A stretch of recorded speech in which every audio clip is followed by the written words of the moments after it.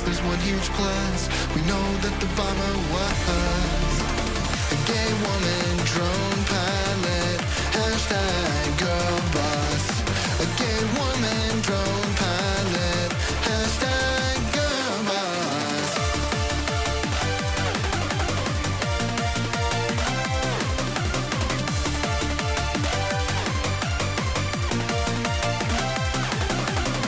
I'm here to get my kid from school. I pull up, don't see him at all. I stop the car to head inside when a black van cuts me off. An armed agent steps out of the van. Next thing I know, I'm in an ICE camp, and I won't see my son again. At least I wasn't deported by a man. Brown woman, ICE agent, hashtag girl boss. A brown woman, ICE agent, hashtag girl boss.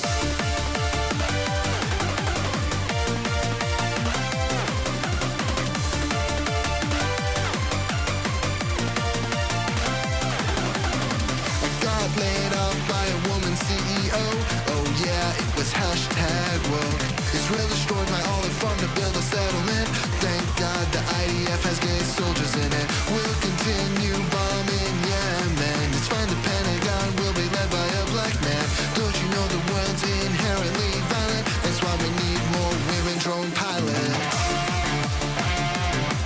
What's going on, everybody? I hope everyone's having a fantastic evening, afternoon, pre-noon, no matter where you are in the world. I'm Hassan Piker, and this is the Hasanabi broadcast coming to you live from sunny Los Angeles, California. Family in the year 1983.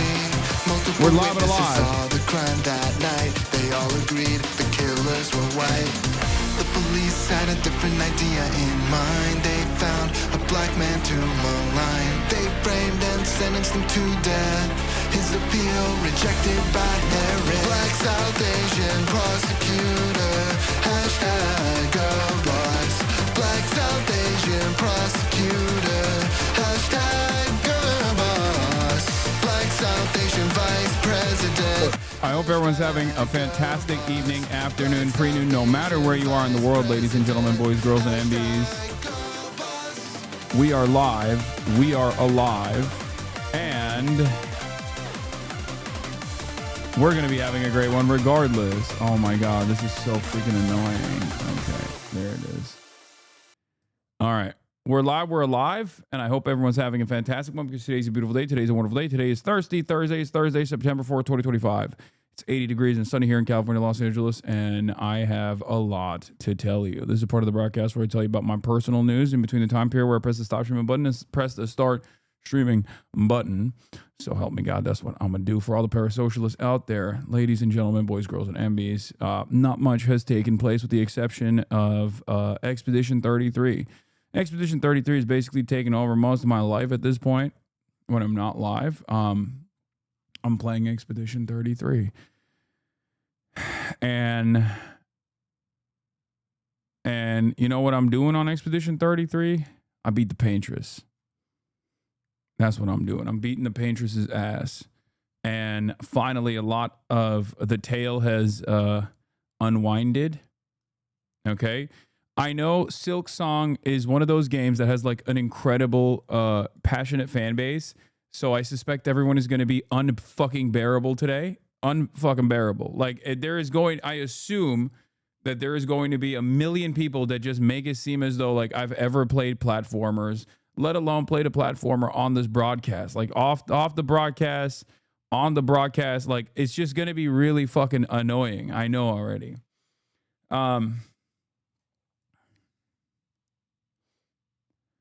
No, I'm not playing Silk Song. I'm not going to play Silk Song. I'm never going to play Silk Song, okay? I played a little bit of Hollow Knight. It was too hard. It's just not for me, okay? It might be for you. You might enjoy it. I'm not going to do that. In any case, folks, that's probably not going to stop you from demanding it regardless, okay? But yeah, as far as personal news goes, like I was saying, Expedition 33, I'm in Act 3 now. I finally figured out all of the secrets of the game. Everything that was so confusing is a little bit less confusing now. And there's an explanation for basically every single thing that you have questions for in the game. And I'm not going to obviously leak anything for people who haven't played it yet, but it's amazing. It's a great game. It's very sad. It's a very sad game. Shouts out to the French. Don't know why they made such a sad game. Don't know what's wrong with them. Just in general, shouts out to French people. Don't know what's up with them. Don't fully comprehend what's going on in the mind of a Frenchman at any given moment. But let me tell you, this game is very French for many reasons, except not for the reason that you would think. There is no weird age gap relationships, okay? And it's like kind of shocking and kind of cool. You would expect it to have like a very weird age gap relationship with a minor. There is none, which I really appreciated. Okay, so shouts out to the French once again. I see what they're doing. I see what they're doing. They're trying to show the world that they're different now. They changed. Okay. Maël is 16. Lest you forget, it's still French in that way. No, that's why I mean, like, there's nothing weird with Maël. Nothing weird going on with Maël at all. So that's why I'm saying, like there are two romanceable characters, and both of the romanceable characters are of age.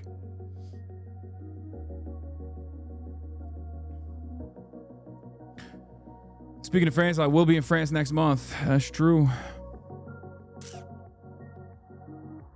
Their music is awesome too. I think the Frenchness and the Japanness cancel each other. That's crazy. Those are two very powerful forces when it comes to inappropriate relations with minors. So maybe I guess it like canceled it out, the energy. But yeah, folks.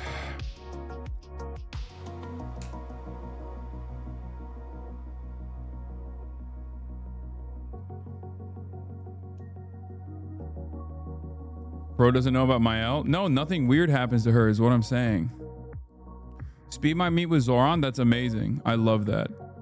All right. Where was I? So personal news wise, played some ball this morning and I got destroyed. I'll be honest. I got destroyed over and over again. I mean, I won some of the games, but it's like I played against this dude who I think played pro.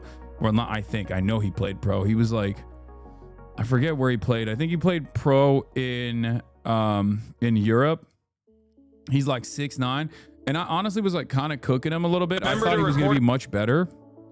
Like I thought it was going to be like impossible for me to like even guard him and stuff. I actually did a pretty good job, but we still lost at the end. Having said that, however, you know, I played well, so I'm not too upset, even though sometimes I feel like if it's a beatable game and you lose it, especially against a better opponent, that hurts even harder, if that makes sense. If that makes sense. I don't know. Does it make sense? My hair is so crazy today. He was taking it easy on you? No, he wasn't taking it easy. He was trying to win. Are you the oldest on the court? No, I don't think so. Some of the people are much younger and some of the people are like around the same age. You never know.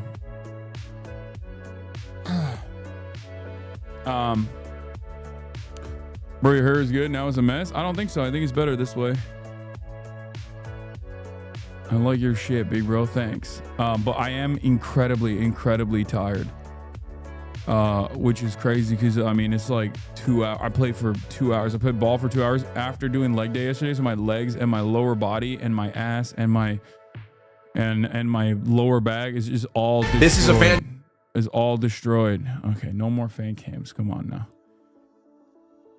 Eric Adams just asked to meet Speed. That's the least surprising turn of events I've ever heard.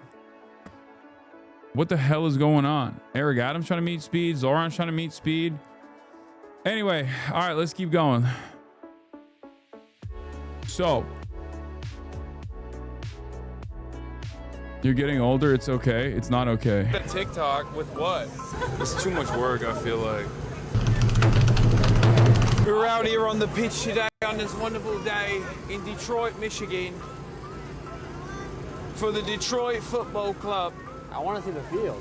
Who are they playing against? Like the San Diego Chargers or some shit? That's American football team. Every goal scored, that amount of money goes to the Ruth Ellis Center, which she says like homes like kids that come out to their parents and get kicked out. So every month, now like the total is up to over like 400,000 we've given to them, and Wow. that initiative has become nationwide. train. Yeah. No way. We're gonna get another beer. We're gonna be back. Oh, you're who we're looking for. We're gonna That's get some more good. We were beers. about to get more beers. Yeah. Some more beers? You want shots? You want? Oh wow. You got shot? It's a Detroit shot. What does that mean? You just made that up. We poured 2 ounces here. Oh, that's sweet.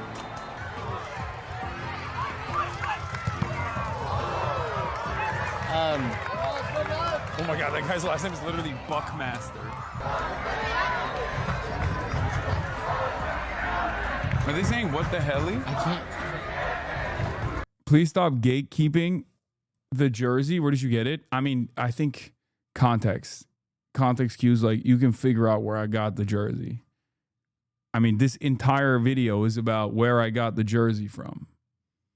Detroit City Football Club. They gave it to me. What are they Did saying? they get rowdy? They'll learn one of the days. What are they saying? We were trying to figure that out. Fuck something. Oh, I thought they were saying what the helly. That's crazy. I'm jealous. Chad, did you see that? He just kicked the ball straight to that guy's face. Did I catch that on camera? I think I might have missed it by like a millisecond. That's crazy. That was. Shut up. I'm just letting you know. That's what happened. You also don't need to lean into the camera. You're wearing a mic. I know. I was excited to tell you. I was leaning into you. I've been all around the world. I've been to events. I've been to events in Australia, actually, even like Palestine events in Australia.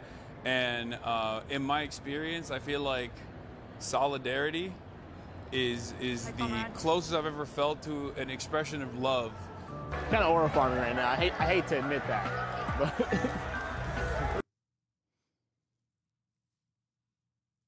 As a viewer, I wish you would bring an economist who would crunch some numbers and show real quantitative data on how Trump is ruining the economy for USA and other countries and ruining everyone's lives. Please bring a guest who does math. No, that's boring. I'm not going to do that. But thanks for the suggestion. And yeah, we'll be watching the South Park epi later. Where was I? Oh yeah, Luca absolutely saying fuck Israel. Luca with a long bomb on Israel. Look at this. Doncic got it by Tomer Gannett.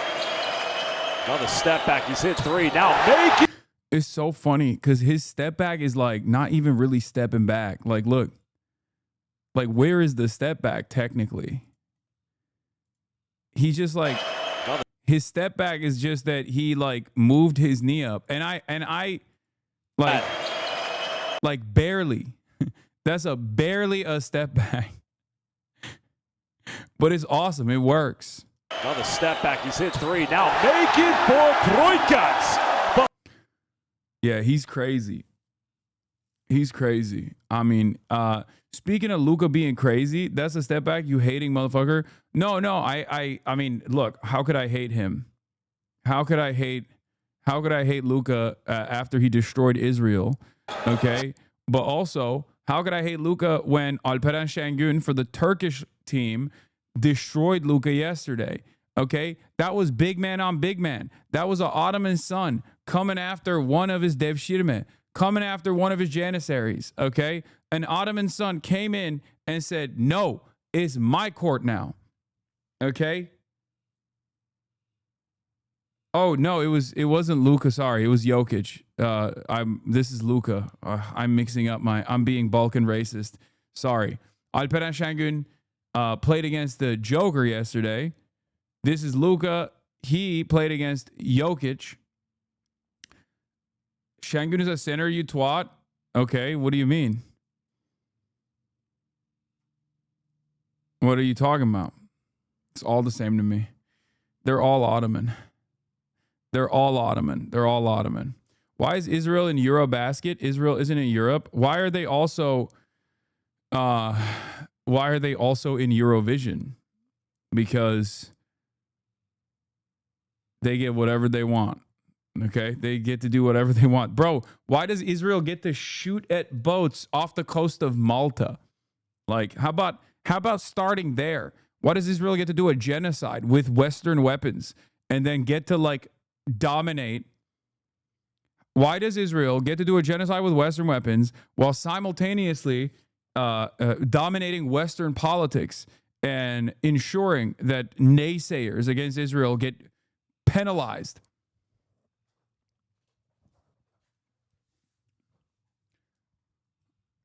Yeah, that's it. Got 19. Second leading scorer tonight. Luka splits the defense. Abdia helps side, but not enough. The moment here, look, he's asking for the and one. Double clutch it, finishes there. He slips on the floor.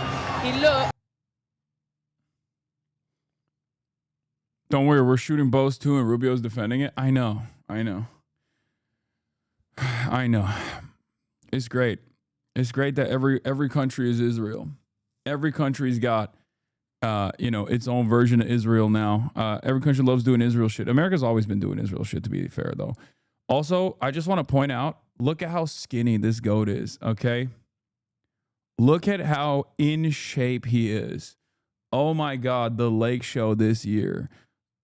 Oh, my Lord. Look at that. Skinny mini. I can't even see him from the side. I just want to say he's slim, okay? He is so slim. He is now my thinspiration. That's all I'm saying.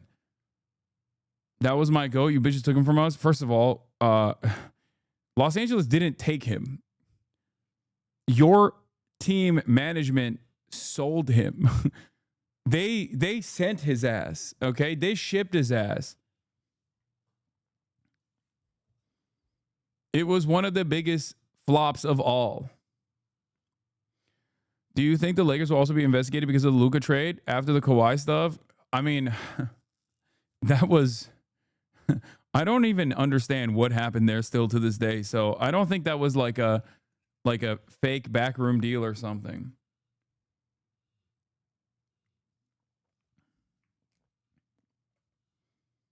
I mean, that's like, yeah, investigate Miriam Adelson if you want to understand what happened there. Just in general, investigate Miriam Adelson. But this is also like, this also has to hit like,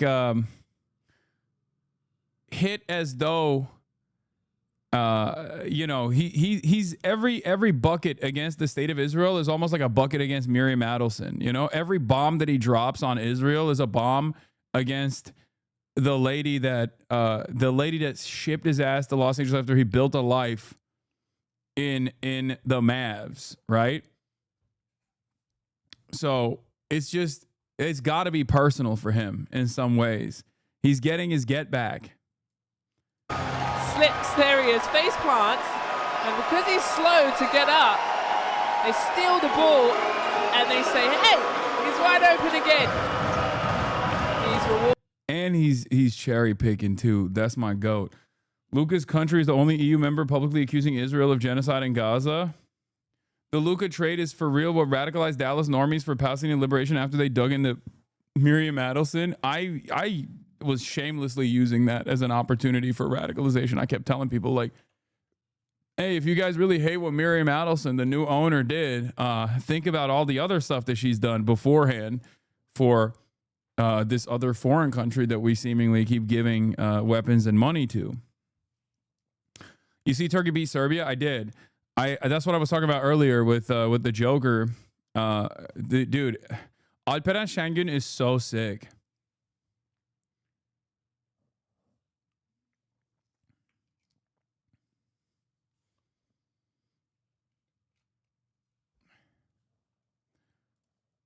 So sick. Every bomb he drops on Israel is one against Miriam Adelson as well. That's what I'm saying. Luka is destroying Israel. Get those terrorists, Luka. That's our Laker. He's doing it for the whole world. Şengün sucks from a Serbian Warriors fan. Okay, dude. Are you happy Enes Kanter doesn't rep Turkey in the NBA anymore? He can't because he is like technically considered a terrorist. And under normal circumstances, I would say that like the Turkish government is like very heavy-handed with who they decide is a terrorist. Some of my friends have been declared terrorists by the Turkish government. I myself am not exactly comfortable going back to the country for things that I've written about. But with Enes Kanter, he is one of the unique instances where like the Turkish government is not wrong for considering to be like an enemy of the state. And that is because he quite literally has not only worked with the CIA pretty openly, as a matter of fact, but he is like directly in the Gulen cult. Like he was a Gulenist cult guy. So, you know. In the newest 2K, you end up playing against Turkey in the Euro Championship for my career.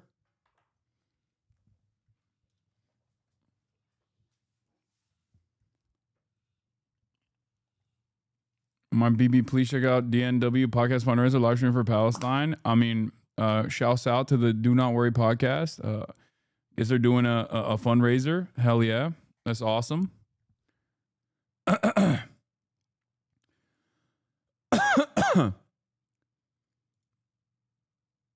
2K scam when? I don't really play any 2K. Thank you to Macy's for the playlist. LeBron James has arrived in Shanghai. Wait, LeBron James was at the GOAT parade in China? No shot. No shot, dude. Oh my God. My goats. My worlds are colliding. That's amazing. That is, oh my God. 2 goats. Xi Jinping and LeBron James just hanging out, dude. Just hanging out, being super chill. Oh, amazing. Mao Zedong. Doors open. Mao Zedong. I don't know if it's in your playlist, but you should check out the interview Majority Report and Emma did regarding the flotilla. Probably not. But we'll see. Okay. What else? What else do I have to say for personal news? Nothing else. I mean, I played ball. That's it. That's all I got. We got some news to cover. Let's do it. Let's blast off. Do we have a blast off meme? When are you gonna show up on Mafiaton 3? That's not happening. I don't think anytime soon. Anyway, please don't put different thumbnails for the same video on YouTube. It's confusing. I don't know what you're talking about. All right. Anyway, we got RFK Jr. Senate hearing drama. Barry Weiss gets 200 M's for to make CBS more pro-Israel. Would you interview Claudia Scheinbaum? Yes, I would love to. I would love to. That would be amazing. When you said you were bringing on Miguel yesterday, so we're probably not going to have Miguel on today because his schedule and mine are conflicting, unfortunately, because I have the Fear M podcast later today, and he's only available at the same time that I would normally shoot the podcast. So we are going to set it up for a later date. So it's not going to be today, but shouts out to Miguel. Common scheduling L. Did you see this cosplay in China the other day in memory of Shinzo? I did see that. Yeah. Okay. RFK Jr. Senate hearing drama. Barry Weiss gets $200 million to make Hind Rajab movie gets standing ovation. I think we should ban the mention of Silk Song for sure, because I know I'm gonna get annoyed. I'm already annoyed. There's like still people posting Silk Song when in the chat. I'm just not going to play that game. And it is, I just know that it's senior reporter at CNN getting cooked in the replies. Yeah, I saw this. But he got a whole 9 likes on Twitter, man. He really popped off with this one. Edward Isaac Dover, if you guys remember, big time anti-Bernie guy. Another guy who's like failing upwards. Okay, RFK Jr. Senate hearing drama. Barry Weiss gets 200 million, makes CBS more pro-Israel. Hind Rajab movie gets standing ovation. Harvard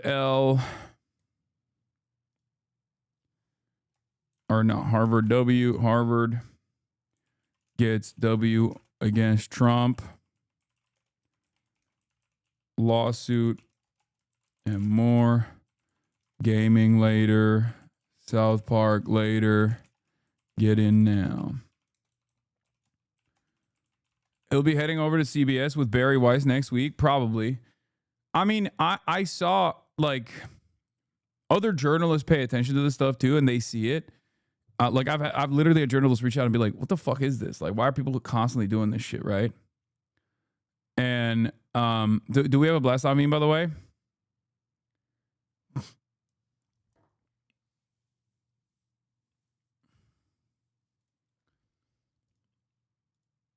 Okay, sure. I'll use the Kaya barrel. We're getting so much mileage out of this Cracker Barrel shit. It's crazy. Okay. Please have a social anarchist like Anarch YouTube on the stream. Stop giving me suggestions on who I should have on the stream. Okay, don't do it. I don't want to hear it. I'm sorry. Okay. Been here for like 6 months, still don't know what a blast off meme is. It's this. It's just like something I put under the tweet where I say on Twitter that I am live and I'm alive and I welcome the Twitter audience to join the broadcast. It's basically a way to get people. It's basically a way to get people to. On every platform, when I go live, I spam every single platform that I'm on to let the people know that I'm live and I'm alive, even though I do it every single day at the same time. And yet, people still sometimes go, "Oh my God, I didn't know you were live right now."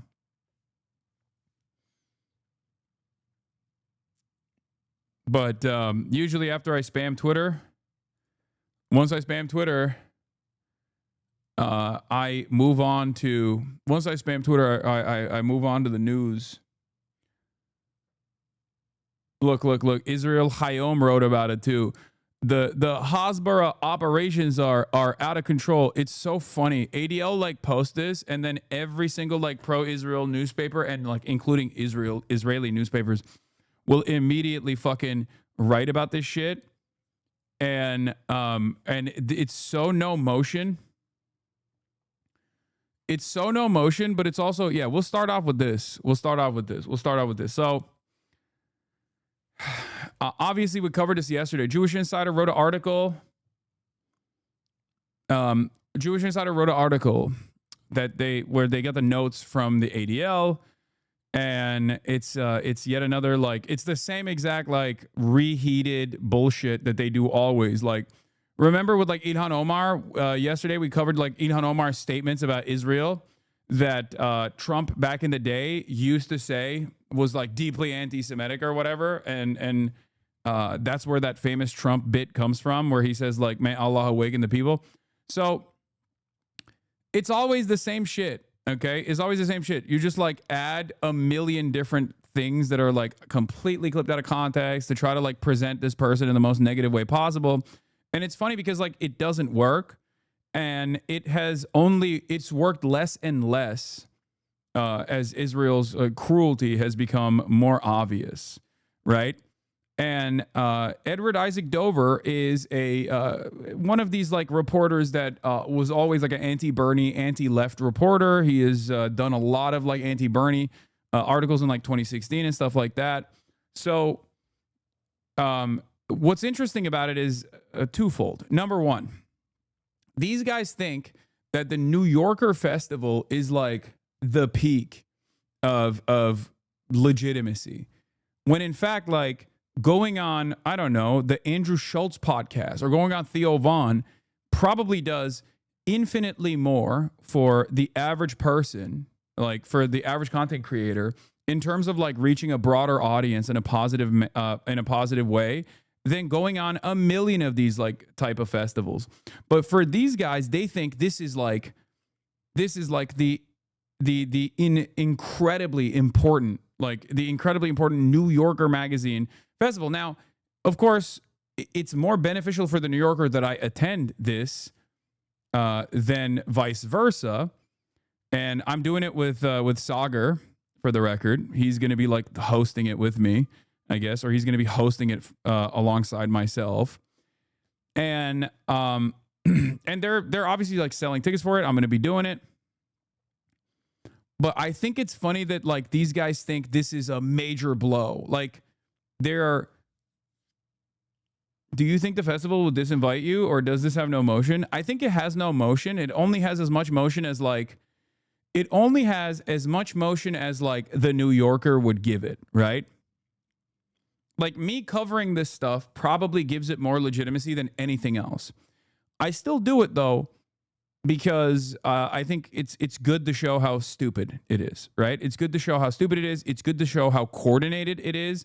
And I guess perhaps more significantly, it's good to show that like this is how out of touch the average like senior reporter at CNN is. Like this guy's supposed to be tapped in, right? This guy's supposed to be at least somewhat knowledgeable about like the political influencer side of things, right? And it's so obvious that he is just like horny for deplatforming. He's horny to disparage. This is his way of just like, you know, attacking someone who is anti-Israel without directly saying like, I want to defend Israel, right?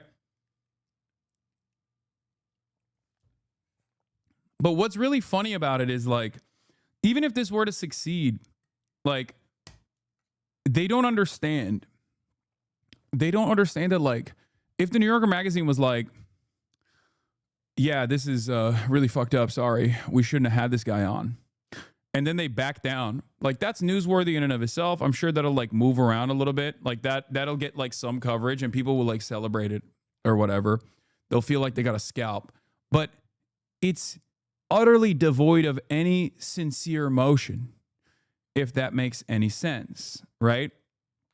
Like what I mean by this is it's like mainstream media no longer has that grip over the average person.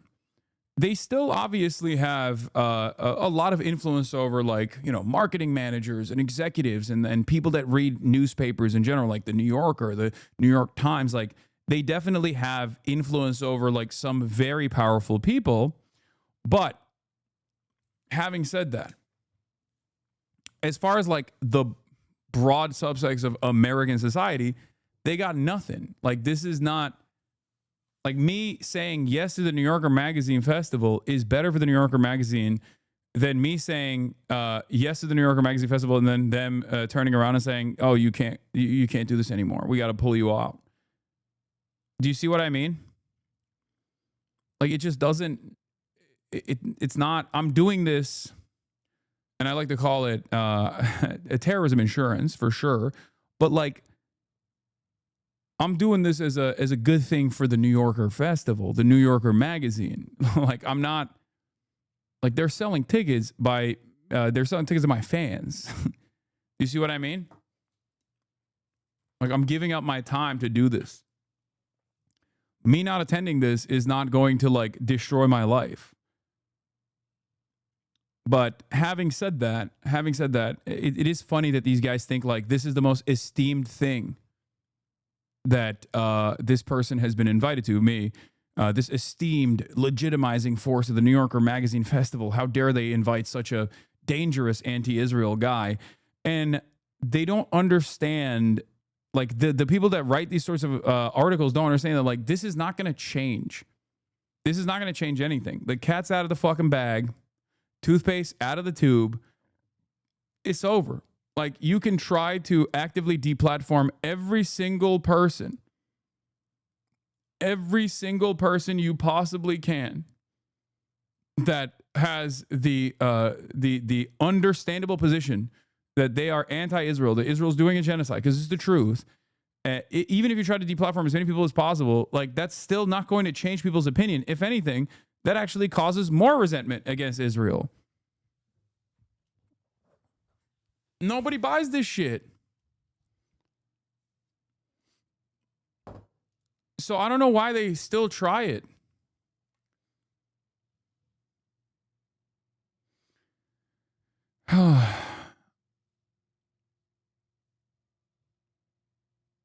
Anyway. What is this? Hello, Mr. Piker. Some people believe there could be only one male feminist because some men sexually weaponize feminism. Unfortunately, hope you dismantle any and all personal credit, usability of personal political charity works. True to the word charity, then I can see you can truly be judged by what none you gain, not by what you could gain. Hope this helps, Mr. Piker. I have no idea what the fuck you're trying to say. Are you trying to say that dudes do feminism for pussy? Because as I've made very clear, like, I don't think I need to be a fake feminist to get laid, okay? I don't even understand what you were trying to say, but if you're trying to say, like, oh, people are being fake male feminists, like, it's not 2016 anymore. I don't think anybody fucking does shit. I mean, I'm sure there's some people that do it, but saying that about someone like myself is so funny. All right. Like, there are instances where, like, my collaborations are unironically giving me a platform, but this is not one of them, is my point. It's making the rounds on YouTube right now. What is?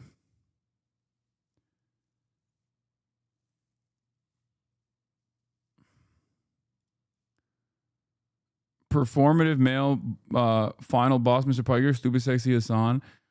I see. This is what I don't understand. Am I a performative male feminist, or am I a misogynist? Because, like, half of the people say I'm a misogynist, and then the other half are now saying I'm a performative male feminist. Very strange meta. It's the same with, like, people that say, some people online are like, Hasan is a Zionist, he's a liberal Zionist, he wants to prop up Israel. And then most of the internet is like, Hasan is a terrorist who wants to dismantle the Zionist entity piece by piece, and he should be jailed. So I don't really understand. I'm a bit of both. I'm all of it, depending on who's angry at me. You know, I'm everything. These motherfuckers can't make up their minds on me, and they just decide whatever floats people's boats.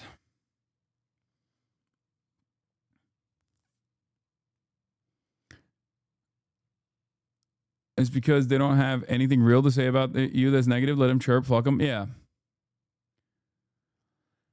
I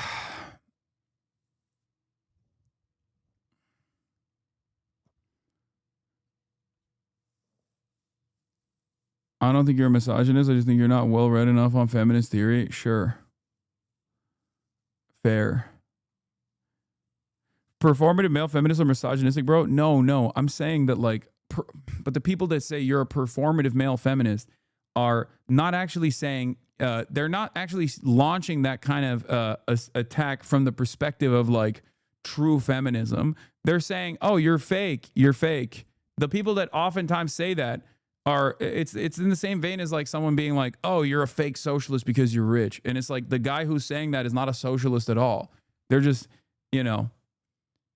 this is not good for your cause, says the guy who is not for your cause. It's just that. So from their perspective, they don't give a shit about it anyway. Yes, I understand that performative feminism is misogynistic. Yes.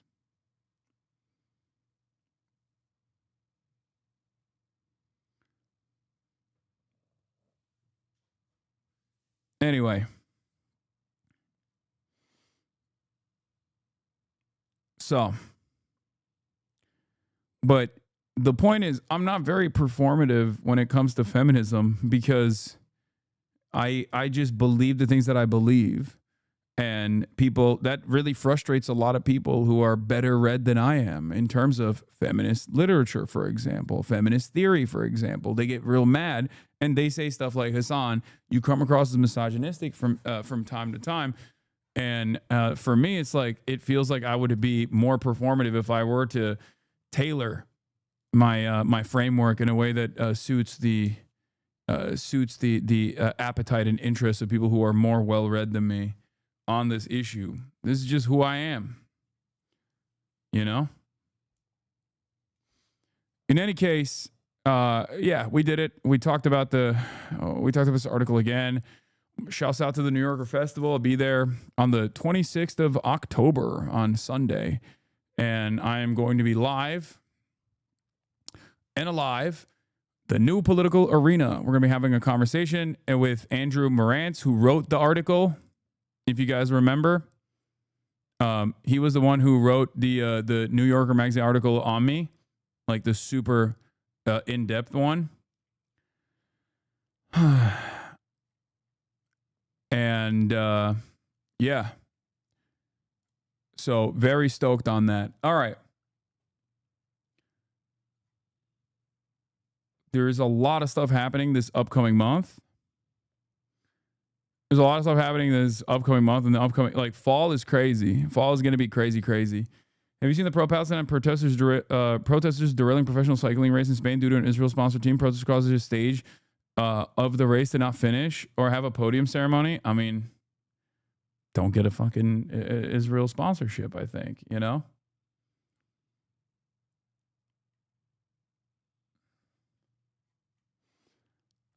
But yeah, I did find this very funny. Headed to New Yorker Festival. It doesn't matter if rapes happen on October 7th. It doesn't change the dynamic for me.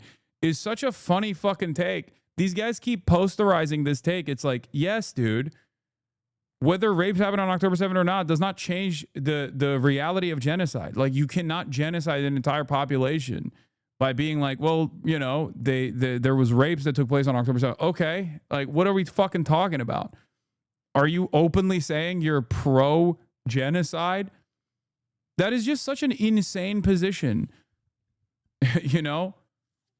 And it's so straight. We should not focus on a 9-like tweet. Hey, chatter, this person is the senior reporter at CNN, okay?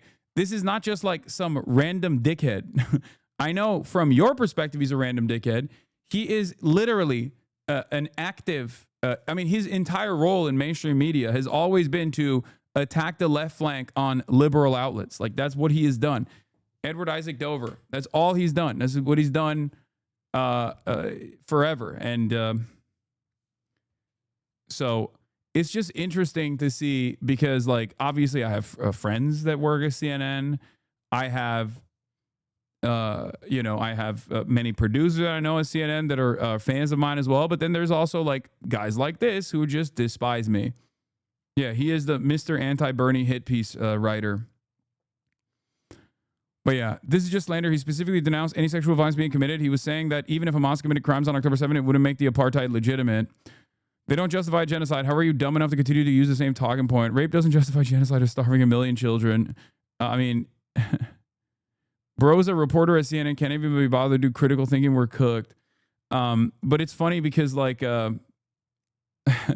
think it was like one of the Hasanabi heads that quote retweeted this with a video of me talking to Donnie and said, "Why don't you just go have an actual human conversation with your coworker instead of tweeting slop?"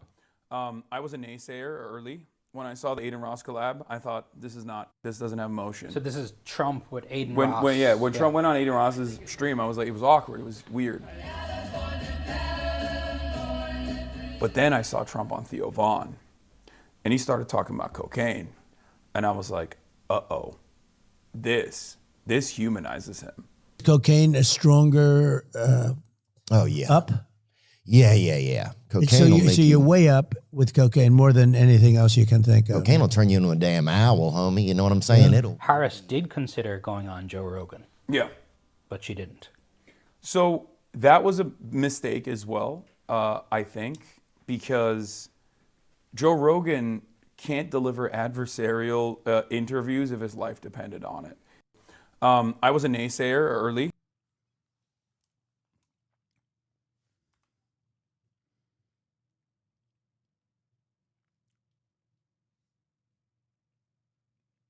By the way, what you described as rape fantasies was non-October 7. I watched the clip, and it was about the Stop Anti-Semitism Twitter account lying and saying the daughter of the Irish Prime Minister was raped on October 7. Yeah.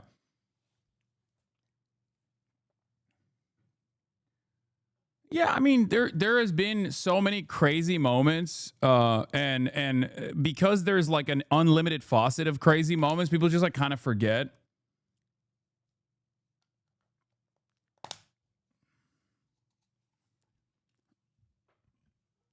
It's just an endless sequence of mania coming from the pro-Israel groups over and over again. It's a relentless faucet, relentless torrent of hatred and insane, psychotic pro-genocide statements, which is of course interesting because like there is no, I guess, reasonable way to defend genocide. You can't do that, you know?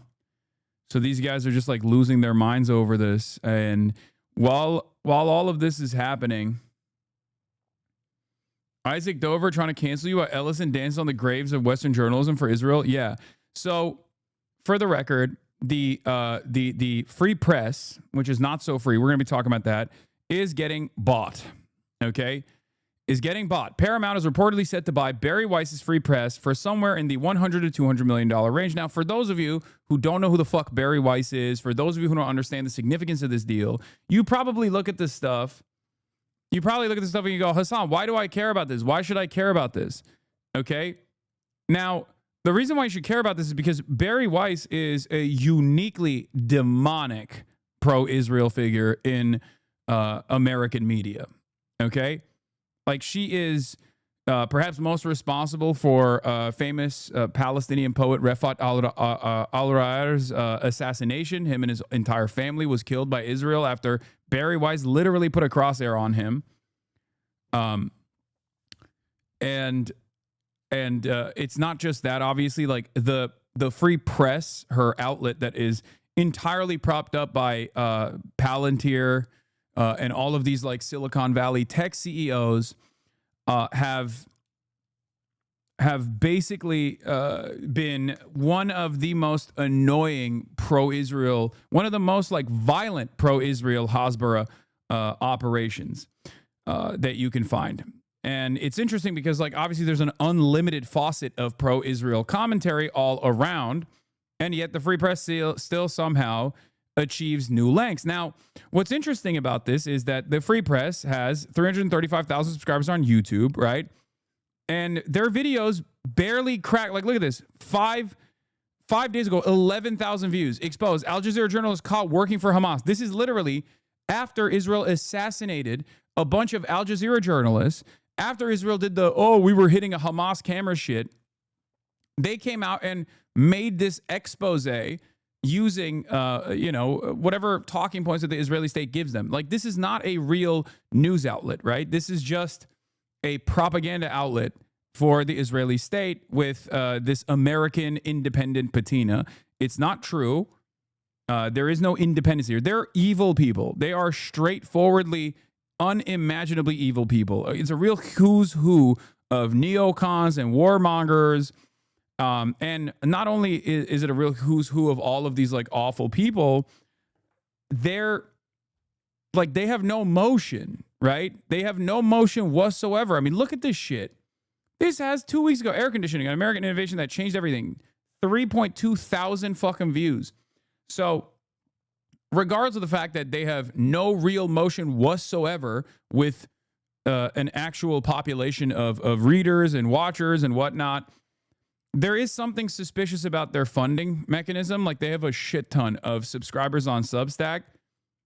But in any case, CBS is now going to be basically controlled by Barry Weiss.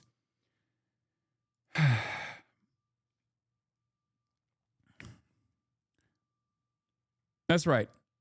Barry Weiss, whose career trajectory started off as a beacon of like failing upwards for basically sucking up to Israel and being an Omega Zionist, has now finally reached a new level in her career. Here's Brendan Carrot. Barry Weiss is such an interesting character because she basically is the worst person who has ever done her chosen job. Even ignoring all the obvious Israeli shilling, she basically tried to get fired until a prestigious national newspaper let her do this. So one of the things that she tried to do early on was like get in on the cancel culture grift. She got a job. She got a job at the New York Times as an op-ed writer. One of her most famous op-eds at the New York Times was the intellectual dark web. If you remember, under Trump 1, she put together this like intellectual dark web piece where she interviewed, Joe Rogan, Dave Rubin, said these were like the real titans of intellect and debate. That was one of her incredible contributions to American journalism. But like when she's not doing that, she has always tried to just like get pro-Palestinian people fired while simultaneously complaining about cancel culture and also defending free speech. An absolutely monstrous, vile loser. Okay. She harassed Palestinian professors, coasted at Wall Street Journal, then got hired by the New York Times, immediately tried to throw a tantrum until they shit-canned her, and she couldn't get fired. I know this for a fact. She tried to get fired from the New York Times so that she could like lean in onto the I got canceled by cancel culture grift. It didn't happen because the New York Times was like, we're not going to fire you. You can be as annoying as you want, but we're not going to fucking fire you. So then she had to resign basically.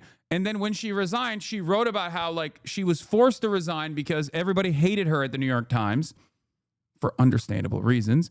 Then she moved on to Substack. She started the fake unaccredited institution, the University of Austin. Okay. And if you're wondering like, how can such a massive fucking failure constantly keep failing upwards? It's because she was propped up. She was propped up by Peter Thiel and a bunch of other billionaires. Openly. It's not even a secret. There's a reason why, like, there aren't 60-minute segments on Full Sail University, right? Or Phoenix University, but there was a full-blown positive news piece, a puff piece, on her unaccredited institution that was supposed to be combating woke. Okay?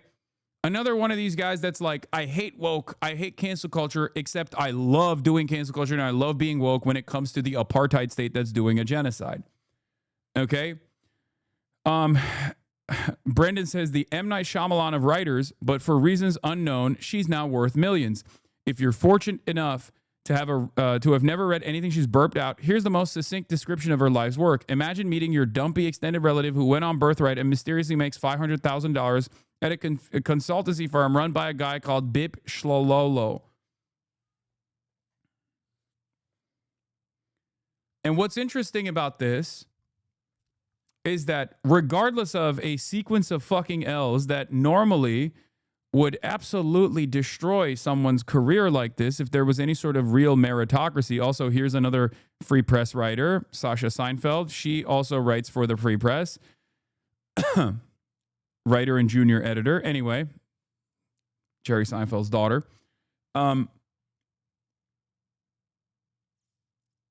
So, for those of you who don't know, how does CBS come into this? Come into the fold? Well, as I covered before,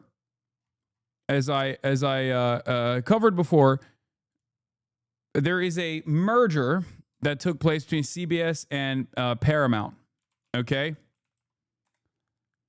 Paramount Global was the parent company that included the CBS television network and CBS News until it was acquired by Skydance Media in a merger that closed on August 7, 2025.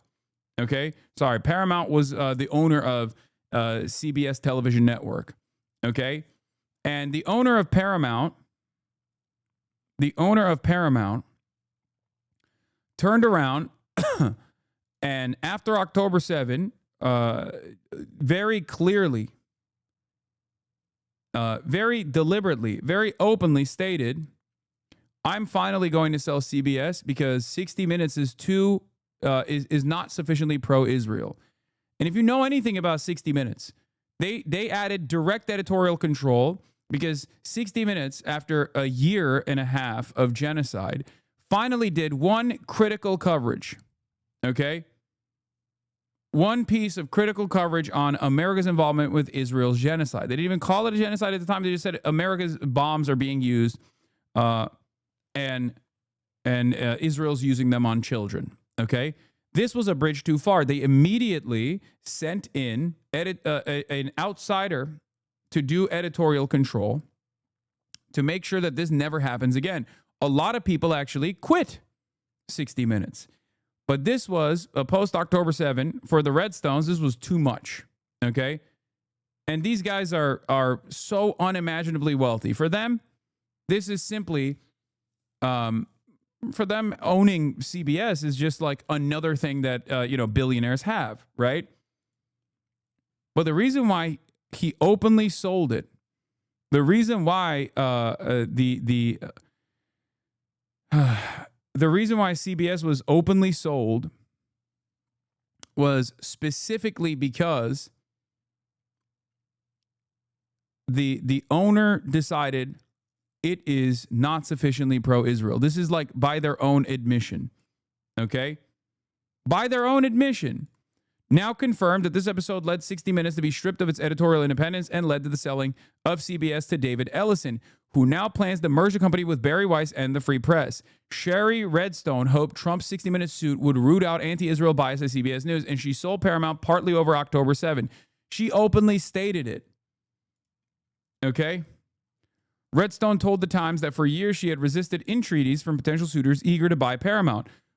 What pushed her to finally agree to sell the family business was October 7 massacre of an estimated 1,200 Israelis. Once that happened, I wanted out, she told The Times. I wanted to support Israel and address issues around anti-Semitism and racism. She told The Times that her breaking point came just days before she withdrew from settlement talks with Trump in January this year. CBS aired a 60-minute segment featuring State Department officials who quit over America's support for Israel's Gaza war, a piece that the American Jewish Committee blasted as shockingly one-sided, lacked factual accuracy, and relied heavily on misguided information.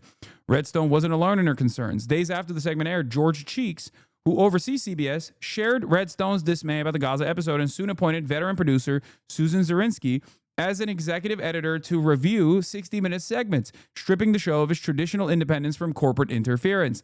In April, the longtime executive producer of 60 Minutes, Bill Owens, departed after Zirinsky's appointment undermined his autonomy. Okay? Isn't that fucking crazy? Like, straight up. Billionaires just openly saying, like, look, I own a whole ass news organization, and this news organization that I own is not sufficiently pro-Israel. This is like designed. This is like an anti-Semite's wet dream, okay?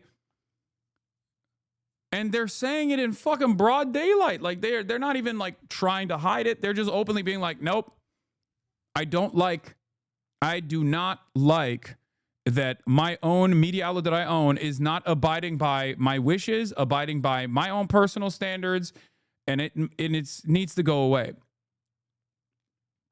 So basically,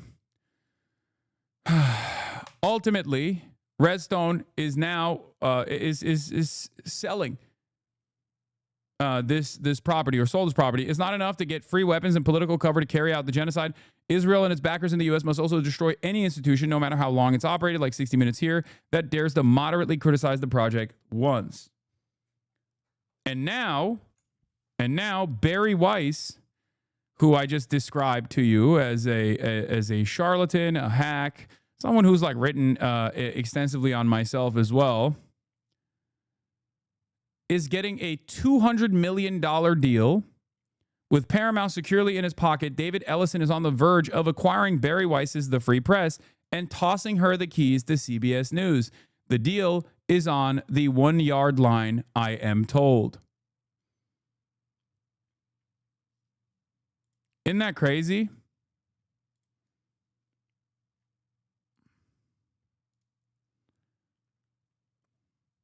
David Ellison, who is, of course, the son of Larry Ellison, okay? The son of multi-billionaire and Oracle Corporation co-founder Larry Ellison, who was propped up by the CIA, okay? His son is a film producer and a multi-billionaire and himself, or billionaire himself, who is a media mogul, bought CBS from another fucking billionaire to specifically make it more pro-Israel openly. And in an effort to do so, they are pumping Barry Weiss's bullshit independent outlet, fake independent outlet that's propped up by other billionaires with a $200 million cash infusion so that she can basically control the editorial standards and ensure that they are more pro-Israel. And by that I mean, because American media is already incredibly pro-Israel, as you guys know, right?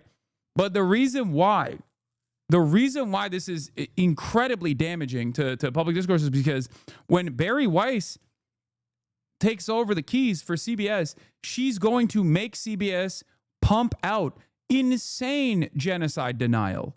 Like more so than just like, key omissions and many other tricks that mainstream editors deploy when covering the issue of Israel, right?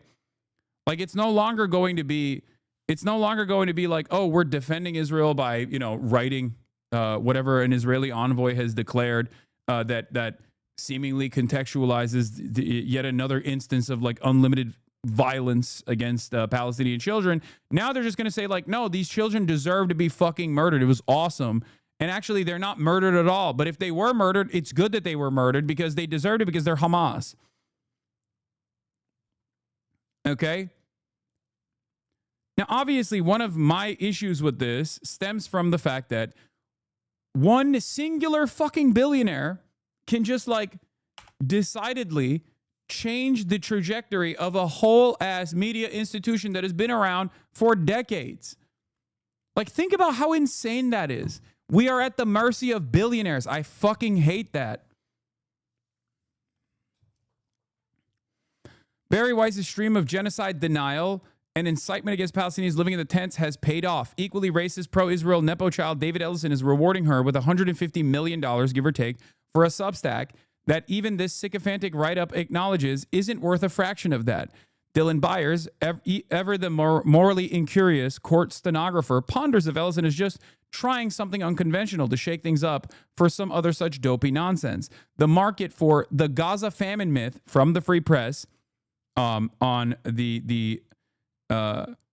this was, right at the time when people were recognizing that Israel was committed to doing a famine, by the way. And they literally wrote the Gaza famine myth. Like, it's just a Holocaust denial newspaper, okay? I need you to understand. The American public overall has a lot of unsavory taste, clearly. But I can assure buyers that Joe Six-Pack media consumer is not chomping at the bit for 60-minute segments on why nonstop images of maimed toddlers emanating from Gaza are actually not that big of a deal. A bunch of pro-Israel billionaire lunatics trying to directly do unlimited pro-Israel propaganda beyond what you have already seen from mainstream media. It is crazy to me. And they're not even hiding it. They're just saying it out loud. So if you don't personally think that this is like an incredibly damaging moment for an even more damaging moment for American press, for press freedom and press independence at a time when obviously we need an independent press more than ever before, this is going to make things even worse. Okay? And yeah, as Adam also correctly points out, like Dylan Byers is writing this as like a positive article. This is supposed to be like a article that is pro Barry Weiss, but even this article itself recognizes that this is $200 million for Barry Weiss's operation. That's a little crazy. These guys don't care if they're just melting money, okay? They don't give a shit because they have unlimited funds.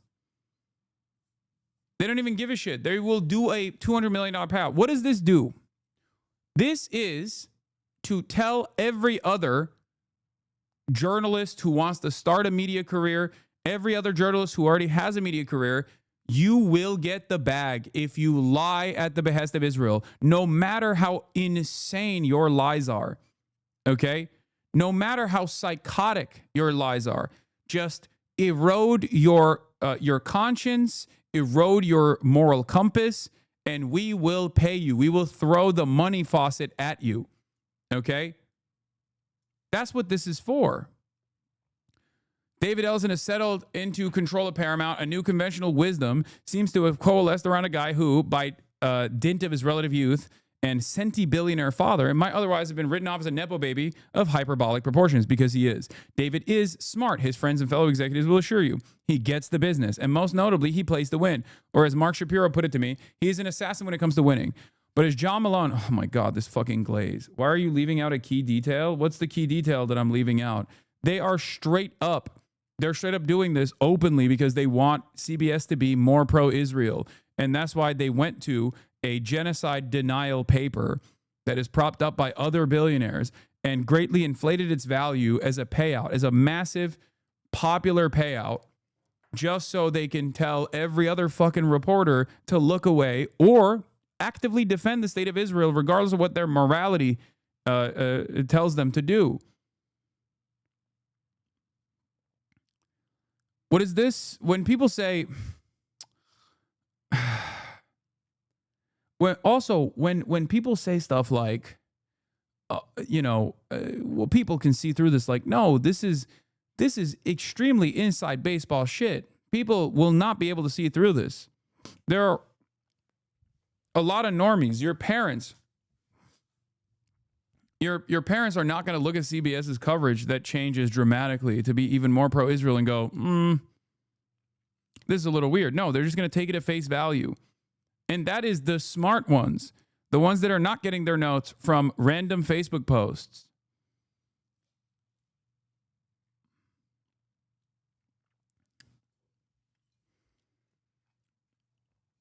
The smart liberal parents that still respect the mainstream institutions are now going to be tuning into CBS, not realizing that it's just like even more pro-Israel than it was before. Can you say what you actually mean instead of psychotic? It's not accurate and it's not fair to people with psychosis who aren't hurting anyone and doing Hasbara. Okay, take a week off. Oh my God. Please, I just, it's unbearable. I don't want to do this anymore. I don't want to do this. I don't want to do this. I don't want to do this. Please stop. Please, no more woke.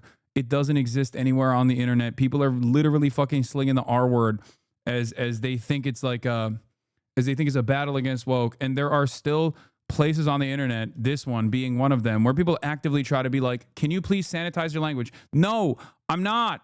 I can't. Please stop harping on this like minor thing. Okay. It's just, please, it's not a major fucking issue. And if you can't deal with it, then like, sorry. It's crazy. I'm talking about like a fucking unlimited child genocide that's taking place, and how billionaires in the United States of America are forcibly taking over media institutions in an effort to do more fucking genocide propaganda. And a chatter's like, the way you're covering this hurts my feelings. God damn. One question about a minor thing is entirely unreasonable. I don't know, man. Oh, God. No, it's derailing and it's silly and it's dumb and it has nothing to do with the main point of contention here. Okay, please. Please stop.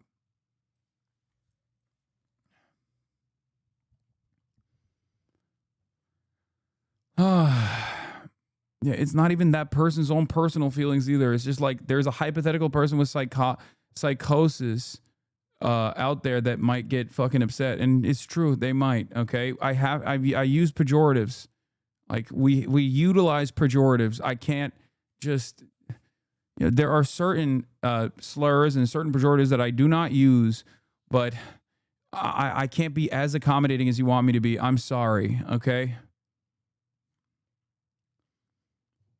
God damn. In many circumstances, you must ask yourself, like, is this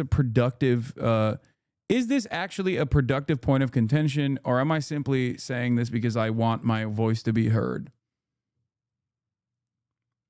The quicker leftists in leftist communities realize that most of the emancipatory language that is being deployed in these sorts of circumstances are simply just a reflection of their own narcissistic desires to be heard and an effort to like feel a sense of control. The easier things will be for achieving any semblance of solidarity, doing any sort of organizing. Stop tone policing. It's just stupid.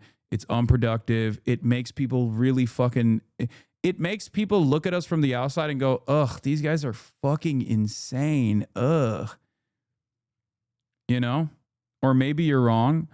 Or maybe there's a reason why you've been in here for 16 months and also understand that this is one of the least ableist spaces that you can actually participate in while also learning about whatever the fuck's going on in the news.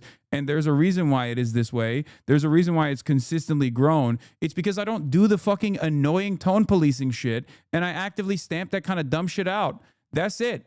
Maybe I know what the fuck I'm doing and you don't. I know it's hard. It's hard to come to that conclusion, especially when you're like, this is the most important thing that I've ever seen. Anna said the same thing about birthing persons, Lamau. Yes. That's also fucking stupid.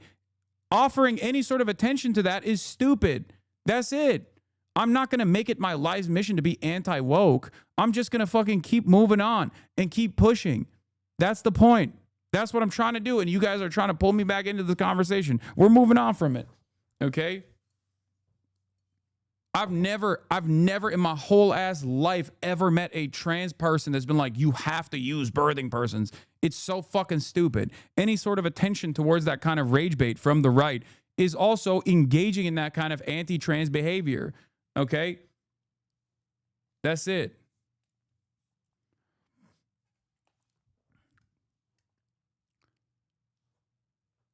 All right. In any case, David has inarguably moved fast and has taken the reins of his new media barony, a notable contrast from the deal's interminable close.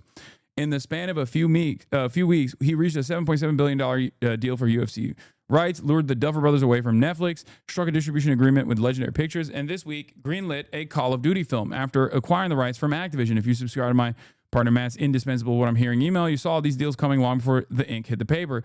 Even before that, David effectively approved Stephen Colbert's cancellation of South Park's $1.5 billion renewal. Yes, he had a year to plan these moves thanks to Brendan Carr's meddling, but the pace of execution does indeed betray a killer instinct. Now David has made advances on yet another target, the acquisition of the free press. Oh, Hasan saying, maybe I know what I'm talking about and you don't, is rich. Yeah, when it comes to fucking building a robust community of people from all different ideological backgrounds that are here with a singular focus, I do know this. This is the one thing I know about. And the proof is in the fucking pudding. Okay? The proof is in the fact that even a dumb fuck like yourself, who is very clearly, at least in certain respects, reactionary, are still in here because you can't fucking look away. And slowly but surely, even though you're probably hate watching right now, you get to hear a perspective that you were not privy to and maybe even change your mind on certain things. That's it. Okay? That's it. That's what I do. You feel me? You feel me? Not gonna lie, Najee, you sound like David Pac-Man. Take the L. Are you fragile? Very white right now. One day you will grow, my king. Okay. This is not white fragility, dumb fuck. Okay? It's not. You want to know why it's not? Because it has nothing to do with white fragility at all. And none of this is wrong either. It is poison for solidarity. I'm giving you an exact opinion. I'm giving you the reason why I don't fucking do this kind of discourse. You guys only want to do it, though. That's all you want to do. Notice how we haven't even been able to finish the article right now. And the only reason why we haven't been able to finish this article is because a bunch of fucking annoying losers only want to hear themselves speak. That's a lot of you guys' only opinion right now. Okay? Your only interest, your only investment in here is to have your voice be heard. And you are not shy about using woke emancipatory language in an effort to fulfill your narcissistic desires. That is what's going on. I'm getting baited, and it's not a one guy situation. It's a fucking multiple guy situation. It's a 100 guy situation at this point. So I'm using this as an opportunity to explain why.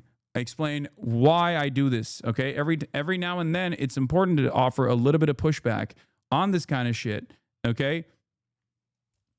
And the reason why I'm doing this, the reason why I'm offering pushback here is because this kind of stuff, this kind of language, this kind of attitude, hyper focusing on the optics of something, tone policing, makes the left unapproachable. It makes the left unimaginably annoying to the average person. And it's also incredibly unproductive. This is your jank moment. This has literally been my principled stance for since I began doing this kind of coverage. Okay?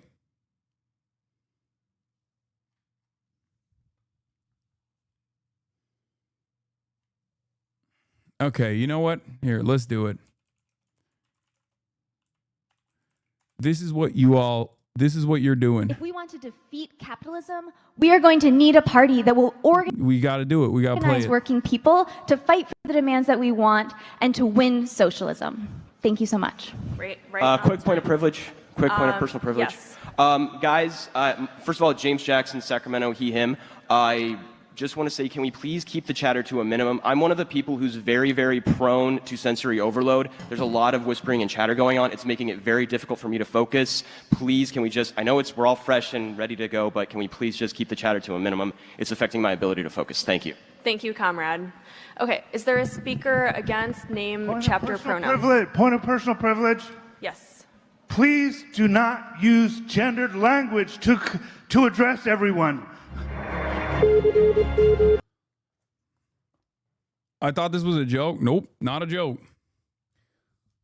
If you don't like what you just saw right there, if you looked at what you just saw right there and you thought, well, this is a productive way to organize, I think this is great, then, you know, we're not going to see the world in the same way, okay? But if you looked at that situation and you thought, wow, that looks kind of cringe to the outsiders watching, you understand why every now and then I push back on people that do this kind of thing. You might have a valid concern, okay? But that valid concern might be utterly irrelevant in the grand scheme of things. And people don't understand that. Okay?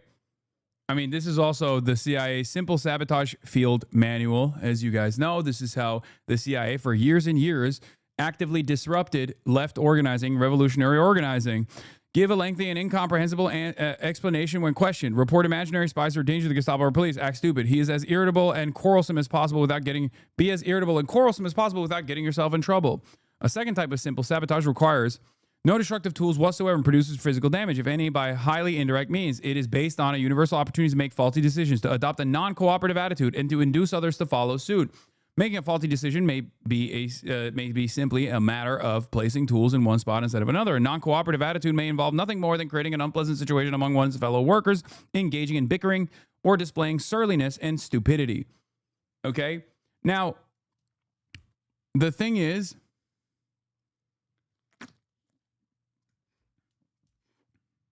that chatter was not the CIA, dude. Come on. No, that's not what I'm saying. And this is not a revolutionary organizing space either. You're failing to comprehend what I'm saying. They don't need to do this anymore because people do it to themselves. That's the point. Boycott all movies, entertainment, concerts, newspapers which are in any way connected with the Quisling authorities. Cry and stop hysterically at every occasion. Complain against ersatz materials. Misunderstand all sorts of regulation concerning such as matters as rationing, transportation, traffic regulations. What's wrong with you? My point isn't that everyone that's doing this is CIA. My point is we have become little CIA agents, okay? Because the only way for a lot of people to demonstrate how fucking moral they are or how leftist they are is by being fucking annoying. That is unironically something that a lot of people have internalized. Anytime someone goes, hey, is that guy actually with it? Is that guy actually with the cause? Or is he actually fake and phony and a rich socialist, for example? You have internalized the reactionary framing that declares that people that come from different backgrounds could not simply genuinely be invested in emancipation for all others, okay? That is an inherently reactionary position to hold. That is something that right-wingers say, but leftists do it to themselves with regular frequency because we have all become little agents, okay? We have a little cop inside of us. We have a little cop inside of our brains. We have a little CIA guy inside of our brains, always being like, you have to be annoying. You have to be annoying.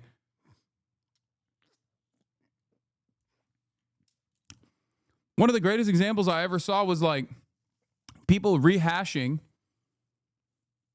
like the MLK was a womanizer and wanted to like fuck white ladies. Like I saw young black teenagers on TikTok posting about how MLK wasn't shit because he wanted to just like do it for white pussy or some shit. And I was like, that's insane. That is literally what the FBI was trying to blackmail MLK on.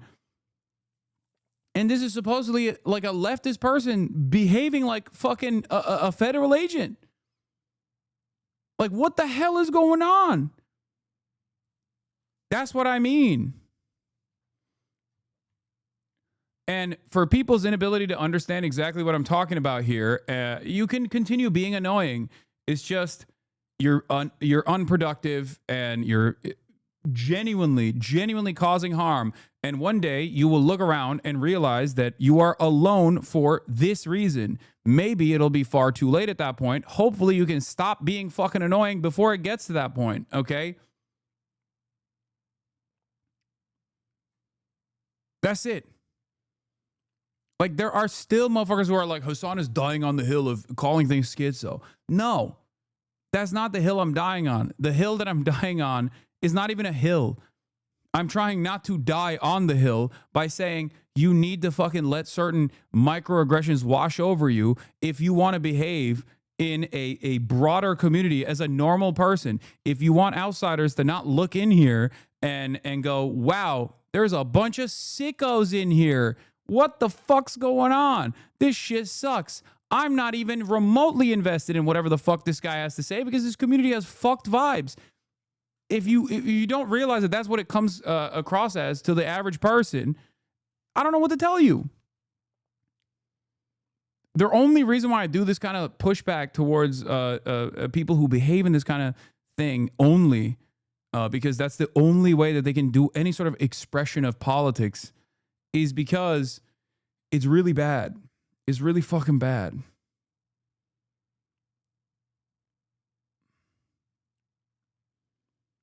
And you're not alone, and you're not, this is not the first time that I've had to address this. I've addressed this a billion times since the beginning of my fucking Twitch streaming career.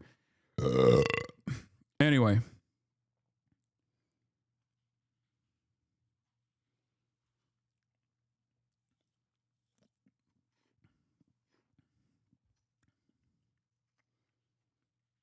All right.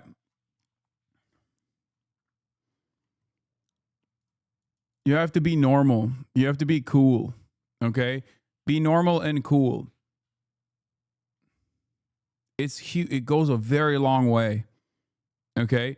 Being normal and being cool goes an insanely long way.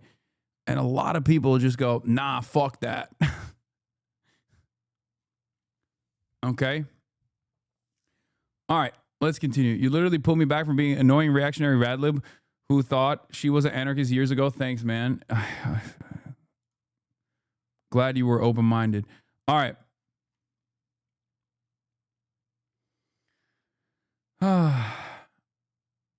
You aren't the only person in here saying, excuse me, doesn't make you not cool. What?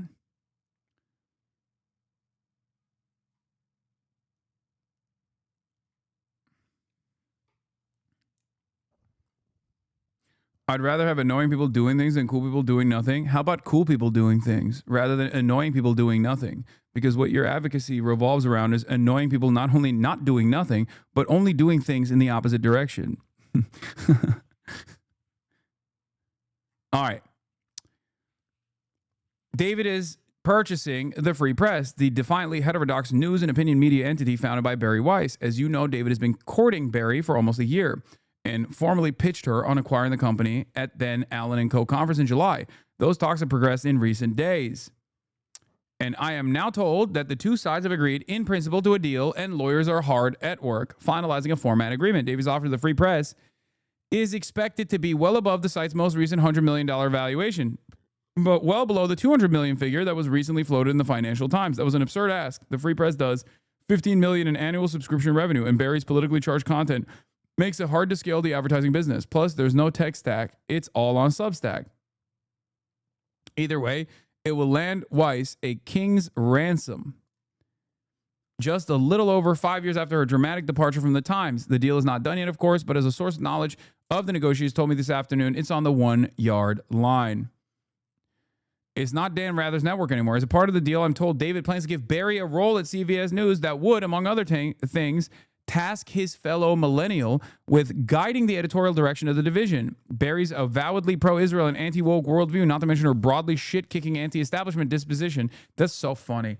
There is no anti-establishment position. Being fucking quote-unquote fake anti-woke except for Israel is not, it is the establishment position. It is the establishment position. Has he doxed anyone today? Why is Twitch doing nothing? One day you guys will realize that you're just getting tuned by some of the dumbest motherfuckers on the internet, okay? FEC filings are not doxing, dumbass. That is the reason why Twitch has done nothing, okay? It blows my fucking mind that you guys keep thinking like, well, I don't understand. My favorite content creator told me that this was actually patently illegal. And then the thing that you're looking at is not illegal at all, or not even a violation of the terms of service, and you just get upset. You just get upset that it doesn't happen, and instead of recognizing that you are an easily tricked adult, and maybe going back and being like, hey, I feel like you actually lied to me about this, to whoever told you this shit, whoever tuned you up. You turn around and you say, nah, it must be a grand conspiracy. Some people are talking about you going to jail soon. I know, every fucking day, bro. It's so dumb.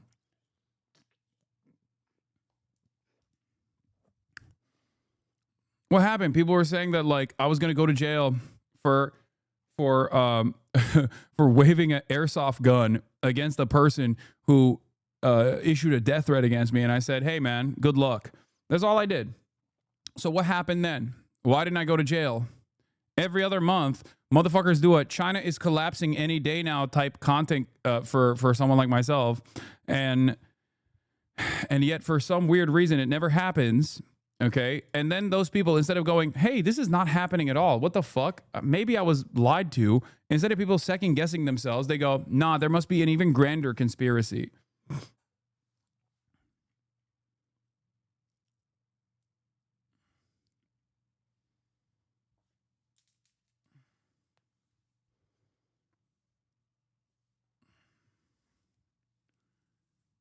At some point, you got to realize, like, maybe the people are not actually invested in educating you, and they're just simply farming you by whipping you up and trying to get you angry and agitated. Hopefully. What even happened to FEC? I watched a YouTube video where, ironically enough, I actually was critical of Bad Empanada's coverage, saying that the Progressive Victory doesn't just do pro-Israel propaganda, and did like viable activations as well. But the reason why I didn't work with them was because I thought they were unserious for working with Brianna Wu and also numerous Sex Pestiny affiliates. And people took whatever they got out of that and said that I was like doxing people. Why was I doxing people? Because the public FEC declarations have content creators like areas that they're from. It's like saying you dox Hasan by saying he is in West Hollywood. Like, I'm doxing myself every morning when I say sunny Los Angeles, California. It's, you have to be genuinely single digit IQ to believe anything like that.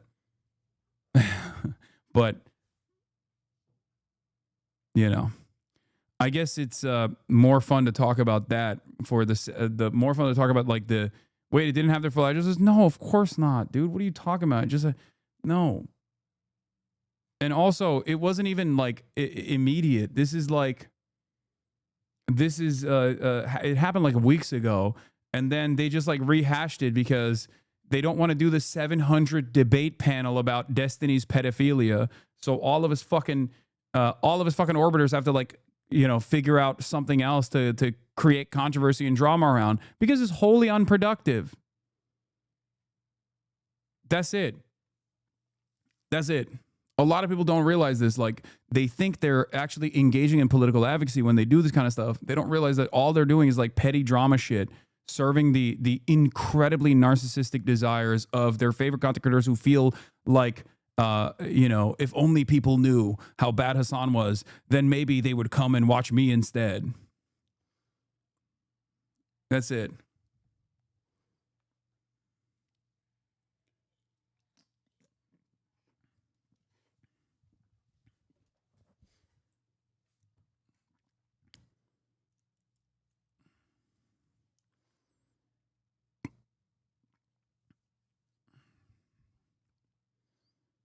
The same orbiters that want the DNC to allow using the R word Lamau. Yeah, it's fucking hilarious.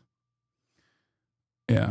The entire political discourse sphere is just now full slop. It's really fucking annoying. Anyway. Didn't those losers post your entire house listing after you purchased your home? They did. But, that was a long time ago. It is what it is. What are you going to do?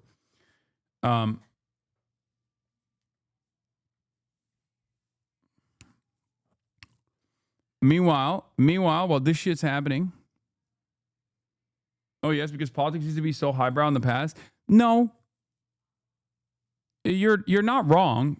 I mean, I always go back to William F. Buckley versus Gore Vidal.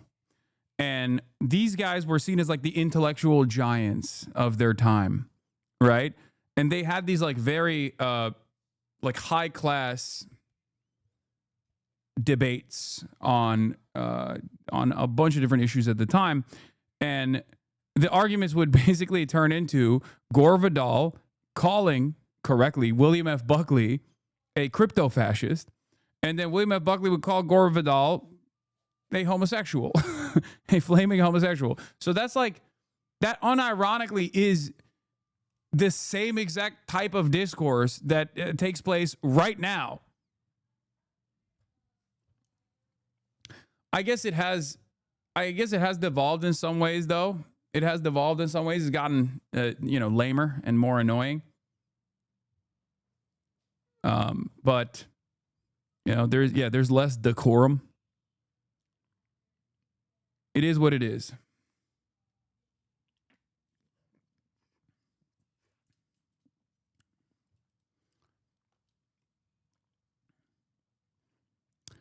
On some level, David's pursuit of the free press seems to be driven by a desire to align his news network with his own politics. How else to explain why the guy who just bought his way into Hollywood moguldom, NFL rights, and the streaming wars would want to endure the thankless chore of integrating a politically charged digital news business that, despite his relative success in the Substack economy, would account for a modest 8-figure revenue line in his $18 billion entertainment business? If the lifers at CNN threatened to burn the place down when Chris Licht moved his office to a different floor, imagine the looming hysteria that will transfix CBS News. Assumedly, for Ellison, employee migration is also a part of the point. David probably looks at CBS News as a bit of a blank canvas, as a declining business, a cost burden, and, as recent history has made abundantly clear, a potentially massive PR headache. Why is it a potentially massive PR headache? Because CBS News is like not as invested as being as openly pro-Israel as like the free press is, by the way. Okay? Incredible. But the fact that it is losing money also opens a lot of opportunities for reinvention. Why continue to operate a declining asset that also bleeds cash as status quo? What's so funny about this is like assuming that hitting the pro-Israel route is somehow magically going to make this business a more profitable business. Now, this is where I ask myself and you guys the same question. Is David that fucking stupid, or does he just not care and he wants to do unlimited propaganda for Israel? Or is it a bit of both? Because, like, does this man legitimately think that giving a fuck ton of money to Barry Weiss to take over the reins of CBS News when her output is unimaginably unimpressive, okay? Like, I'm sorry. You got hype from every fucking psychotic tech billionaire on the planet, and you're barely making a dent in the discourse with this shit.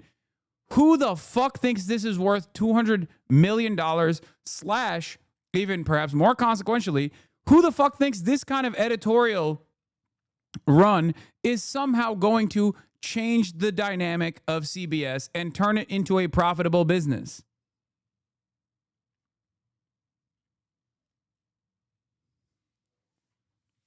That's it.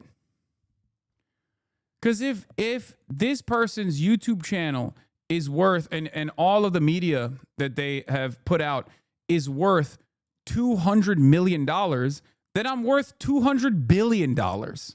Okay? It's that crazy. Am I worth 200 billion? No, I'm not. That would be fucking insane. Like, think about it. 200 M's is what Joe Rogan got. 200 M's is what Joe Rogan got for the Spotify deal. I think it was 200 M's, right? Like, do you think Joe Rogan and Barry Weiss have the same level of cultural, have the same level of cultural relevance? Okay? That is fucking insane. You have to be an insane person.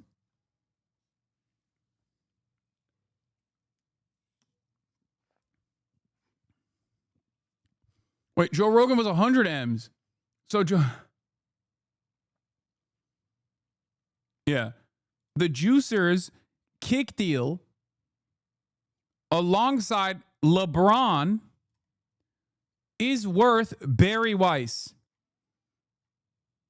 Things that are worth as much as Barry Weiss is, the Free Press, an institution that you've probably never heard of. Are we for fucking real? I mean, that's crazy. I feel like this kind of comparison shows the complete depravity and the insanity of a deal such as this one.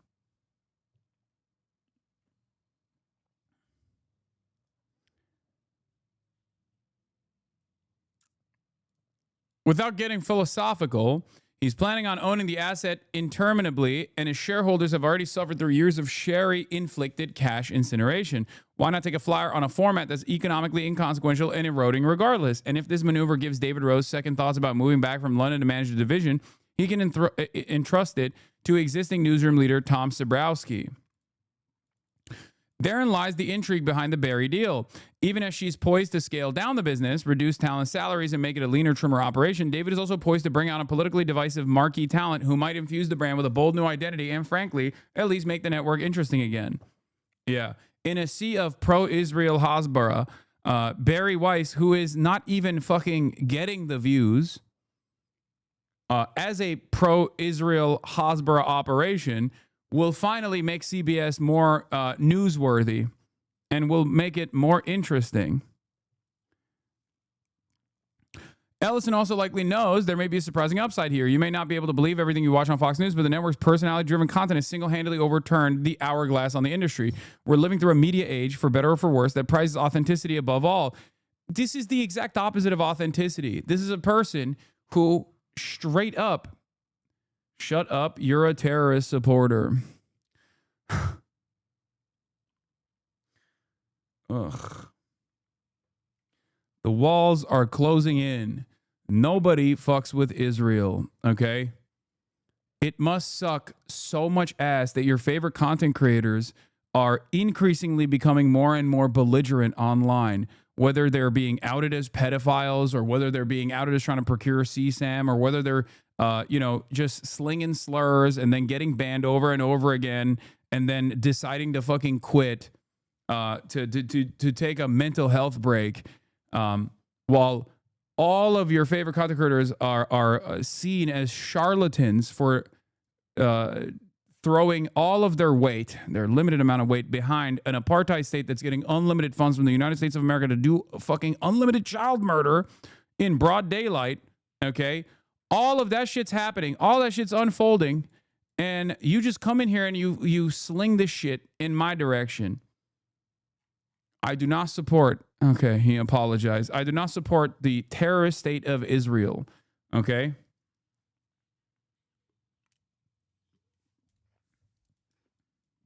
You are seeing the same, buddy. Chill out. What about the Germany brothel?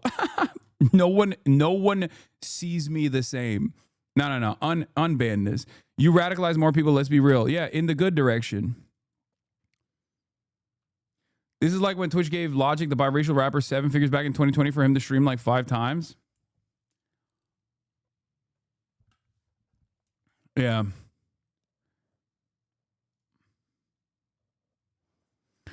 I apologize. Turkey sucks. Take a joke. I started this. W. Wait, what do you mean take a joke? You just fucking came in here and called me a terrorist supporter. Yeah.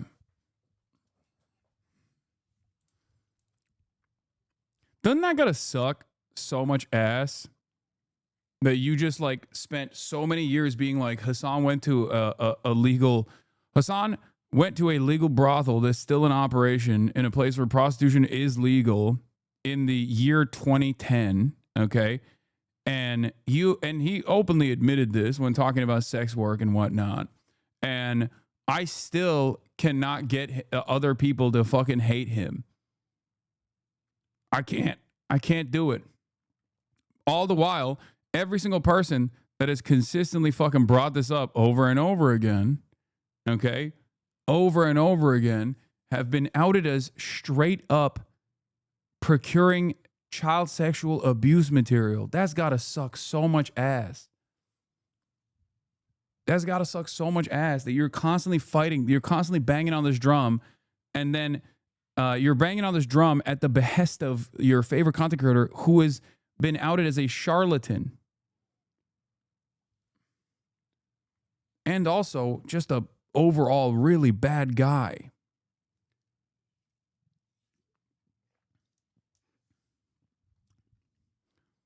Where have they been outed as that? Is there real proof?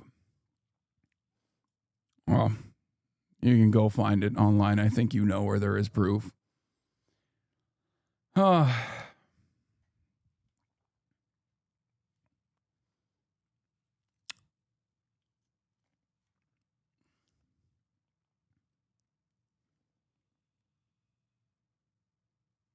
Anyway.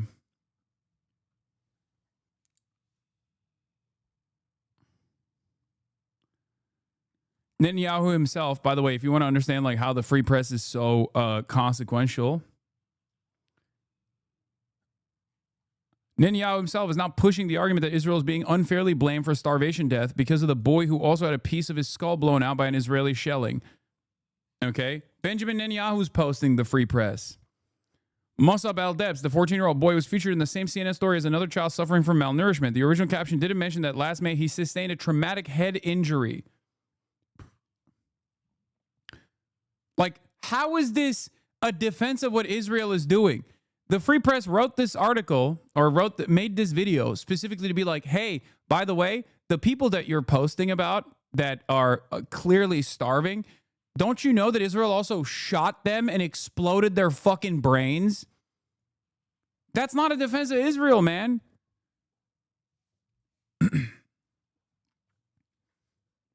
Bet you feel foolish now when you find out that the child that Israel is starving also has genetic disabilities, heritable disabilities. Oh shit, man. Israel's starving disabled children? That certainly makes me feel a lot better about Israel. Said no one. It's for nobody.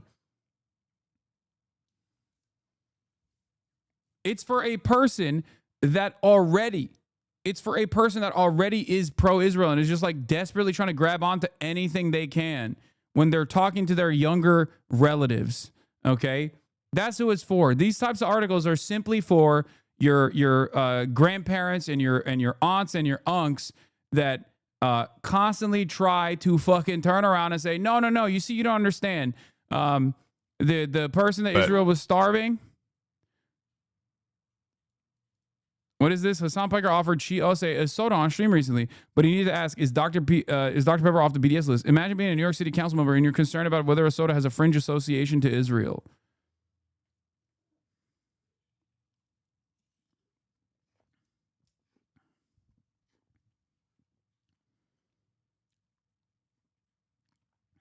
once you see the truth, okay, everyone's on their own journey. Okay, everyone's on their own personal journey. Some people will never see it. Okay, they have put too much social capital, too much investment into not seeing the truth about what Israel is doing, what Zionism actually is. But once people start recognizing that truth, it's only a matter of time until they come to the same conclusion that you're at right now. So you have to try and be as charitable as possible. Okay. You have to be kind to people and walk them through this journey. It is very difficult for a lot of people to relearn shit that they took for granted their whole lives. Okay? If you want to engage in anti-fascist advocacy, whether it be against the fascist ideology of Zionism, or whether it be white supremacist ideology, whether it be like all this reactionary shit in the United States of America that plenty of people take for granted, you have to be as open-minded as possible, take on as much emotional labor as possible, and be as charitable as possible. Okay? Yeah, you just have to do that. I know it sounds fucking nuts when you're like, well, this guy is like engaging in, Halbra or genocide denial in perpetuity. Like, what the fuck do you mean I have to be nice to this person? Like, no, if you think that the person that you're talking to is open-minded, if you think that that person that you're talking to is like charitable, which by the way, your expectation should be that everyone is charitable until they show you that they're not, until they prove to you that they're not. But you have to just remember that we need the numbers no matter what in order to keep pushing, in order to keep creating pressure. You need more numbers always. It's important to just have patience and try to engage people as charitably as you possibly can. Hasi, that's your biggest flaw. So many people fucking suck. Yeah, I think you're wrong. I mean, there are people who suck for sure. Having said that, however, if I shut off people from going on their own fucking journey, I would say I wouldn't have so many people in here that have changed their minds, have seen the truth. Okay?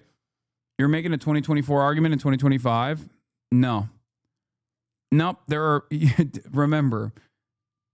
Remember, there are a fuck ton of people out there who are still completely oblivious, utterly oblivious. And a part of that reason is because the media in general is so incredibly invested in creating. The media is so incredibly invested in creating this symmetry between Israel and the Palestinians.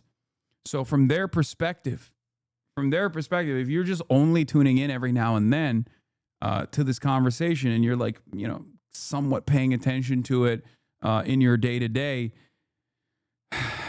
it's understandable that even now there might be people who are utterly oblivious, who think like, oh, this is bad. It's bad, but I don't really care. Let God sort it out. You have to take those people and try to demonstrate empathy, demonstrate charitability, even if they are being hard-headed and refusing to learn.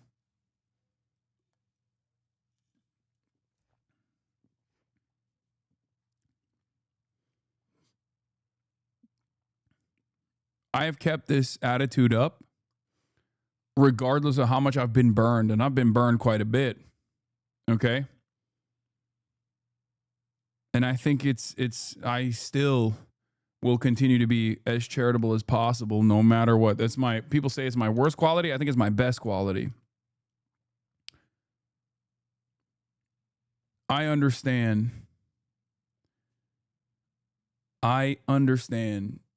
why you look at all this death and destruction, you say, fuck it. How can people not see it? But you just have to keep pushing through it.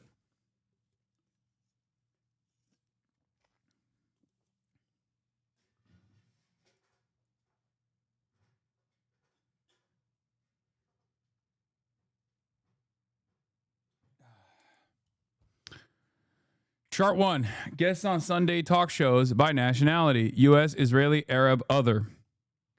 My study on Sunday news talk shows last year, I found that CBS's Face the Nation was one of the only 4 networks to have Palestinian Arab guests and was the least pro-Israel in framing overall.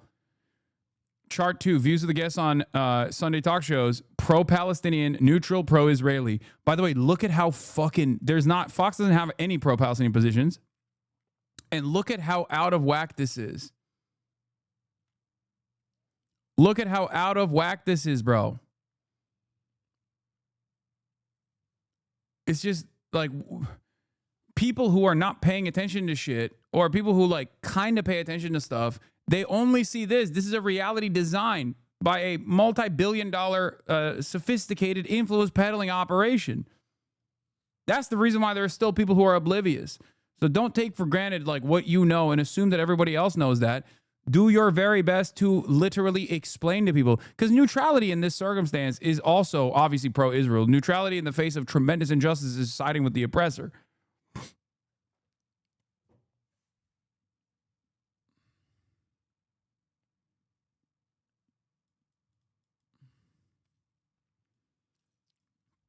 John Levine, people should reflect on why a company like the Free Press is worth $200 million and why nobody other than Qatar will ever pay a red cent for Zeteo/drop site.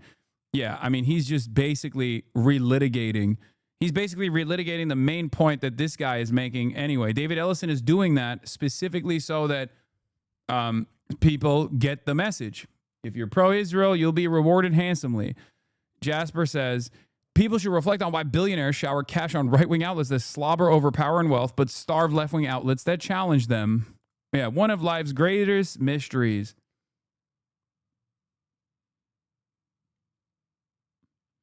Unearthed a document, the president of CBS saying he agrees with the Powell memo task force declaring our free enterprise system is in danger because of the media bias and promising that he's using his powers to correct the situation at CBS News with some results. All right, we did enough. There's a couple more notes that I wanted to get to on the CBS News shit before we move on to Florida, doing Florida things, removing vaccine mandates because they're fucking insane.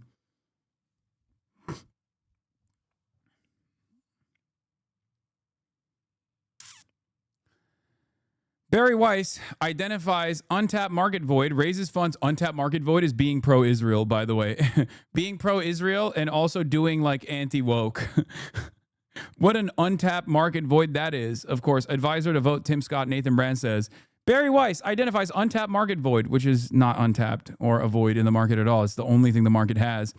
Raises funds for a startup to fill it amid ridicule from her peers, from billionaires who want this kind of propaganda to continue. Okay. Successfully fills void, sells company to established player for hundreds of millions of dollars. Taylor Lorenz, this is a right-wing grift. It is. It is a right-wing grift. Sagar says the free press getting bought has nothing to do with markets and everything to do with being slavishly devoted to Israel. Free press heads, it's not about Israel. David Ellison, it is literally about Israel.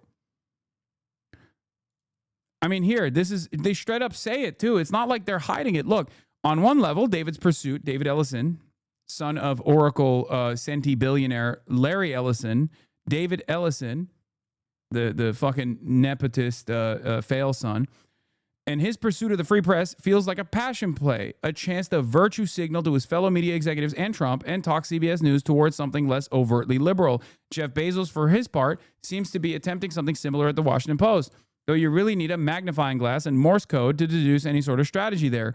Anyway, like many in that crowd, Ellison was also smitten by Barry's unwavering support of Israel and preoccupation with the rise of anti-Semitism, issues that are as near and dear to David's father, Larry, as they are to Paramount's outgoing owner, Shari Redstone.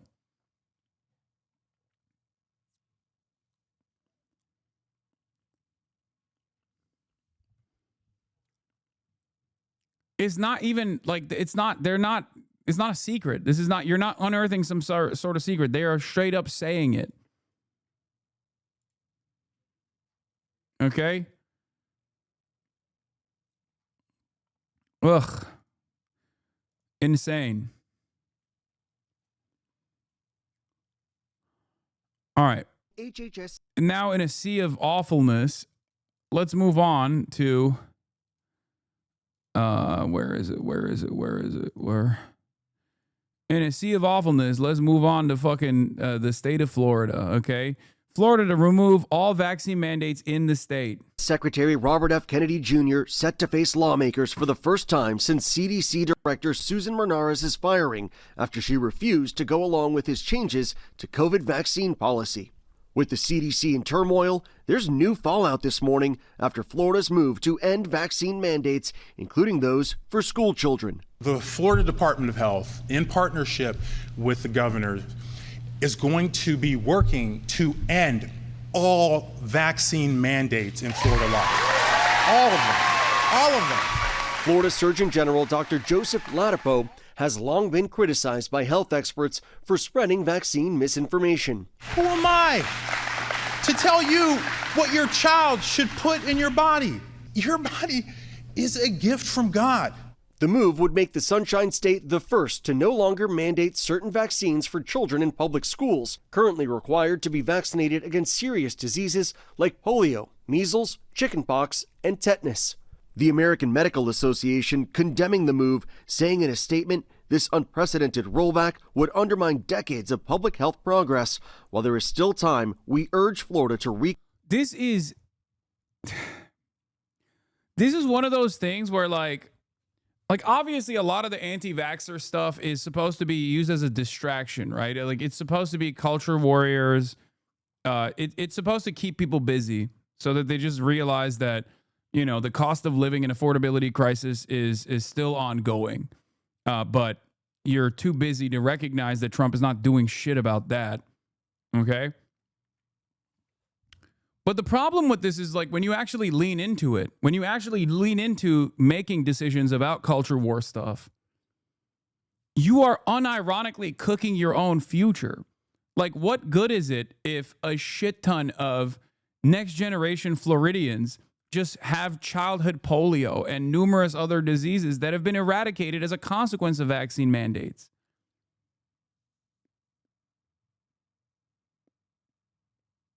It doesn't make sense.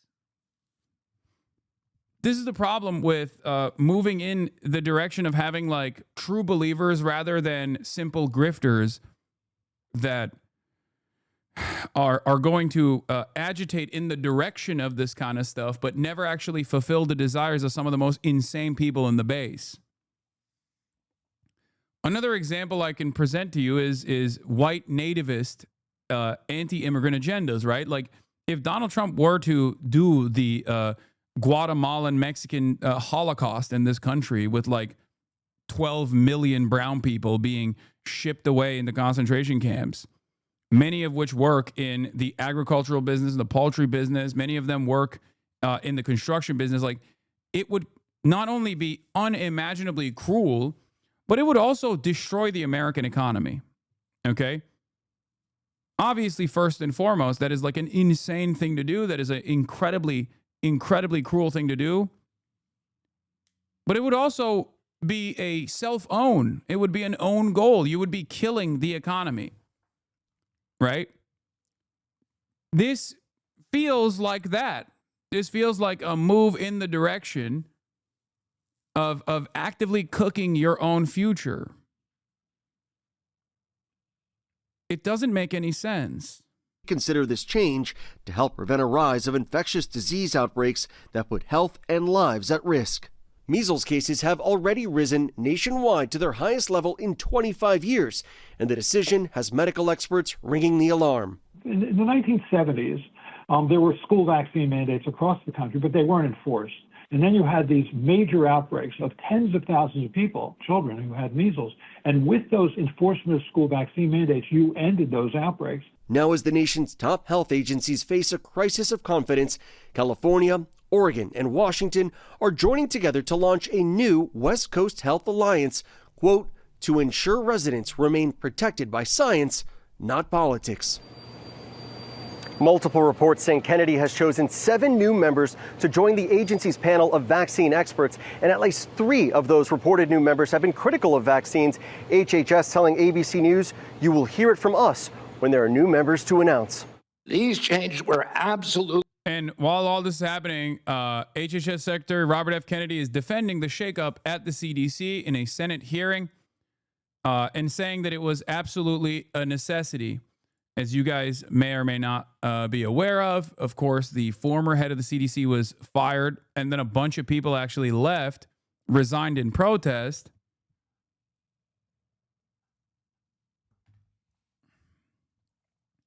And now you got a bunch of senators asking questions about, like, what the hell is going on? Meanwhile, the person that they're putting in charge is a psychopath, is another Peter Thiel acolyte. Necessary adjustments to restore the agency to its role as the world's gold standard public health agency with the central mission of protecting Americans from infectious disease. CDC failed that responsibility miserably during COVID, when its disastrous and nonsensical policies destroyed small businesses, violated civil liberties, closed our schools, caused generational damage in doing so, masked infants with no science, and heightened economic inequality. And yet all those oppressive and unscientific interventions failed to do anything about the disease itself. America is home to 4.2% of the world's population, yet we had nearly 20% of the COVID deaths. We literally did worse than any country in the world. And the people at CDC who oversaw that process, who put masks on our children, who closed our schools, are the people who will be leaving. And that's why we need bold, competent, and creative new leadership at CDC. People able and willing to chart a new course. As my father once said, progress is a nice word, but change is its motivator, and change has its enemies. That's why we need new blood at CDC. That's also why it's imperative. Dude.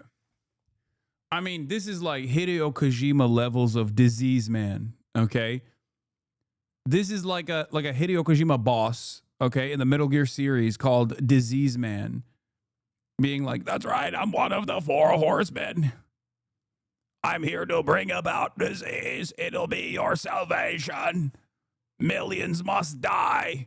Children must get polio. It will only make them stronger." And people are just looking at this and going, "No, that's my guy, dude." It's crazy. Like, he is seen as like a popular person.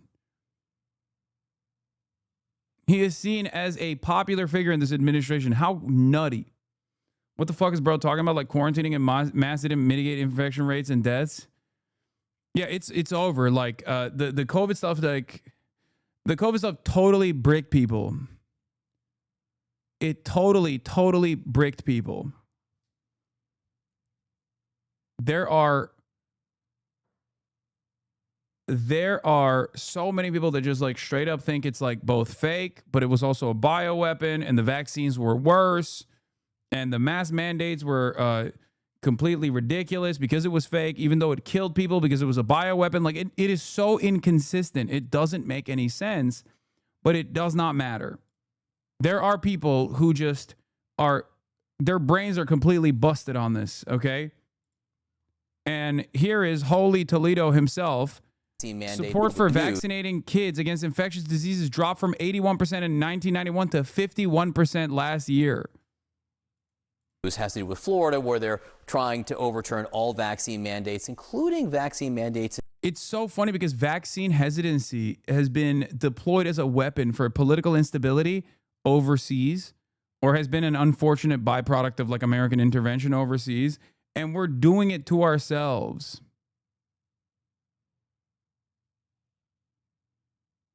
We are doing it to ourselves. It's just pretty funny to think about, like,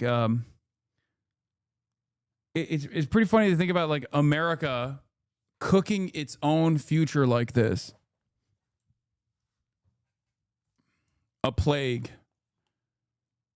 upon our own homes. In school for children, What do the polls tell us about that? Okay, this to me is one of the most interesting and, in my opinion, most troubling trend lines that we have seen. Okay, vax kids against infectious diseases, the government should require it. You go back to 1991, it was 81%, okay? 1991, holy Toledo. Then we go to 2019 at 62%. Look at where that number fell to by 2024. It was just 51%. That is a 30-point drop from 34 years ago. My goodness gracious, now a bare majority say that the government should in fact require kids to be vaccinated against infectious diseases. Amongst Republicans, it's the opposite. The majority say the government shouldn't require it. Now, I should point out this does depend a little bit on question wording. The polling out this morning says that the government should encourage it, but encourage it is very different from requiring it. And when it comes to requiring it, the American public has become increasingly skeptical of the idea that, in fact, the government should require kids to be vaccinated against infectious diseases. I mean, what do you say to that? What can you say to that?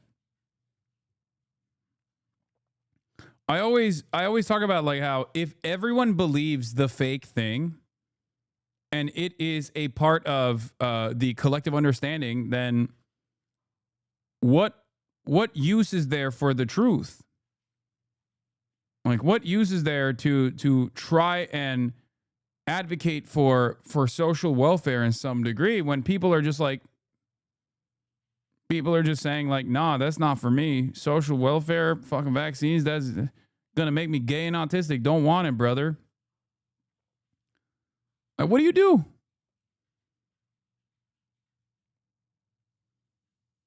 It's kind of like that quote, you know, to be well adjusted to a objectively insane society, to an objectively unhealthy society is no measure of mental sanity.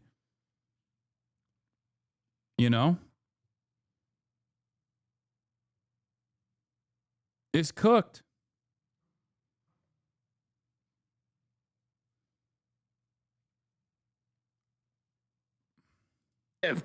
That we remove officials with conflicts of interest and catastrophically bad judgment and political agendas. We need unbiased, politics-free, transparent, evidence-based science in the public interest. Those are the guiding principles behind the changes at the CDC, and that is what you can expect all across. Are you sponsored by Pfizer? Hell yeah, brother. I love Big Pharma. I'm sponsored by Pfizer. No, man, I just think vaccines are good, okay? I think it's important. It's important to fucking vaccinate. Because I'm not a psycho. Because I'm not a fucking caveman, okay? I don't know how else to describe it. I'm pro-vaccine, okay? You got me. I always have been. I am pro-modern medicine, okay? It is the reason why we live till the age of 70, okay? The reason why the average life expectancy has shot up, even though America, it's going down quite a bit, to like 70 plus, is directly a consequence of vaccines and modern medicine. That's it. That's it. Because the life expectancy, it doesn't mean that like people just like always automatically died at the age of like 30 or whatever back in the day. Modern medicine and specifically vaccines made it so that like these incredibly unfortunate childhood deaths due to disease, preventable diseases that are now preventable because of vaccines, no longer cook people, no longer kill children, which is the reason why the life expectancy was significantly lower back in the day. I cannot believe we are still having like a debate about this too. It's just, it's one of those things where it's one of those things that I never really imagined we would be debating in 2025. If you were to tell me 10 years ago that like Americans would be sincerely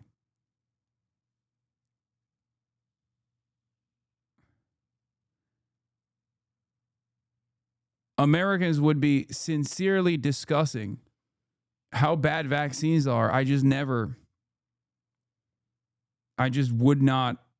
I don't think that I would ever see the day. I mean, here, there's a John Oliver video on Make America Healthy Again last week tonight. We can watch it.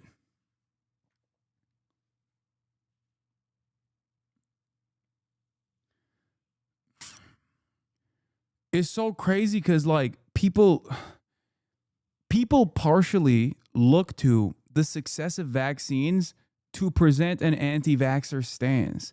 They go, well, there's no more polio. It's not a problem any longer. Not realizing that that is because of the vaccines, dumbass. Like, what the fuck do you mean there's no more polio? It's not a problem. Yeah, because of the fucking vaccines. You're presenting an argument that proves vaccine efficacy while simultaneously making an anti-vax argument. This is another byproduct of American entitlement, American individualism, American selfishness, and also a lack of education. Americans are just not critical thinkers at all. We are easily deluded. We are servile little piggies. And we think whatever kind of dumb fuck opinion that we have arrived at on our own without actually doing the proper research, proper education, and demonstrating even a fraction of the critical thinking necessary is actually a unique opinion that everyone must listen to and everyone must agree with. Everyone must agree with this opinion because I'm a unique little snowflake and I came up with this opinion and therefore it's good. Oh, you don't want to hear my perspective? It's like, no, I don't actually, because you're a fucking idiot. And so am I.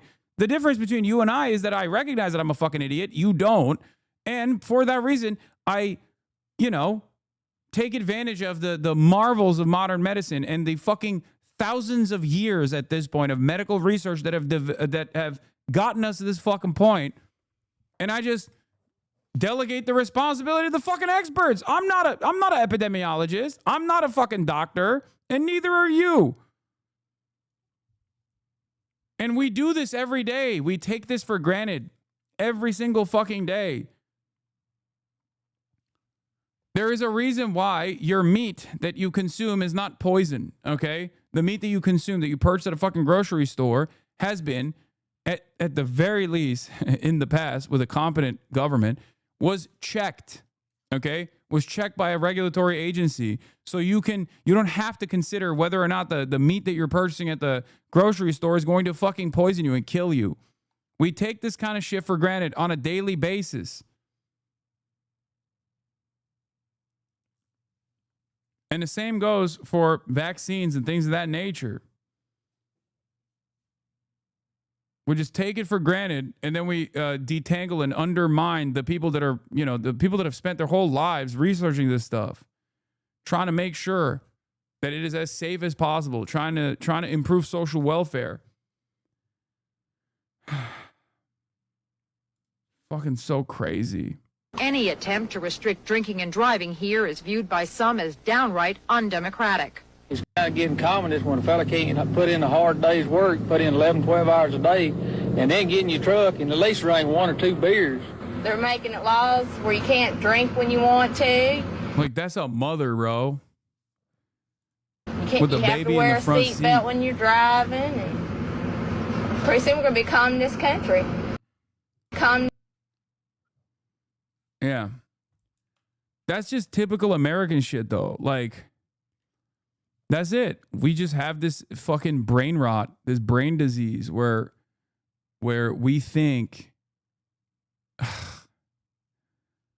we just think like any kind of restriction for social welfare, any sort of regulation for social welfare to improve people's chances in spite of their own stupidity, improve people's chances of survival in spite of their own fucking stupidity, is actually bad. It's the same in other places. Yes and no. It is definitely a part of human nature for sure. But a competent government is supposed to overcome this kind of thing. And they do. Okay?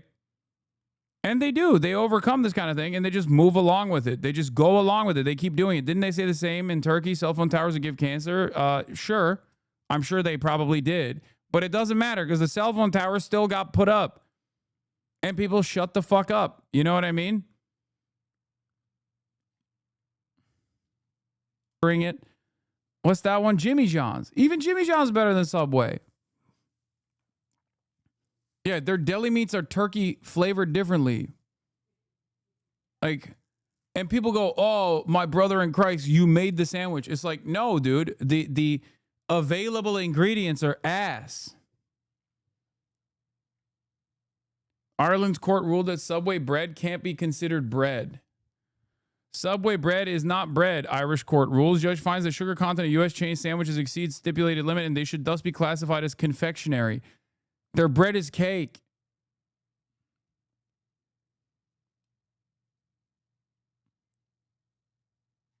I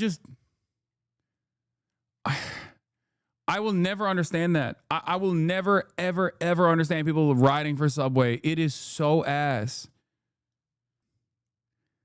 Oh, God, a liver smoothie. That's the, bro, that's the other side of this where it's like the stuff that they put in their bodies are so gross. You know how like some leftists think the more annoying I am, the more woke I am, the more woke I can present myself as? For a lot of these guys, I genuinely think they feel as though the grosser the shit is that I'm doing, the healthier. That's what it feels like. It feels like for them, a beacon of health is how nasty whatever the fuck you're consuming actually is. That's why so many of these people then inevitably arrive at like straight up eating like poop pills and things like that. Like there's, you know, drinking your own piss. Like the most extreme version of this is like quite literally drinking your own piss and stuff. You drank blood with Liver King? Yeah, it was gross as fuck. It was a meme. It's not like I've been doing that since then or before.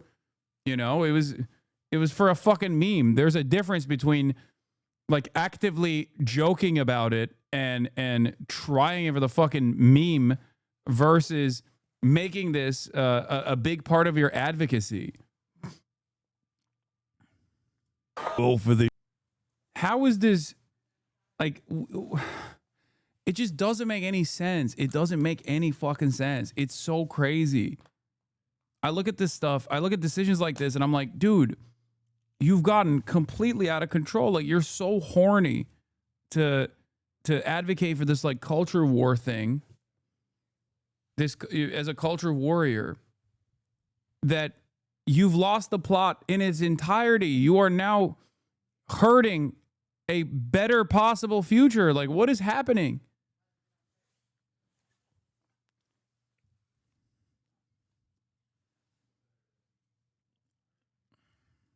By a government body.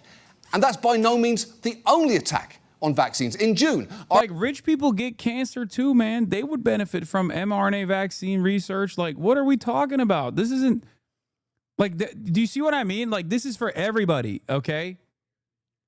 Like, maybe you can, if you're super wealthy, maybe you can like cordon yourself off from some of the worst consequences. You don't send your children to like certain public schools. You send them to a school where there is a vaccine mandate or something, right? So they limit their encounters with others who have not been vaccinated and therefore have these like otherwise preventable diseases. But like, there is no rhyme or reason. There is no rhyme or reason to shut off research funding for something that could be life-saving in the future. That makes no sense. Oh, you don't understand. We want to make America healthy again. That's why it's actually cool that like there are literally oil wells, hidden oil wells in every goddamn neighborhood that increase levels of childhood asthma and potentially cancer down the line as well. We want to make America healthy again.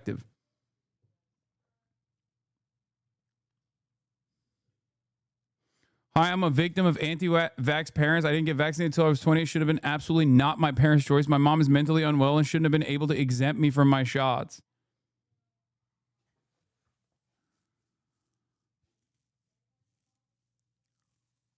Everybody loves talking about like bodily autonomy and shit like that when they're like, oh man, what about my bodily autonomy? Shut the fuck up, dude. What are you talking about? You live in a goddamn society. You don't live in a fucking cave, okay? This is part of the process. Whether you enjoy it or not, you're not going to die at the age of 10, okay? Sorry. Sucks to suck. Maybe you want to kill yourself, but I'm not going to let you, okay? That's the whole reason why life expectancy is fucking shot up. It's so goddamn stupid. Went on Chapo today and we talked about all this, and it's funny. All the Florida olds have their fucking vaccines already. I know. We're just killing the young.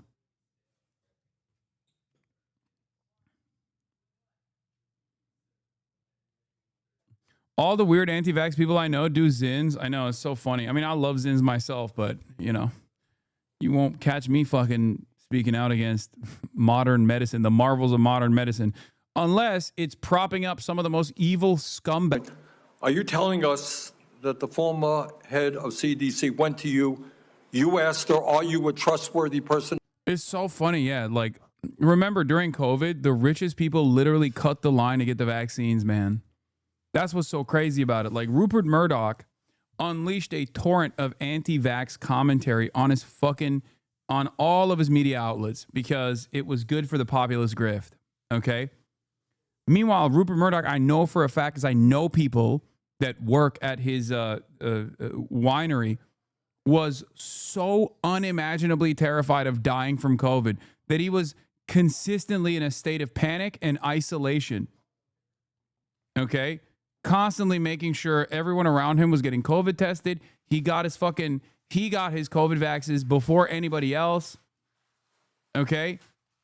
These scumbags who run around,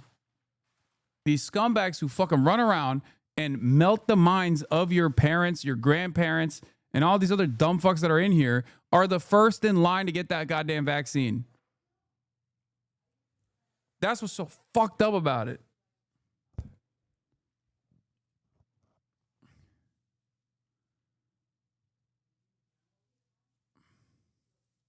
And she said, no, I am not a trustworthy person? She didn't say, no, I'm not a trustworthy person. She said, no. Wow. Giving a quote. And I asked her twice. No, 1 second. And you're also repeating now that she is a liar, correct? What she wrote in the Wall Street Journal. If she wrote that I fired her because she refused to sign on in advance for the ACIP committee, no, that's not accurate. Sorry. Like, when I see this level of psychosis, you know, it makes it really hard to assume we can get out of this without like some semblance of education. Oh no, I've seen it. Y'all don't remember COVID, bro. No. Immediate family members were like, nah.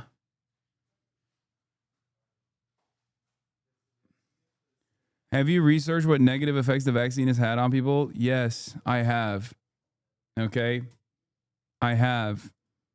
The overwhelming majority of that shit is bullshit. Okay?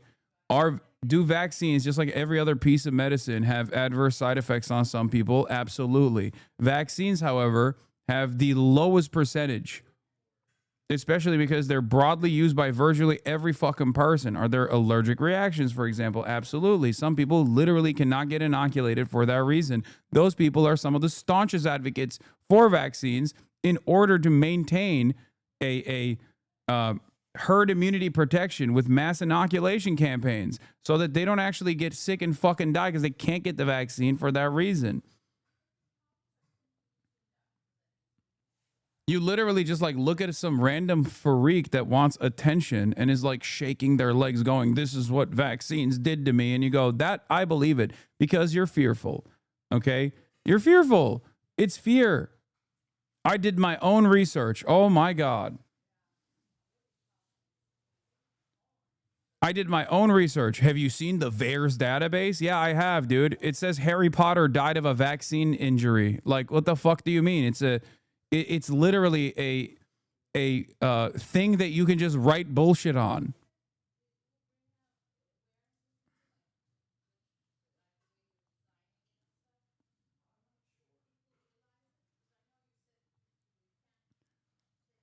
this does not mean that like people can't have adverse effects. You have to weigh that likelihood. Okay? And I think a lot of people don't do that because they're too stupid.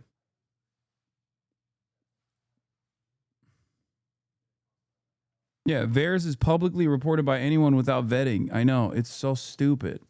I can't believe there's still hella people that are anti-vax too in this community.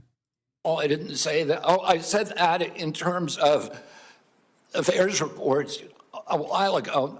I said today, I think that President Trump should get the Nobel Prize. So who's right? Is Trump in the medical community right, or are you right? President Trump did an extraordinary piece of leadership. Is he right or wrong? Did COVID save millions of lives? As I said, he got Americans back to work. At that time, that particular vaccine was perfectly matched. Why don't you make your research notes public? I don't know, man. What the fuck are you talking about, dude? The virus that was circulating then, and I have no idea how many lives it saved, but it saved quite a few. You know, what I find a little bit weird in this discussion, I'm hearing it over and over again this morning, Mr. Chairman, is we've got the entire medical community on one side. You got the AMA representing hundreds of thousands of doctors, the American Academy of Pediatrics, the American Public Health Association. All of these organizations are telling us. I didn't love the inject this undercooked vaccine into your arm or lose your job approach. Vaccines work, but they had this one out in like, what, 3 to 5 times faster than any other? That's the problem. This is, you once again arrive at, you once again go, oh, it's undercooked. This one is different. I'm pro-vaccine except for this last one. Okay, you're not new or unique in this kind of fucking hesitancy, in this kind of skepticism. This is where anti-vaccine, this is where the anti-vaxxer idea starts. Okay, you're looking for reasons as to why scientists were just like, for some reason or another, putting out. Scientists were literally actively just putting out something that's going to kill people. And what's really funny about this, is that every single one of these dumb fucks that said the COVID vaccine is going to kill people. Are you saying the pharmaceutical industry was supporting my presidential campaign? I'm saying, I'm not saying that. I'm saying that the pharmaceutical industry is a greedy institution which is charging us the highest prices in the world. They are pervasive. But to suggest that every institution, the AMA, the pediatrics people, is corrupt because they disagree with you is an insult to the American people. Listen, people disagree with me all the time. I have arguments in my agency, heated arguments every day with Jay Bhattacharya, with Marty McCary, with Dr. Oz. You have given the names of a few people. I have given you the names of organizations representing hundreds of thousands of doctors and scientists. I yield, Mr. President. Thank you. Senator Warren. Thank you, Mr. Chairman. So last November, while you were under consideration to become Secretary of Health and Human Services, Mr. Kennedy, you said, quote, if vaccines are working for somebody, I'm not going to take them away. No exceptions, no ifs, ands, or buts. You would not take away vaccines from anyone who wanted them. Bro, I've never seen Bernie this heated. I've never seen Bernie this heated. My mother didn't get vaccinated. She got COVID and ended up in the hospital. She nearly died. And to this day, she still blames the hospital and the doctor saying they didn't treat her properly. There's just no getting through to her. I spent weeks trying to persuade her at least to let my little brother get vaccinated. In the end, he did it without her knowing. I'm from Vienna. This isn't a U.S. problem.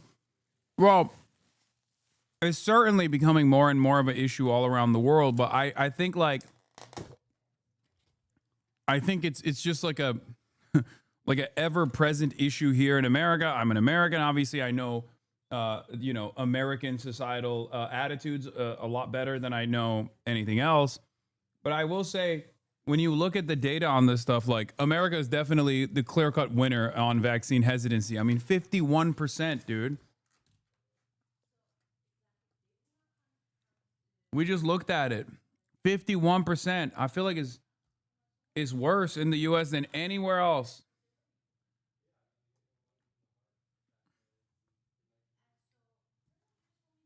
half of the places where there is vaccine hesitancy is because we exported that fucking brain rot. Or we imported the brain rot, like with Andrew Wakefield. This is like a kid. Like a kid is talking. Like that's their counter narrative here. That's the argument that they're presenting. That's awesome.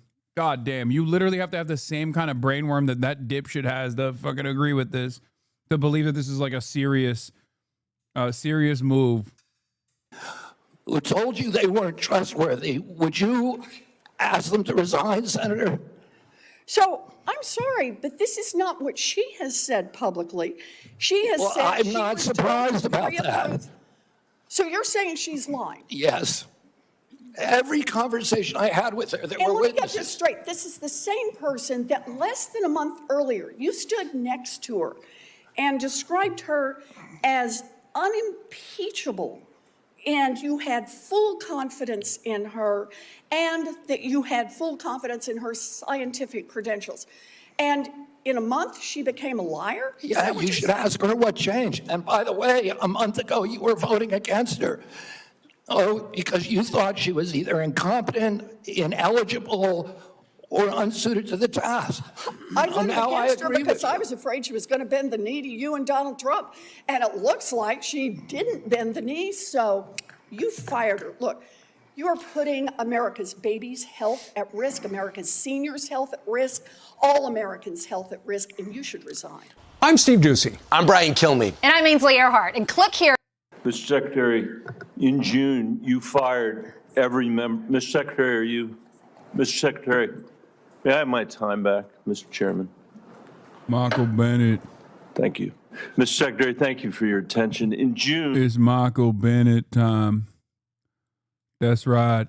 Get excited for some dynamism you've never seen in your life. Not anticipate a change in the MMR vaccine. ACIP is an independent panel. So Well, it's a panel. You just put those folks on. Far from what you said, they're people with ideas that are completely outside the mainstream. You mean out of the pharmaceutical paradigm? Let me just say, Mr. Secretary, all these vaccines that we're talking about today are free and accessible to parents.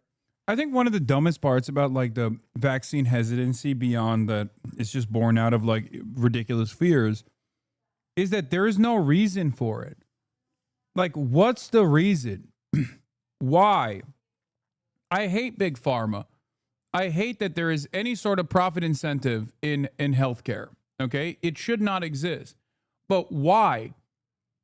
Like, these guys, their answers for the why are so stupid. Like, they literally think, oh no, they want to give everybody gay autism. Like, that makes no fucking sense. Why? Why do they want to give everybody gay autism? They want to kill everybody? Why?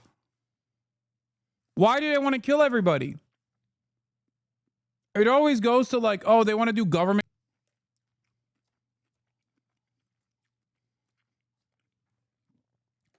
It's literally the most limited scrutiny.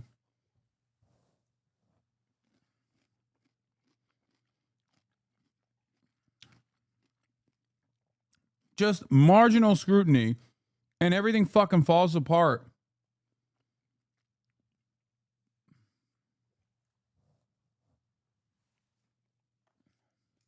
Today in America who have the freedom to be able to make that choice for their children. Will that be true after your handpicked panel makes their judgments about these vaccines? I think that parents should be free to... I know you said that before. I do too. To make their own choices. So will they be just as free after these? Not a great argument, in my opinion. Why does Capital not pay their fair share of profits? Wouldn't a normal business owner want to keep their servile peasants hanging on by a thread instead of condemning them to die?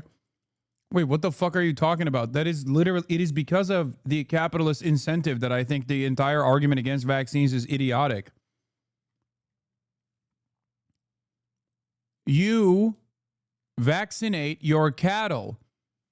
In the mind of the capital owner, the laborer is cattle, is nothing but cattle. The reason why there was an expeditious vaccine release and inoculation campaign that was all-encompassing in spite of the profit incentive was precisely so that the cattle could be fucking vaccinated and get back to work and produce super profits.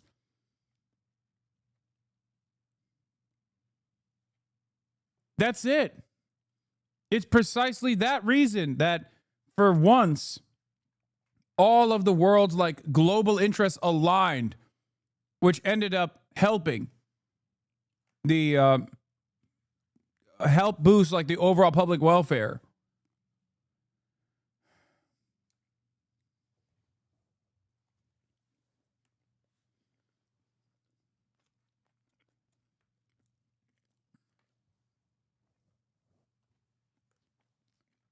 I assume they will be.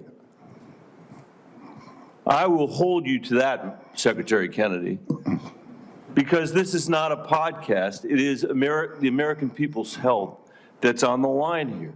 This is the last thing, by the way, our parents need when their kids are going back to school, is to have the kind of confusion and expense and scarcity that you're creating as a result of your ideology.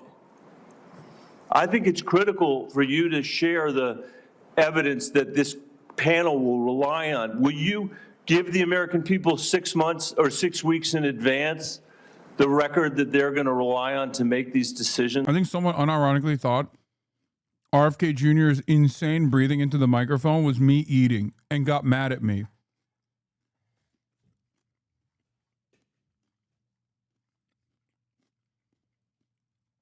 Notice how I'm eating right now and you're not hearing a fucking single noise?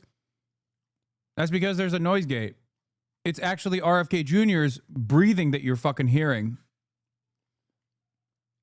And you're yelling at me over it. Will you make it transparent for the American people? All the evidence is transparent.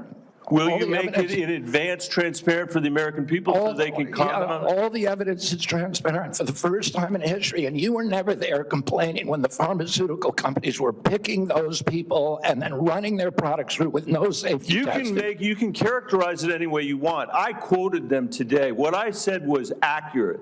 What you said were lies. You described people moving the Titanic. Senator, are you saying that the mRNA vaccine has never been associated with myocarditis or pericarditis in teenagers? I am simply. Is that what you're trying to tell us? I am simply trying to say that the people that you have put on that panel, after firing the entire. You're evading the question. No, I'm asking the questions here, You're Mr. evading Kennedy. that question. I'm asking the questions, I Mr. asked Kennedy. you a question. I'm asking the questions for Mr. Kennedy on behalf of parents and schools and teachers all over the United States of America who deserve. Bro, I've never seen Michael Bennett this animated. And I'm a Bennett head, okay? I think these guys, I'm not even kidding. I don't, like, normally this is theater, right? And in some respects, in the absence of any sort of initiative, any sort of change coming from the regulatory agencies, that is all this will be. But I'm not kidding when I say, like, the reason why these guys are this mad about it is because this is objectively insane. It's so insane that these, like, otherwise indecent charlatans who normally don't care about any of this shit are unironically pissed off.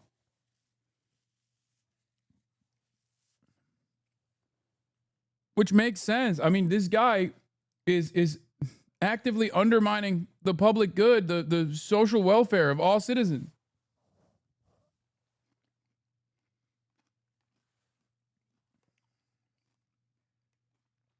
It's psychotic.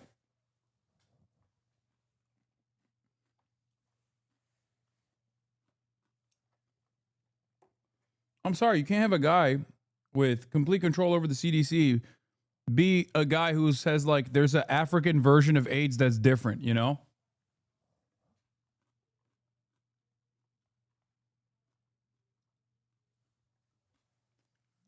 And I'm not saying that because, oh my God, it's racist. Like, it's insane. It's just not real.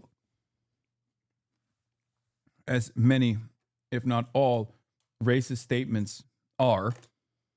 This one is also not real. And it's extra crazy when the guy pushing that The guy pushing these narratives is like a anti-vaccine, anti-modern medicine kook. Oh, like I said, what I don't fully understand is how these dipshits, like how capital owners don't actually have an issue with this or want to like actively change this outcome before it goes too far.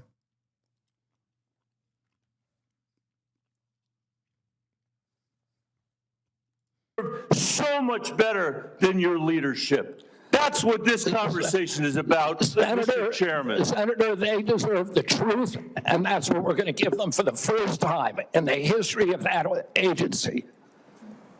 Senator Warner. Mr. Secretary, I agree with a lot of my colleagues' statement. I actually had hoped, I didn't support you. I thought taking on chronic illnesses was going to be important. I've got 2 kids, as we discussed when we met, that have chronic illnesses. I'm not sure that the focus on red dye and seed oils are going to fully solve that problem. Of course they won't. I would say this, that seems where your emphasis is. I want to go back to just, again, some basic facts. Do you accept the fact that 1 million Americans died from COVID? CDC, and there were so many perverse incentives, and these are model You don't know the answer of how many Americans died from COVID. This is the Secretary of Health and Human Services. Do you think the vaccine did anything to prevent? Yeah, he's trying to say he knows, or he knows what the official number is of the agency that he is like in charge of. He just wants to say that like they fucked up the numbers. Also, remember, RFK Jr. holds these 2 conflicting positions in his mind at the same time. One is probably being advocated by the worm. The other one is whatever remains of his brain. RFK Jr., one believes that COVID actually wasn't as deadly and that the CDC actually lied about the numbers in order to push a vaccine. But he also thinks COVID was an incredibly deadly bioweapon designed by Ashkenazi Jews and the Chinese. So how is it that these 2 things can it coexist at the same time? Unless you're saying like the Ashkenazi Jews and the Chinese that created COVID as a bioweapon actually failed to deliver like a bioweapon that was as deadly, which from what I understand, that's not actually what his advocacy is. So additional deaths. Again, I would like to see the data and talk about the data. You have had this job for 8 months, and you don't know the data about whether the vaccine saved and lives? that's the problem, is that they didn't have the data. The data by the Biden administration absolutely dismal. It was data chaos. Who is politicizing? You're saying the Biden administration politicized all the data?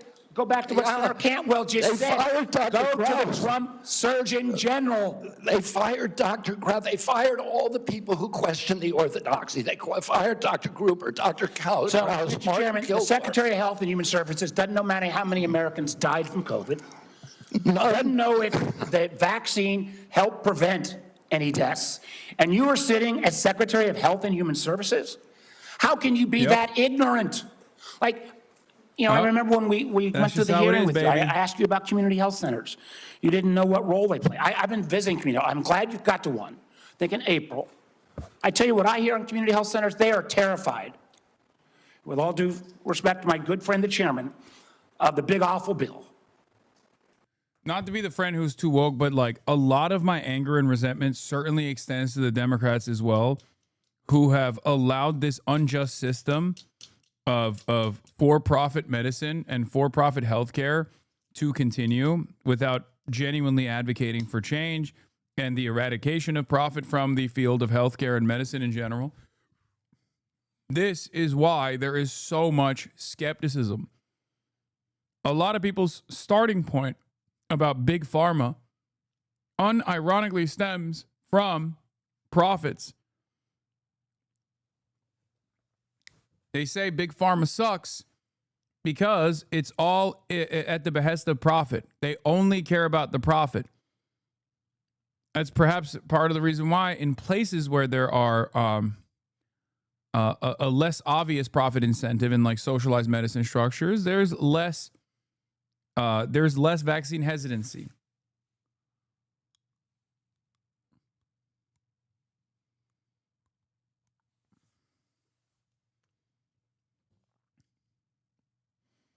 That's it, though. That's where a lot of people's anger and resentment starts off at. The notion that it is anti-human that these companies are actually paywalling life-saving medicine. That is so against the human condition, that is so anti-human in general, that I think it breaks people's brains when they see that.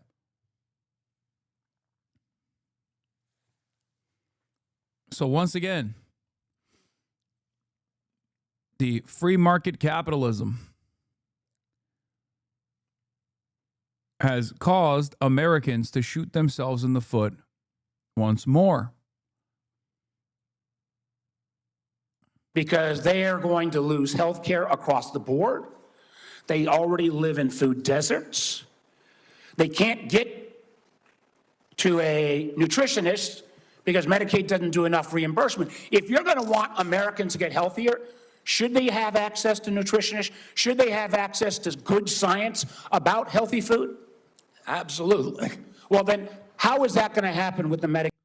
Well, I think the problem was Democrats and the left belittled anti-vaxxers rather than respected their anxiety and addressed it. The fuck are you talking about? Oh my God. This is the lamest shit of all time, brother. Oh my Lord. I hate this. This is the same exact argument. Oh, you bullied the incels too much. That's why they became white supremacists. I get bullied all the fucking time on the internet. People say unimaginable shit about me. I don't fucking change my opinion on whether or not people deserve free healthcare. The fuck do we mean? What are we talking about?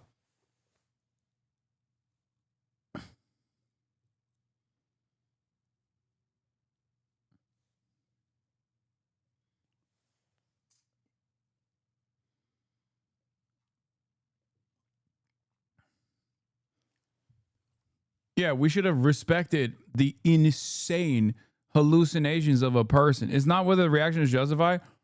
Brother, what are you doing? These guys were like hallucinating an alternative dimension, and you're over here being like, no, you have to take them seriously, or else they, what, become more insane? I know. Well, it happened anyway. Tell that to a fuck ton of chatters in this community who probably had a bunch of immediate family members that got swept away with this anti-vaxxer shit. Okay? And they tried their very best. They tried their very best to try to pull them off that ledge and failed to do so. You know? No amount of like kindness or leaning into their anxieties actually helped. And I don't even know how you do it. I think you just got to shut off the misinformation faucet.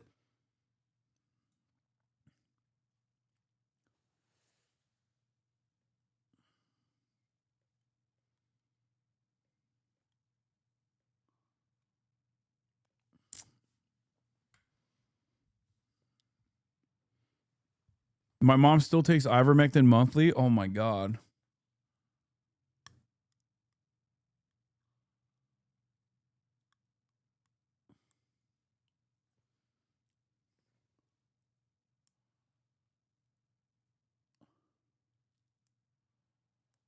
I did this with my mom, and she still thinks shit like the vax is the mark of Satan.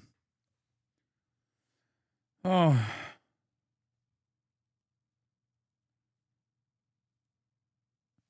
Bro, the Democrats were literally a fucking cult during COVID. Do you remember how they'd freak the fuck out if you questioned anything from Fauci, despite the fact that he was constantly changing his statements? Brother, Dr. Fauci is a fucking epidemiologist. What do you mean? Their entire role is to go along with this delicate tightrope on the one hand, where they want to make sure that as large of a population as possible is protected, but not go so heavy-handed that simultaneously it gets out of control. Of course, it's a novel disease it's a novel disease that killed 1 million plus Americans, dude. Like, yeah, they're going to get shit wrong. What do you mean? You have to be understanding. Like, the problem here is our healthcare system, but don't act like the insanity during COVID didn't get us to this point. No, dude. No. It was frustrating. It was annoying. I understand it. I mean, look, the greatest example I always use is like, there was a point in COVID when people were like, you have to clean your you have to take like Clorox wipes and clean your groceries. Okay. And I was like, you know what? I'd rather fucking die. Okay. I did it one time and then I was like, nah, I'll die. I didn't make it like a pivotal part of my character and political advocacy. I just kind of kept it to myself where I was like, yeah, I'll fucking die then. I don't care. Okay. And it turns out it was wrong anyway, but that didn't cause me to go insane mode and be like, well, I think vaccines are actually, causing people to become satanic.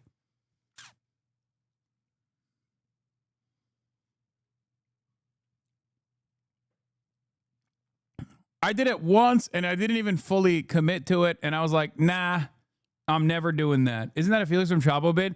I mean, if you were in here during COVID, you've literally probably heard me talk about this or in the process. I've literally, that was my turning point. I think multiple people can have the same shared experience. There are probably thousands of people who also had a very similar experience.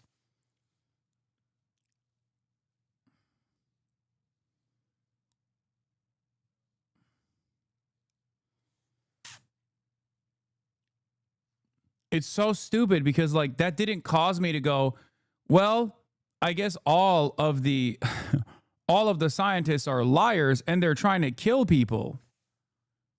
You want to know why? Because I'm not a fucking idiot, or at least I know my limitations. I am dumb, but at least I know my fucking limitations. Okay? What do I mean by this? When scientists got stuff wrong during an unprecedented novel virus that was straight up murking people and exhausting the already limited health resources that we already had as a direct consequence of the profit incentive being the most important part of our healthcare structure. I didn't just go, well, they were wrong on this, which means they're trying to kill people. I went, well, they probably were wrong on this because they're trying to be extra careful. That's it. That's the difference.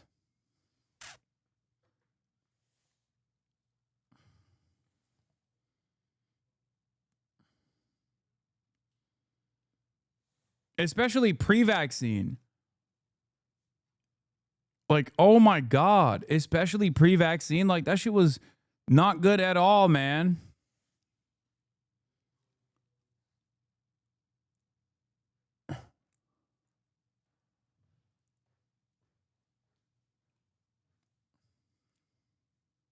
Medicaid cuts that are taking place. There are no cuts to Medicaid. Sir, that is an absurd. There is not a single, some of my Republican colleagues, but there was not a single study that does not, and I can tell you, I was in Franklin, Virginia a couple days ago. The rural hospital is going to close. The hospital system was so afraid they wouldn't even let me have the meeting there. But that rural hospital is going to close. And they are looking for where those folks are going to go. I mean, you're supposed to be doing health care policy, not being the doctor in residence for all of America. I hope I can just say, I'm still going to trust my doctor rather than your health advice. And obviously, Tom Cotton's going to, who knows who he's going to trust. But let me go back to policy for a couple, so maybe we can lower the temperature a little bit. I got a bipartisan bill that would be a systemic fix, not a vote buying mechanism when Medicaid's getting cut, what was put in on the rural hospitals.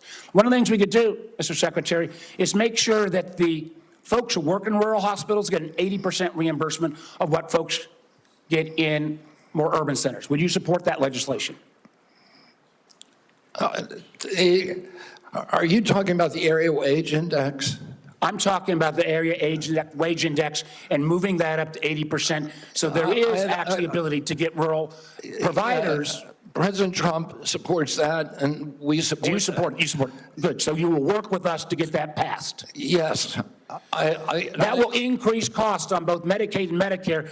So you are committed. Worst part is that people who got COVID after getting the vaccine then said the vaccine was bullshit because the COVID didn't hit them that hard. Yeah, no shit. You took the vaccine. Yeah, it's the same principle behind people that advocate against the fucking polio vaccine. They're like, well, there's no polio. It's like, yeah, of course there's no polio because there's a fucking polio vaccine. Yeah, I know. You're talking about the unimaginable success of the marvels of modern medicine.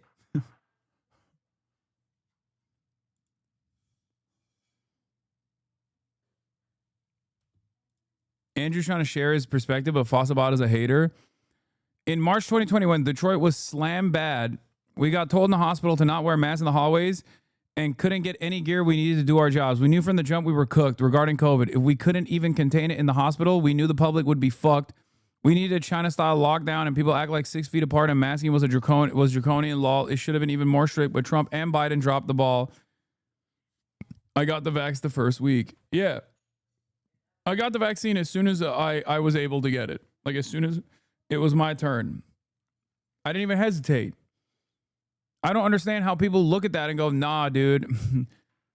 This thing that's like fucking murking people left and right and creating lifelong complications for the lucky people who don't get vented and then die.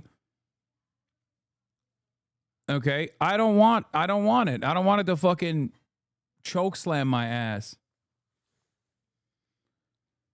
Oh.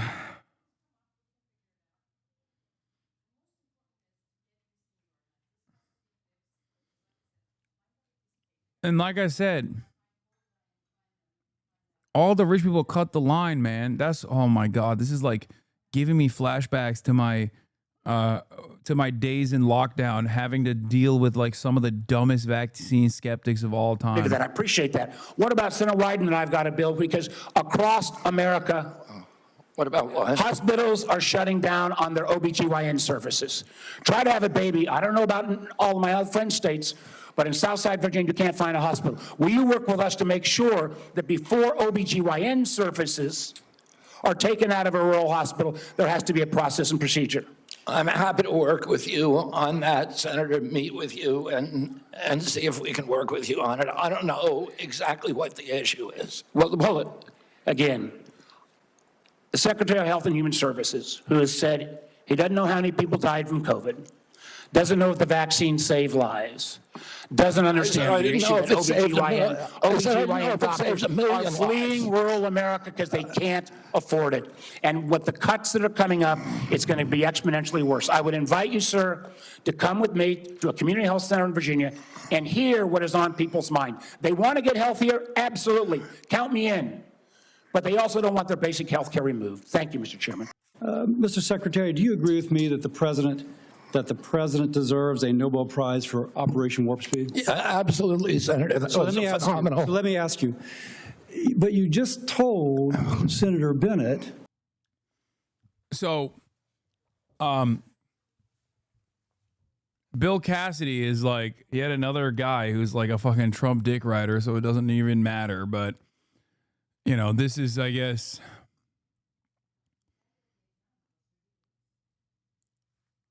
I mean, he's a doctor, but still evil, okay? That's what happens when you are a doctor, but also still evil, as in a Republican. That the COVID vaccine killed more people than COVID. Wait, that was a statement. I did not say that. Okay, then let me ask, because you also Senator, I just want to make clear, I did not say that. We'll check the record. That's a question of fact. You also said that you were also, as lead attorney for the Children's Health Defense, you engaged in multiple lawsuits attempting to restrict access to the COVID vaccine. Again, it surprises me that you think so highly of Operation Warp. Are they all trying to get RFK to hyperventilate and pass out so they can point at him and laugh that this is the guy who thinks he can make us healthy? Yeah, that's the goal. They're trying to kill him by having him talk too much because it's clearly very difficult for him to do so. He's like,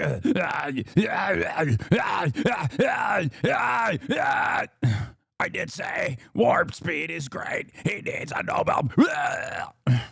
Speed, when as an attorney you attempted to restrict access. Well, let me ask. I'm happy to explain why.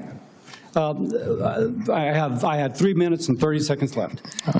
It also surprises me because you've canceled, or HHS did, but apparently under your direction, $500 million in contracts using the mRNA vaccine platform that was critical to Operation Warp Speed. Again, an accomplishment that I think President Trump should get a Nobel Prize for. You canceled $500 million in contracts. Now, yes, Bill Cassidy, by the way, Dr. Bill Cassidy, also voted to confirm RFK, by the way. You know, I don't know if this is a little bit of buyer's remorse here, or if he's just trying to like, is he just trying to posture as like a normal human because he realized how fucking devastating this is?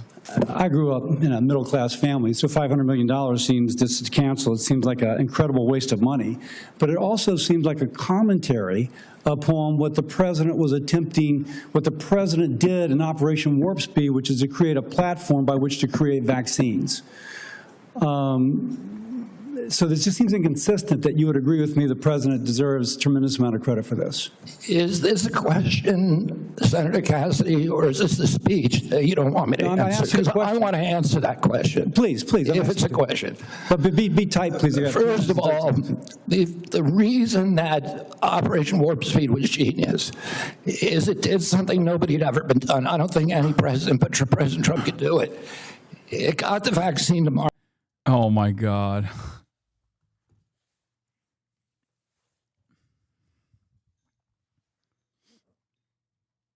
That's right. That's what happened. She died so young, chat.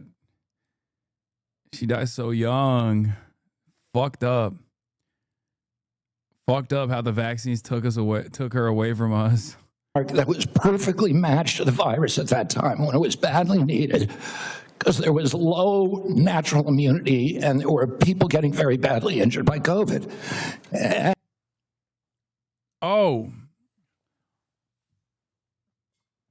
Oh, so there's, wait, I don't understand. So it's good, but it's also bad. How does that work? But be tight, please. First of all, the reason that Operation Warp Speed was genius is it did something nobody had ever been done. I don't think any president but President Trump could do it. It got the... Yeah, he expedited the murder vaccine, dude. What do you mean? What do you mean? He made sure that the vaccine that literally is murdering people, according to your statements, was brought out super fast. He did that. How does this work? Vaccine to market that was perfectly matched to the virus at that time when it was badly needed, because there was low natural immunity and there were people getting very badly injured by COVID. But it was also brought in therapeutics like hydroxychloroquine and ivermectin and protocols for treatments and there were no... Another thing that doesn't make sense is that a completely separate company, another pharmaceutical company that makes ivermectin, had to literally come out and be like, stop buying our shit. And like, you don't do that if you're just invested in making money, right? But they straight up had to be like, please stop buying ivermectin for COVID. It doesn't work. It's not for COVID. So I guess, that pharmaceutical company is good. Or they're somehow also bad because they just didn't want you to take the dewormer. Mandates. And then okay, I have another question, so please, about 15 That's when I began litigating against President Biden's mandates.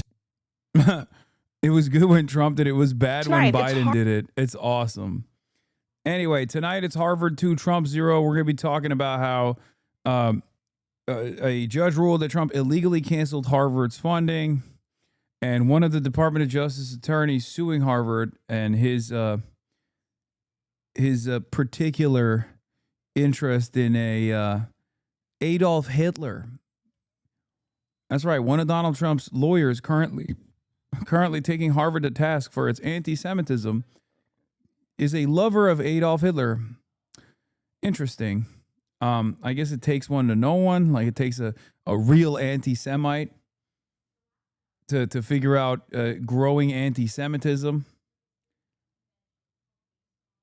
Harvard 2, Trump 0. A federal judge finding the administration broke the law by freezing billions of dollars in research funding at the school in the name of fighting anti-Semitism. Now, it's the same judge who blocked Trump's ban on international students at the school in June. And she writes, quote, "We must fight against anti-Semitism, but we equally need to protect our rights, including our right to free speech. And neither goal nor needs to be sacrificed on the other." The White House says it'll immediately appeal this decision. Christine Quinn joins us at the table now. And Dan, I'm curious, what do you think about this ruling and where it heads now? Well, look, I think as a legal matter, the judge is probably right. And we've talked about this before, actually, on this show, that the link of the funding on medical funding to anti-Semitism made no sense, right? I mean, come on, let's be honest. Of course, the funding being withheld wasn't about anti-Semitism. Their argument in court is, well, anti-Semitism is a legitimate goal to try to fix. And by the way, they may be right about anti-Semitism at Harvard, right, and Columbia, and a lot of these other Ivy League schools. You can believe that, as I do, that there was a real anti-Semitism problem going on for a while at these schools, and also believe that withholding the funding had nothing to do with that. And so that's what the judge here is saying, is that there was no nexus between those two, but there's going to be an appeal on this. I mean, look, this is just round one here. Right. I don't think sort of drawing broad conclusions about sort of what's going to happen now from this particular ruling, you know, and the Trump administration, as you know, really believes it's not over until the Supreme Court weighs in.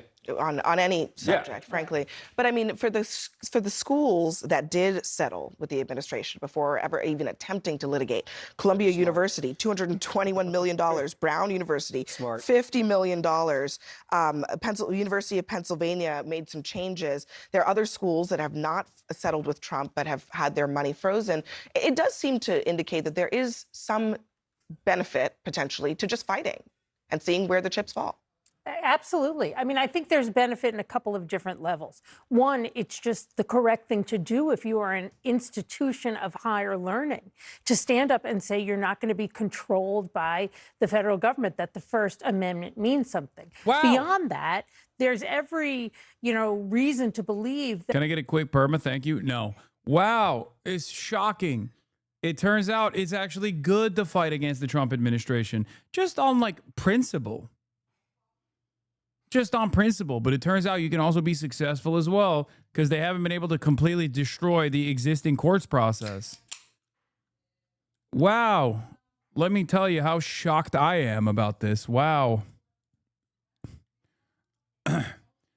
Every single administration that caved and capitulated to the fucking ridiculous demands being made by Donald Trump are charlatans. They're cowards.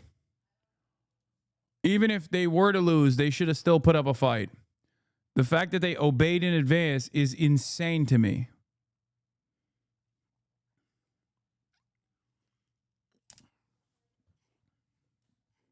That if you settle, the amount you're going to have to pay is going to be very significant. And it's going to be much harder, I think, to get your alumni network and other donors to rally once you've settled versus if you're fighting the good fight on behalf of the First Amendment and academic freedom. And it's interesting, further on in the judge's decision, she references that there could be, we don't know, many Jewish people who have been fired because of the potential cuts in funding, that research into conditions that affect the Jewish community. Yeah, it's also like Jewish students were expelled in this process for being anti-Zionist. It's just so stupid. Jewish teachers were Jewish teachers had their curriculum changed because they were teaching people about genocide. It's so insane. It's just so... none of it ever made any sense. And I cannot believe that so many people just simply went along with it. And a big part of that is thanks to the Biden administration that set the fucking stage for this. They basically propped it up. They lobbed it up for the fucking Trump administration to take the alley-oop and dunk it. more than others may be Because you know everyone hampered needs a good because of Jewish this. doctor, right? And that research may be hampered, and that that withholding the funds could have a more negative impact on the Jewish community. So let me read what the judge said. Make no mistake, Harvard rejects anti-Semitism and discrimination in all of its form. Than others may be Because you know everyone needs a good because of Jewish this. doctor, right?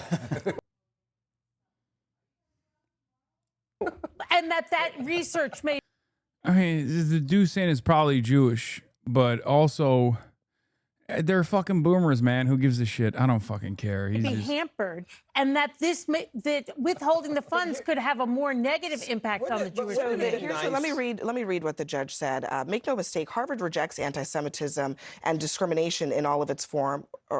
Excuse me, this is what the Harvard statement says.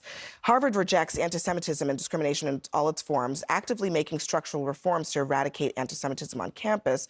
But rather than engage with Harvard regarding those ongoing efforts, the government announced a sweeping freeze of funding for medical, scientific, technological, and other research that had nothing at all to do with anti-Semitism. And it does raise the question of, did the administration really try, in good faith, to work with Harvard to rectify the problem, to resolve the anti-Semitism problem, or was the goal to try to get other money? First of all, money being the main goal, because Trump has said he wants a certain dollar amount. Well, they obviously work with other colleges to get concessions on making changes on campus that had obviously on.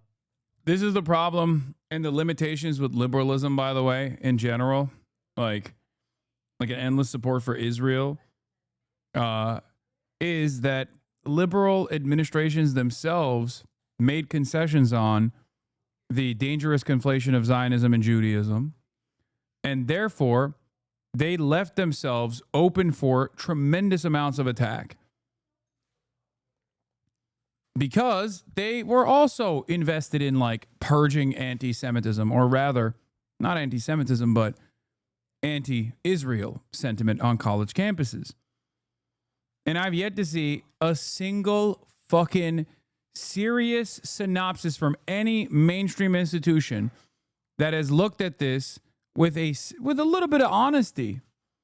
Not a single one of these guys at the New York Times or CNN, even on this panel, not a single one of them go, hey, I hate to be the bearer of bad news here, but we have to take some fucking accountability and realize that our endless, unlimited advocacy to make sure that, like, people could just, like, promote Israel when it was doing completely evil shit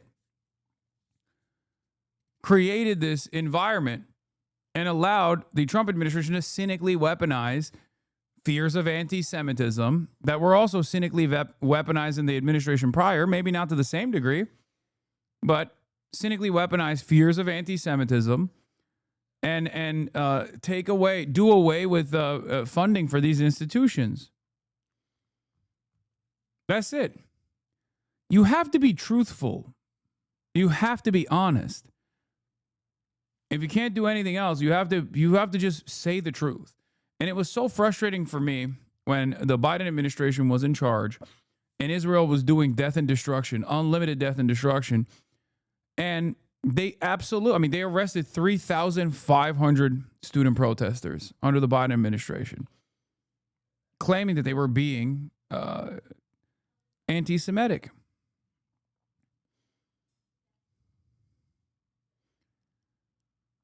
If that is your starting point, then you don't have a lot of disagreements with Scott Jennings. There is no disagreement there with the liberal panelists and the Republican one. The Republican one is at least the Republican one is at least like trying to take the initiative to combat it. If you also believe being anti-Israel is anti-Semitic and it needs to be dealt with, then why the fuck are you complaining that Trump is dealing with it, right? The campuses that had obviously made serious mistakes. My view is there'll be an appeal. I don't know where the legal case is going to shake out. I think. Yeah, no, it's true. As is the case with a lot of stuff. As is the case with a lot of American politics that revolves around the left flank of the duopoly, consistently conceding to the framework of the right. That the right-wing position is more logically coherent than the liberal position. That's it. If you think that anti-Semitism is a major problem on these college campuses, then why shouldn't the Trump administration actually try to punish these places? Maybe you also don't think anti-Semitism was a huge problem on these campuses. Maybe you didn't think that at all. Maybe you just wanted the annoying students to shut the fuck up and let you love your favorite apartheid state in peace. Because allowing them to continue protesting on campus with very reasonable demands was creating this unique problem that your donors were very frustrated by. A demand for divestment was honest. It came from an honest place. Just like saying Israel is a genocidal state is an honest statement. It's just the truth.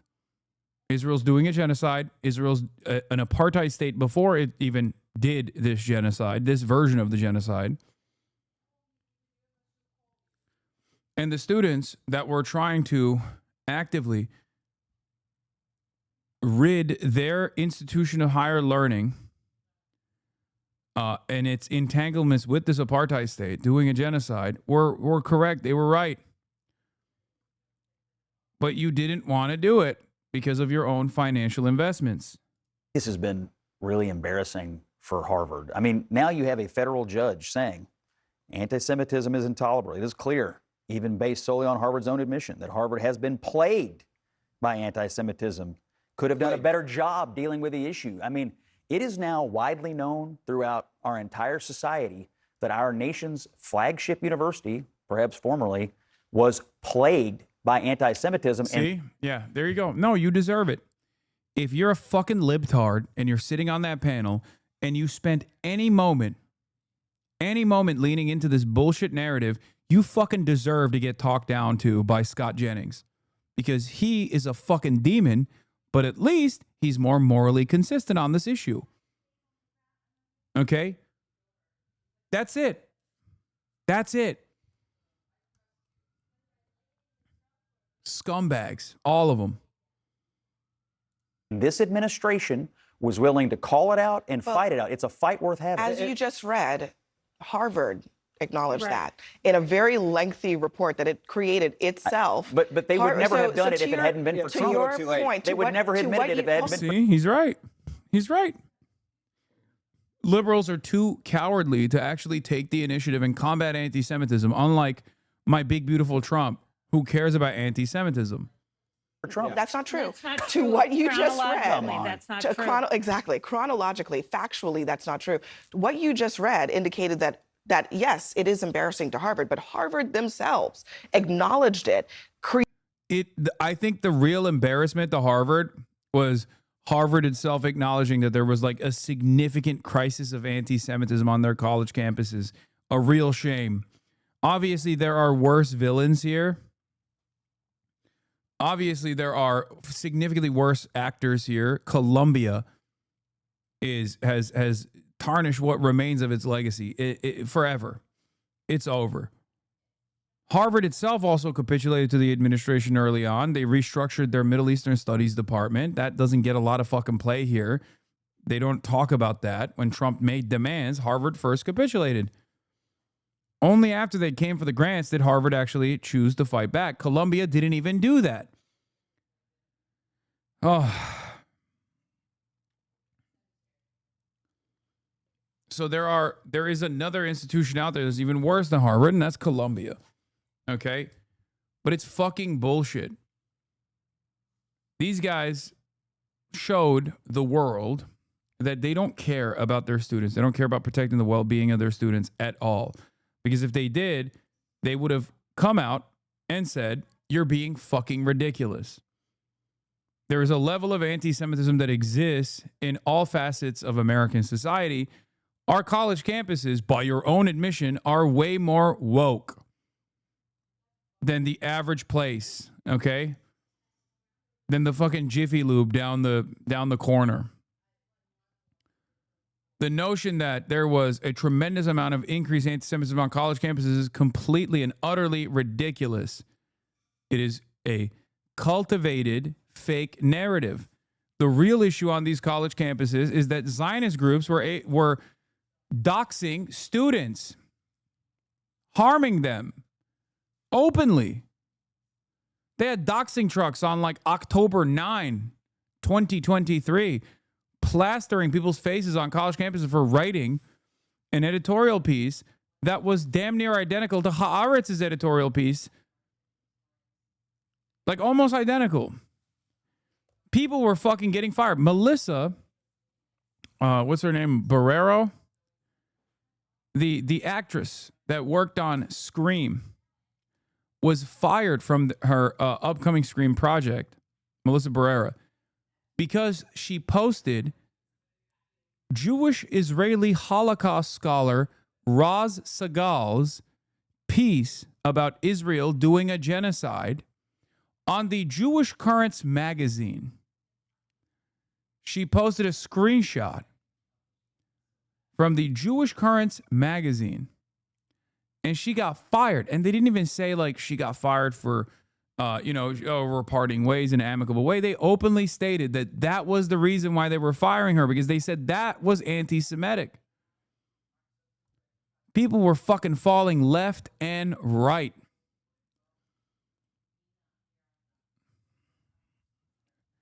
It was insane. We were there. We saw it. And liberals totally got swept away with this fucking fake panic. Fake panic whipped up. Fake hysteria whipped up with the express purpose of offering unlimited and unconditional support to the apartheid state that everyone who was familiar with its ways was aware was gearing up for a genocide. And it's not like they hid that. They said it openly. They said, we're fighting human animals. That's what the Secretary of Defense said. Defense Minister said, Yoav Galan, with an arrest warrant from the ICC, by the way, even though he freely travels to the United States of America all the time. He said, we're fighting human animals. We must shut off their food. We must shut off their water. We must shut off their electricity. That was a week after October 7.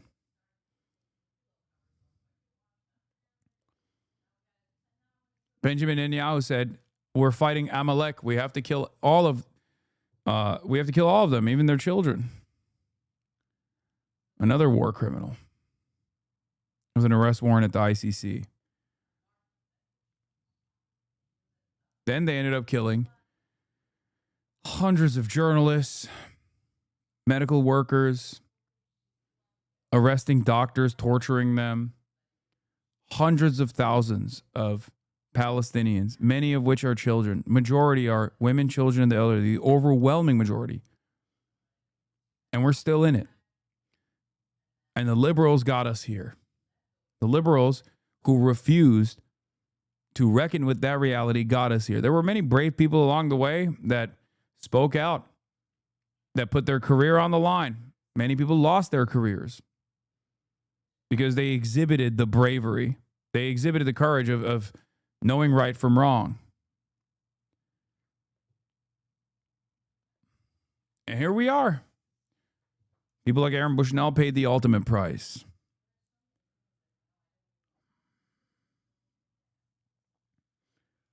It's incredible, man. U.S. lawmakers are aiming to ban arms sales to Turkey with a series of new amendments in the 2026 National Defense Authorization Act. Okay. Created an entire report to try to figure out what to do about it. And the question, again, for the Trump administration is, are they really serious on the anti-Semitism piece? And if they were, I can assure you. Would they not be serious about wanting to fix the problem rather than get a dollar amount out of Harvard? It's amazing to me that we're cheerleading for Harvard, standing up to the Trump administration, but we're not saying that they should have done that to anti-Semitism when it was rampant on their campuses, to the point where Jewish students had to sue the university. So it's like, we're going to stand up to Donald Trump. We're going to. Like, I need someone to say with their whole ass chest that, like, your fucking hysterical posturing doesn't change the reality of this genocide. Anytime I hear a motherfucker chirp like this, I want to be like, answer my question. Do you think Israel's an apartheid state, or do you disagree with every human rights organization and the UN? Answer my question. Do you think Israel is doing a genocide, or do you disagree with every human rights organization and the UN and also every fucking genocide scholar pretty much? Why should I listen to your hysterical posturing when it's very obviously done at the behest of defending an apartheid state's genocidal campaign of ethnic cleansing? Nobody ever seems to say this. Nobody ever seems to ask this question, because that's precisely what this is. Like I said, people are not stupid, okay? People have the capacity to see right from wrong. There's only so much posturing that works. Americans also have a tendency to hate smarmy, entitled, woke scolds. And that's like the biggest weapon that Israel defenders have, is just constantly fucking crying to the manager, constantly looking to fire someone, constantly looking to silence their opposition by saying like, you're anti-Semitic. Shut the fuck up. We're going to fight. By the way, I'm going to make a prediction. Donald Trump's going to win this one.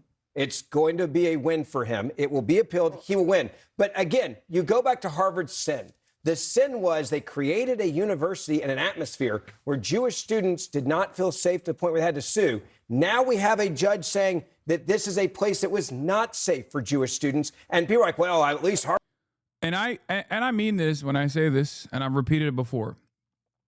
While this is untrue, if every single Jewish student was like, I love Israel, it's a very important part of my identity, which it's not even the case, right? But even if it was, these people that were saying, fuck you for being pro-Israel would still be right. Okay? It doesn't matter. You can package that with any kind of ism. You could say it's anti-Semitism. You could say it's scary. You could say it's hurting people's feelings. It doesn't matter. None of it matters.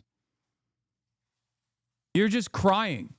And we have somehow decided that your tears, your fake tears, your crocodile tears, is more important and more impactful than the truth. It's more important and more impactful than all of the hundreds of thousands of Palestinians that have been killed so far by the state that you have to defend. I don't give a shit if it's a significant part of your existence, a significant part of your identity. Okay, that's your problem. You got to deal with that, dumbass. The fuck do you mean? I don't give a shit about your fucking feelings. It's a genocide. Suck my dick. What the fuck is this? And it's such a laughable notion, too.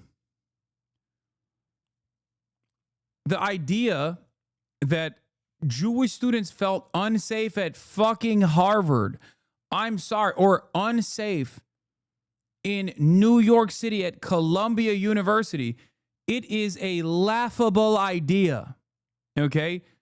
It couldn't be further from the fucking truth. It is the most patently absurd, nonsensical fucking statement I have ever heard in my entire life, dude. What the fuck do you mean? It's like white people saying, I'm unsafe at like James Madison University. Excuse me, as a white Christian, I feel unsafe. The fuck are you talking about? It's too woke. These campuses are too woke. I feel unsafe. As a white Christian, honest, God-fearing man, I'm terrified at JMU campus. What the fuck? At Liberty University campus has gone too woke.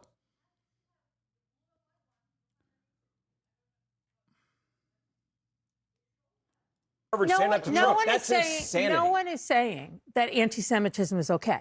And Harvard itself But we're has overlooking it because we're standing up to Trump. Absolutely not. Absolutely. No. The judge herself You has said said... a second ago, I'm glad they're standing up to Trump. I am glad they are. Why and not? I'm glad also that Harvard has been reprimanded because they I am put also kids' glad that lives at risk at Harvard. I'm also glad that there is a plan for promulgated by Harvard. I don't think you guys are talking about both. You're talking about one. I just started. I just started. We're in the middle of it. But she's saying it's about I was asked a question and I Often at this answered. table, a failure to hold multiple ideas at the in our minds at the same time. Oh, they do say shit like that. I live in VA. Some white dude said that at a party I was at. Yeah, but nobody takes that seriously, is my point. At least until now. This administration might start taking that sincerely as well. But do you see what I mean? When someone says, oh, I'm a Jewish student and I love Israel and I feel unsafe that people are saying Israel is a genocidal state or is a Nazi state, okay? I feel unsafe. People go, oh my God, do you feel unsafe? We should kill every student that has hurt your feelings. We should arrest them. We should jail them. We should expel them. I'm so sorry. I'm so sorry that you feel that way. When a fucking white Christian, when like a Republican Mormon guy at BYU turns around and says, I feel unsafe. I can't practice my religion any longer. BYU is too woke. You would laugh at that person. You'd be like, shut the fuck up, dude. The fuck do you mean? Go soak your girlfriend, dipshit. The fuck are you talking about? Oh, you feel unsafe. We got to deport these people. Suck my dick.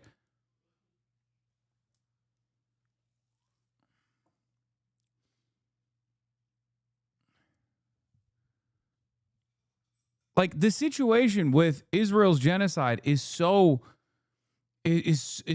a clear-cut, severe wrong that it's like even the like real instances of anti-Semitism are not enough to make up for this like fucking moral wrong. Like, what are we talking about?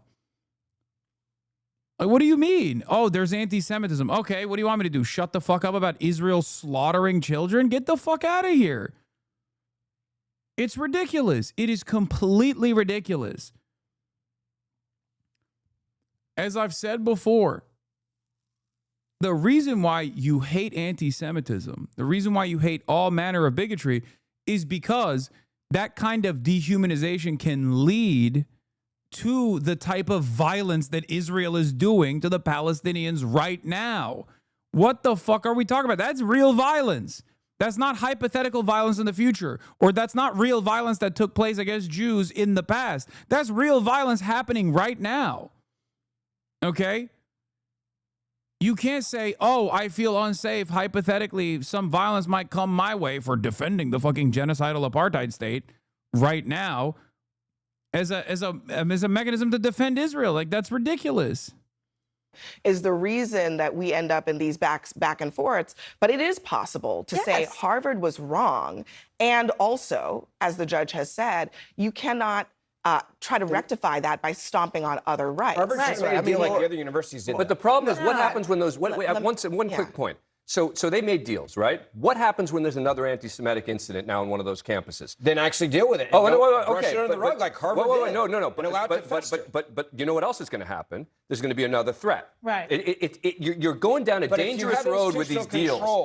You don't allow for anti-Semitism. Right. No, I agree. But you were making. Then you don't have to worry about that. But you're making the point that each school was smart to make the deal. Yeah. And as a practical matter, in a short term, they were. But long term, I don't know, because they can't control it. I gotta let Nina have a word here. Go ahead. No, Abby, your point is well taken. More than one thing can be true at the same time, and we just got to accept that. Right. And the judge made a ruling. So legally, the Trump administration will get a chance to appeal, and I agree with that. Queen's Bodega named Gaza Deli and Grill ignites fear among Jewish New Yorkers, including October 7th survivor. I'm still not safe. Then fuck off. Okay, then fuck off. Leave the country. Okay, go back to Israel. The fuck do you mean you feel unsafe? Oh my God, the mere mention of Gaza. Like, this is what I mean. You're just a fucking racist, dude. What are you talking about? It's like when racist white people, like Klansmen, being like, well, there's black people around and that makes me feel unsafe. Okay, that's a you problem. That's a fucking you problem. You got to deal with that. You should be ashamed to openly. You should be ashamed to openly, what the fuck is this Substack, bro? Hey, you get mentioned in the first phrase, dude. Perma.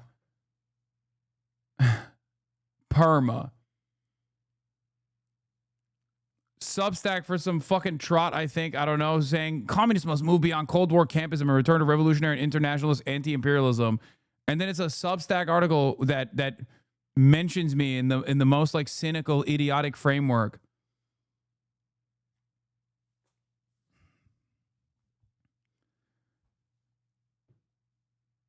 While I'm in the process of talking about some other shit. Oh my Lord, dude. That's crazy. We've moved beyond, bro, we've moved beyond like slop tubers. Now we're doing random fucking slop substackers. Oh my God. Why'd you permit them, Hasanabi? So uncharitable. Take a week off.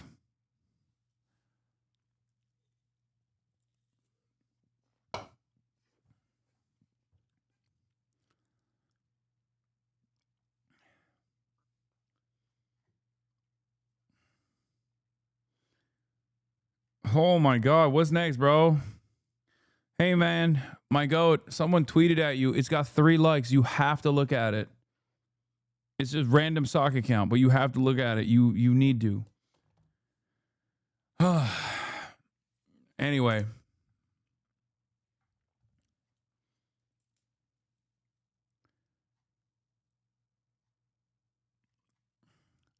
This is no different than a racist white supremacist saying, it scares me that black people are able to drink from the same water fountain, and it should be treated as such. So much of the pro-Israel fake hysteria, the cynical weaponization of anti-Semitism, comes from just straightforward anti-Arab, anti-Muslim sentiment, okay? It's just hatred through and through.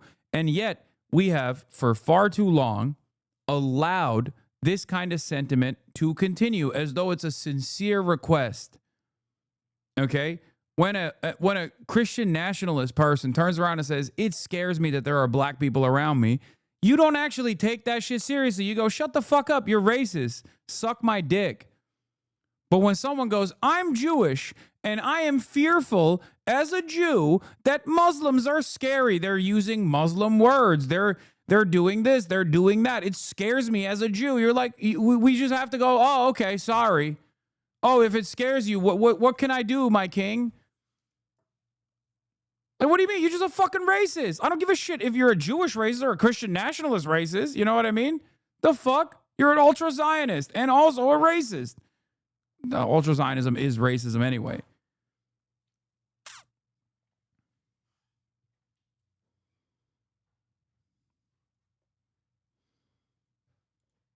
What is this? You've been getting pissed off at white America expressing empathy for Palestinians? What? What? And as it goes up the chain, we will see what happens. You can criticize the Trump administration. You spent the whole campaign criticizing Democrats. You put the Republicans in power. Self-hating Quebecois. First of all, you're Canadian. Okay? So see yourself out of this conversation.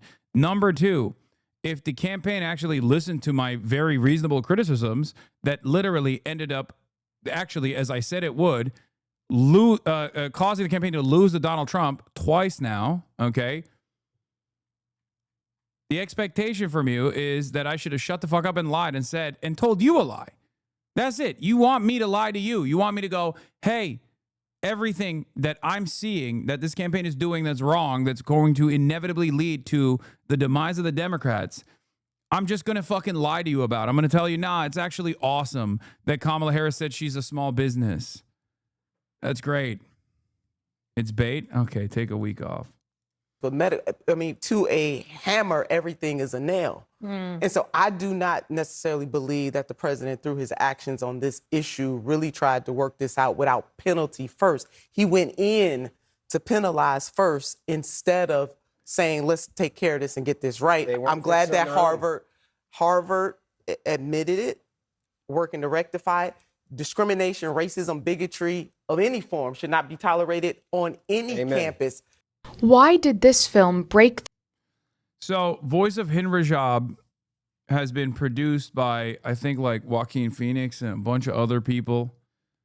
And it's making its rounds through the awards circuit. Okay? And as a part of this, it was at the Venice Film Festival.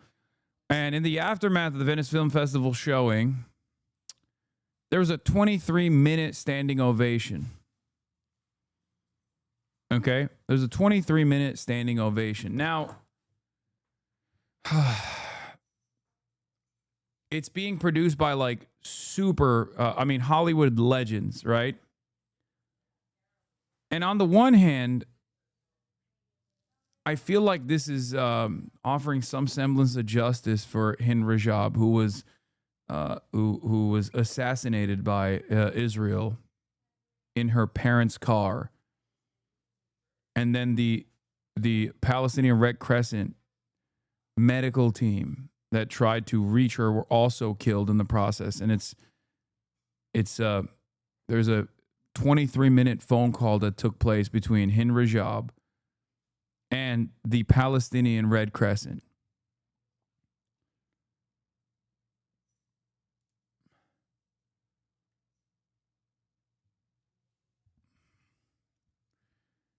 And now Hollywood has made this fucking movie. And on the one hand, I think like, this kind of tearjerker is good for broad awareness, I suspect. But I feel conflicted. It was a 3-hour phone call. 23 minutes was a standing ovation length. Yeah. I fucked it up. Anyway. I think there is something about this process that like I feel very icky about. There's some about this process that I feel conflicted on. I said conflicted on the Hind Rajab movie standing ovation. It feels like a socialist German filmmaker making a movie about Auschwitz while the gas chambers are still running. Important for awareness, but Israel still genociding children like Hind with impunity every day. We must stop it. And I don't want to be the friend who's too woke, because I do see the benefit of this, right? I do see the silver lining, because like, after all, what do? I mean, I try to do awareness every single fucking day. And and this is supposed to be a multifaceted approach, if you're an artist, you use your art to try to get people on board. If you're a movie maker, you use your movie to try to get people on board. But at the same time, I feel like this is still ongoing. Like, this is still fucking ongoing. Like, the people in that room, the people who played a role in making this, they could be making a bigger fuss, I feel like.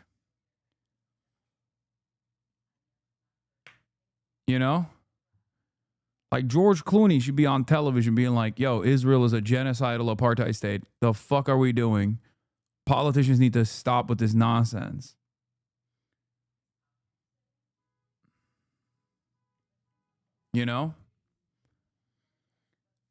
I know it's to get more awareness, chatters. I understand. I'm not saying it's bad that they made the movie.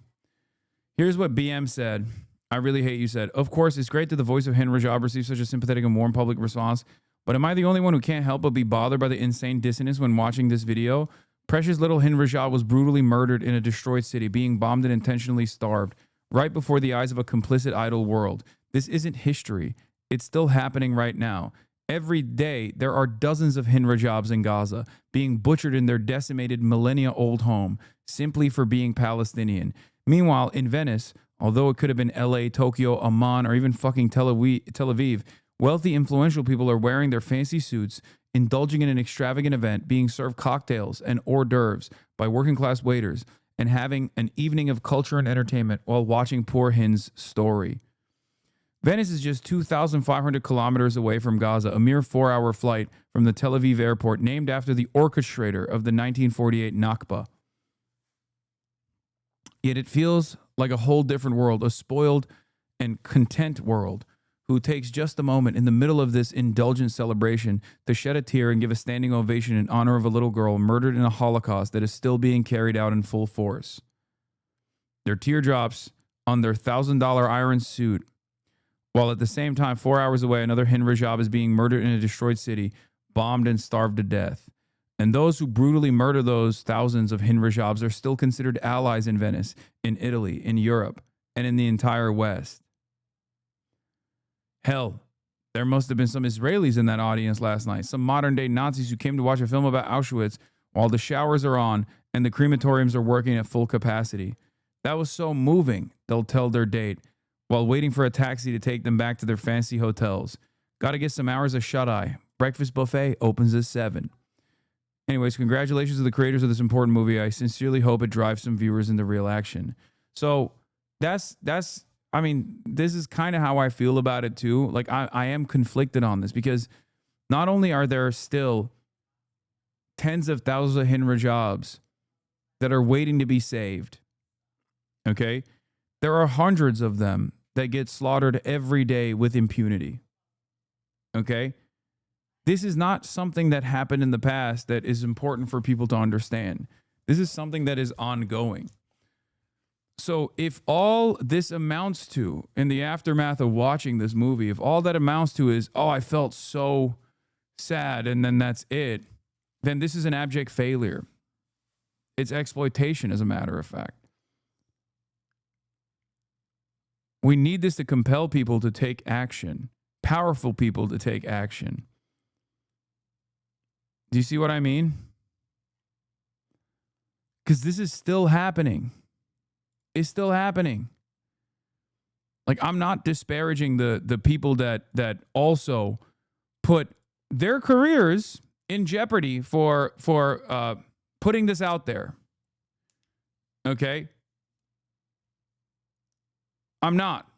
I understand the power that propaganda holds. I myself do this every day. If I didn't think that this was a medium that could change people's minds, then I wouldn't be doing this. But unlike many of those people in that room, I will say, I do everything in my power every single fucking day. And I know many of you in here do as well, to move the needle in the right direction. So I hope that the people that played a role in this, Joaquin Phoenix and all these other people, and it's great that they're doing this. Like, I hope that they do more, and I hope they compel others to do more. You know?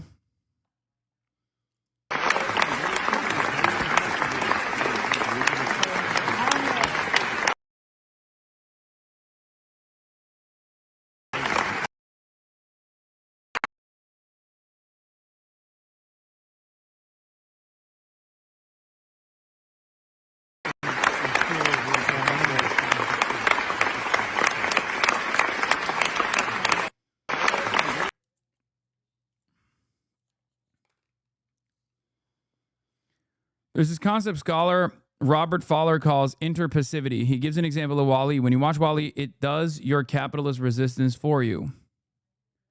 Wait, is it effing again? What's happening? Not on my end.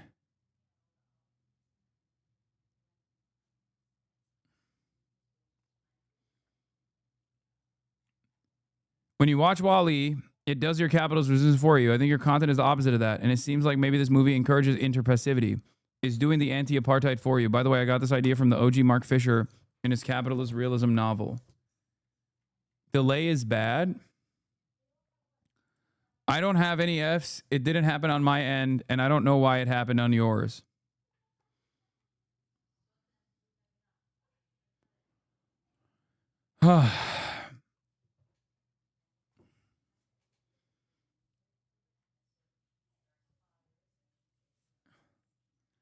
As a Palestinian, I tell you, we need all actions and awareness. The creative class expresses it this way. I take it. Political pressure needs to continue along with art, sports, and all other areas too. Every little counts.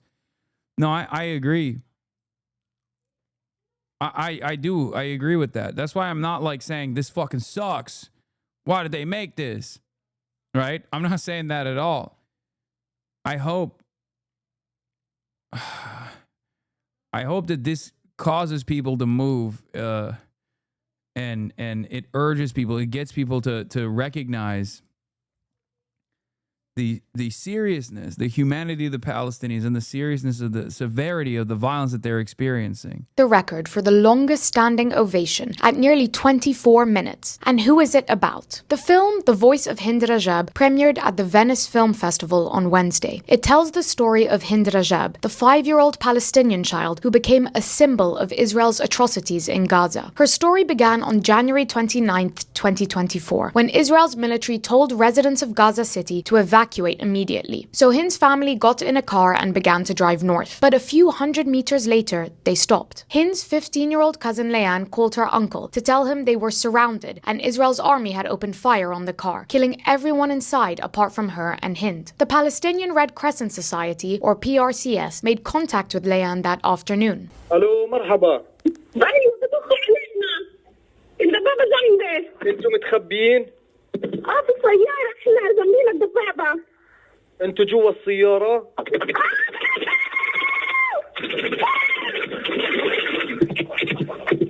الو.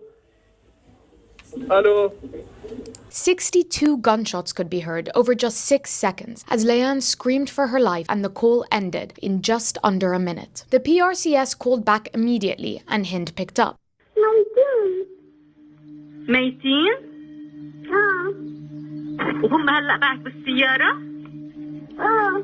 هي جاية عليكي من قدام السيارة الدبابة؟ قريب كتير؟ كتير وعم تمشي؟ طيب ما بدنا نخاف؟ نحكي معي أنا معك يا عمري. The Red Crescent got permission from Israel's defense ministry to send an ambulance to try rescue Hind, but as the ambulance turned onto Hind Street, explosions were heard. So, for the record, like, here are the things that are important, right? 1, the film was made in collaboration with Hind's mother, Wassam, the Palestinian.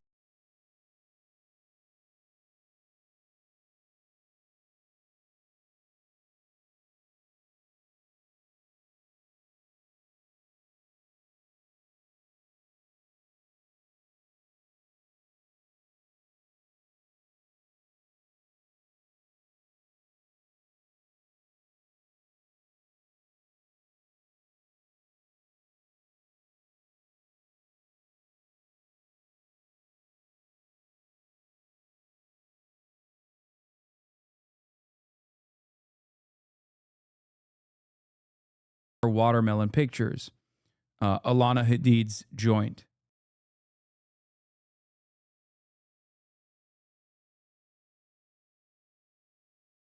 Wide, it's my internet. It's my internet.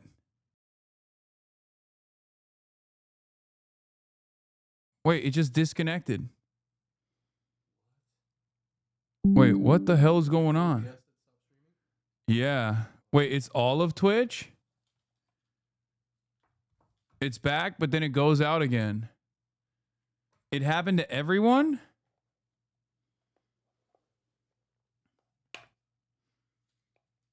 Move to Missouri. No thanks.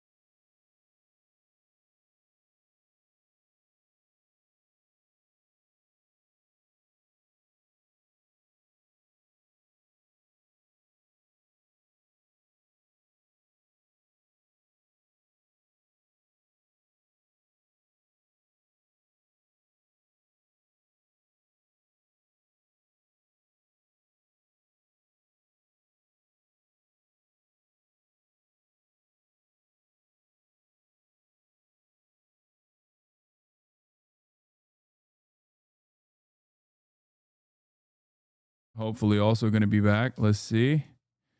That was fucking strange. That was very strange. Dude, it's crazy. I don't know what the fuck just happened. You and Iron Mouse? I mean, I don't know. I don't know what just took place. Yeah, not site-wide. Seems to be Toolkit. Well, why is it back then?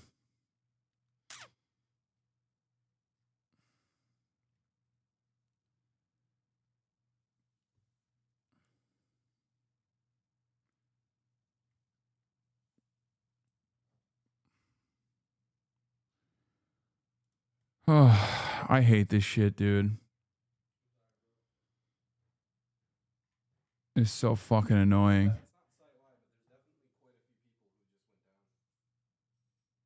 It was not all of Twitch. I'm lurking a couple gamers and their streams were fine. I mean, a lot of big streamers went down, I guess. How can you have such fucking shit internet in the USA?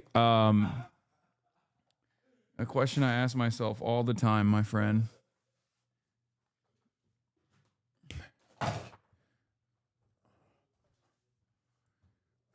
Are we delayed? No.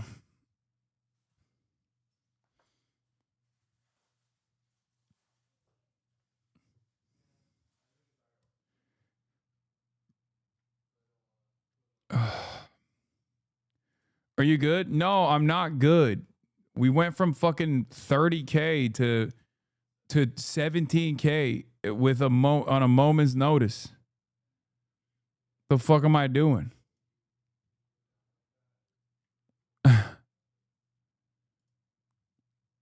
People just leave as soon as it. I mean, I can't fault them. They just think like it's over.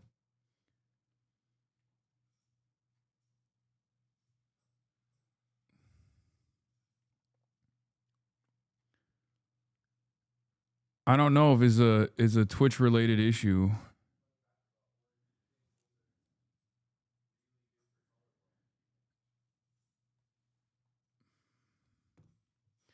Oh no, your bots are gone? Yeah, that's what happened. No, dumbass. If I had bots, they wouldn't go away. I literally wouldn't actually lose any viewers if it was bots, dummy.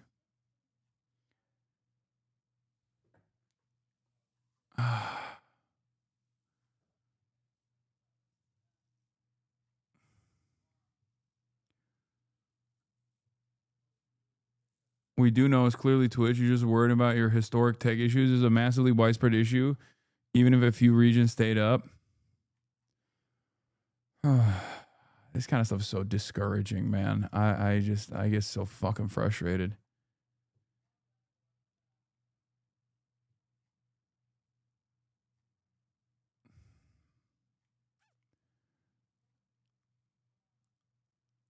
It's IRL Toolkit. Kai was down, but some people were still going. I think so. It could be IRL Toolkit. I don't know. I don't fucking know. Ugh.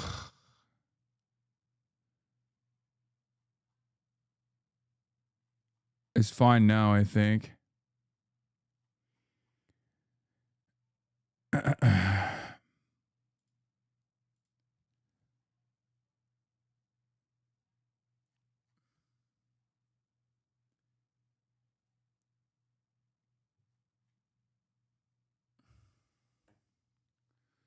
Might be worth it to hire/contract someone to help you troubleshoot. I already have someone. It doesn't matter. I already have people that are working in real time. I have the IRL Toolkit. I have people over at Twitch side. I have someone in the house with me right now. You guys, all of your suggestions are things that I have addressed. Anyway, the thing that I was saying about this particular movie is that it's being done with Watermelon Watermelon Pictures. So that's a good thing. The film was made in collaboration with Hind's mother, Wassam, the Palestine Red Crescent Society, and a cast of dedicated Palestinian actors. set entirely in the Red Crescent control room where Hind's final call was heard. Her voice anchors the story in reality. Out of respect, Hind is not portrayed on screen, yet her presence resonates in every frame. May Hind's story change us forever, an echo throughout history. So the people who made it are actually, or the people who are responsible for distributing it are actually good. It's like I said, it's Alana Hadid, friend of the show. She's Palestinian. It's Watermelon Co. So like, I think it's being done in an ethical manner. So that's good. The other issue, of course, is that there are still people from Hind's immediate family that are still stuck in Gaza. But I think ultimately, like, this gives me confidence. This gives me confidence that it's being conducted in the most ethical way. It's just that I really, really fucking hope that people, when they see it, don't just go. I really hope that this, why be critical of this film and not the one that won the Academy Award? Wait, what do you mean? I'm not critical of this film either. I'm critical of the audience reception. Also, what the fuck do you mean? The people that made No Other Land are literally also straight up Palestinians with their own fucking phone cameras. And Israel ended up executing one of the people that played a formative role in the filming. An Israeli settler literally killed someone that made the movie.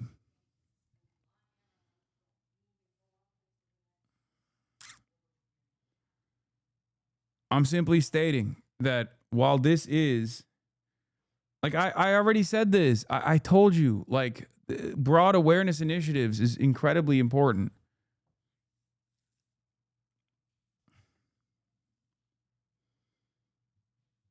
And the reason why I feel conflicted about it is because on the one hand, I participate in broad awareness initiatives as well. On the other hand, obviously, if this movie was like silly to make, then it means everything that I've done so far is also silly and there's not warranted at all. It's completely powerless. I guess the only reason why I feel this way is because, like, you got Joaquin Phoenix and like George Clooney, like actually fucking incredibly famous people associated with the project. The movie itself is not the issue. Do you see what I mean? The movie itself is not the problem. And BM says, okay, you hugged, you cried, you clapped, that's great. But now it's time to honor the memory of Hind and cut any and all ties with Israel and Zionists. That's straight up. That's it. And I know I don't have to say, I know I don't have to say that about, like, Alana Hadid or any number of different people that work at Watermelon Pictures. Obviously, they already have done that. But my expectation, I hope, is not that these guys just, like, simply put their name with this. Simply associate themselves with this project as, like, executive producers, but go beyond that and demand change within Hollywood, because these people are real movers and shakers in Hollywood as well.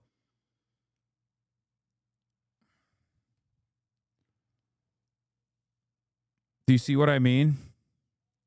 And the line dropped. The paramedics were no longer responding. Hind was still on the call, alone and surrounded by the dead bodies of her family members. It was beginning to get dark. The Red Crescent had gotten her mother on the phone. They all did what they could to get her to keep talking, but she began to fall silent for long periods of time. When they asked why she wasn't speaking, she said, "Every time I talk, blood comes out of my mouth and makes my clothes dirty, and I don't want my mum to have to clean it." They told her to stay in the car where they could find her, and that if night comes and they still haven't arrived, she should close her eyes so she doesn't see the tanks.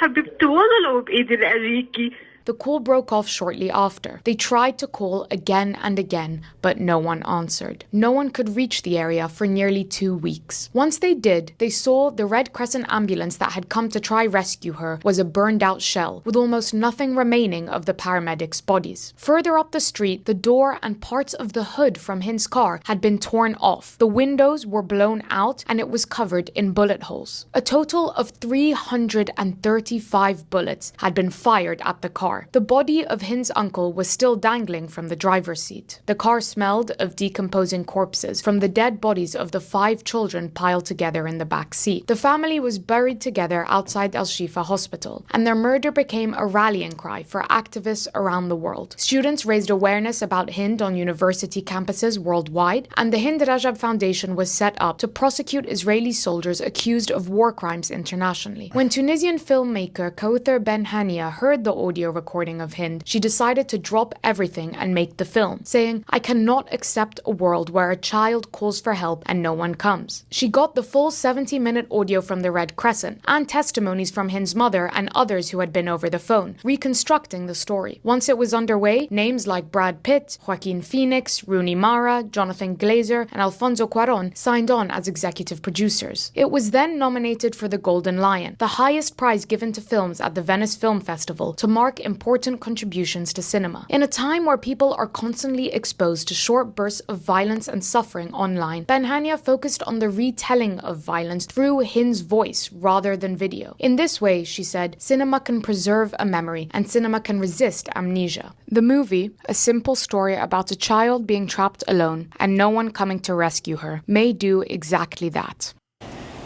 Along this remote mountain track is a key to understand.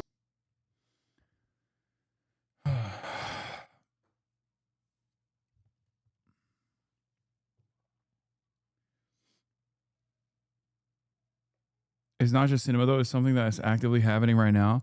No, like I said, everyone,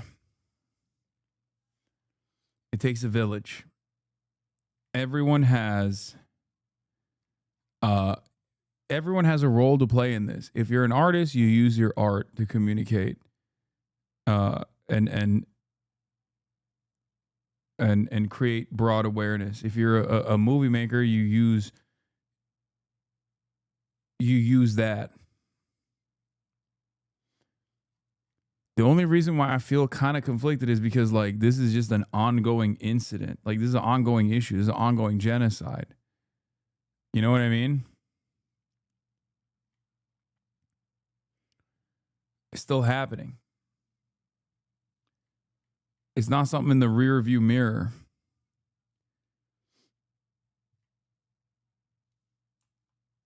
Standing. I don't know. All right. Zohran Mamdani was on Chris Hayes, friend of the show, 2 friends of the show, talking to one another, chopping it up. Today, multiple outlets are reporting that Donald Trump is attempting to tip the scales of New York City's mayoral election by offering some of the candidates jobs in the administration in order to help Andrew Cuomo defeat Zohran Mamdani. Ever since the 33-year-old Mamdani won the Democratic primary in June, the Fox News viewer, who is our president, has been taking a special interest in the New York City race. If a communist gets elected to run New York, it can never be the same, but we have tremendous power at the White House to run places when we have to. You have a lot of crooked things going on in New York. We're going to straighten out New York. Maybe we're going to have to straighten it out from Washington. Now, the New York Times is reporting that advisors to Trump are trying to induce the current incumbent mayor, Eric Adams, to leave the race by dangling an administration job for him. Quote, the talks have also involved finding a possible place in the administration for the Republican candidate, Curtis Sliwa. Citing 3 people with knowledge of the discussions, the Times reports the goal would be to give former Governor Andrew Cuomo a better chance of defeating Mamdani in November's general election. Political reports Adams has been offered a position at the Department of Housing and Urban Development, according to a person with direct knowledge of the offer, and that the mayor met with the president's team during his visit this Monday, to Florida. A spokesperson for the Eric Adams campaign said Mayor Adams has not met with Donald Trump. He is not dropping out of the race. But it would not be the first time Trump has used Adams to influence New York City politics, of course. You'll remember, shortly after taking office, Trump's Department of Justice dropped corruption charges against the mayor in exchange for Trump-favored immigration policies and cooperation from the mayor for them. That move prompted the resignation of over half a dozen prosecutors in both Manhattan U.S. Attorney's Office and Main Justice, including the acting U.S. Attorney for the Southern District. Joining me now to respond to all this news on a very busy day is the Democratic candidate for New York City Mayor, Assemblyman Zohran Mamdani. It's good to have you here. Nice to meet you in person for the first time. Good to be here. Thank you for having me. So what do you think about all this? I think it's outrageous. And I think oftentimes in a race such as this, it's tempting to think of this solely in the question of how does this impact the race? But this is an affront to our city's democracy. This is an affront to the values that make so many of us proud to be Americans, that we could choose our own leaders, not that our leaders pick themselves or their friends. And we're seeing in this time when Donald Trump has taken snap from hungry New Yorkers, has passed legislation that would throw millions of New Yorkers off their health insurance, that we have Democrats in Andrew Cuomo and Eric Adams working with this administration to try and subvert the will of Democratic primary voters right here in New York City. Is there a Democratic argument that there's some problem with this split field of 4 candidates that ends up with a person being the mayor of the city with 40% of the vote? Like, is there, because we have, we had the ranked choice voting in the primary, which I think is an important thing. You've now got this very weird situation where the next mayor might win 35-40% of the vote. And there's a question about what that would mean for that mayor's representative ability in the city. I don't think any of those questions are motivating Donald Trump or that's fair. Thinking about the actions that they take. And I think that if this was just a question of am I going to face 3 candidates or 1 candidate, I wouldn't have concerns. I'm just as confident of beating Andrew Cuomo today as I was yesterday. My concern, however, is what these so-called leaders are willing to give up in the name of securing power. That is why so many New Yorkers are turned off by our politics, because they see no relevance of their struggles in the conversations that are taking place. There's reporting over the summer that there was a phone call between Donald Trump and Andrew Cuomo, previously undisclosed, reported by the Times August 6th, that Trump spoke about the race directly with Cuomo, an old associate and foil, according to 3 people briefed on the call who were not authorized to discuss it. Andrew Cuomo denies that they talked about the race. Is your read on this situation that if it's Zohran, Sliwa, and Cuomo in the race, will he still win? Yes. Look, I don't want to say that it's a given. It's a 100.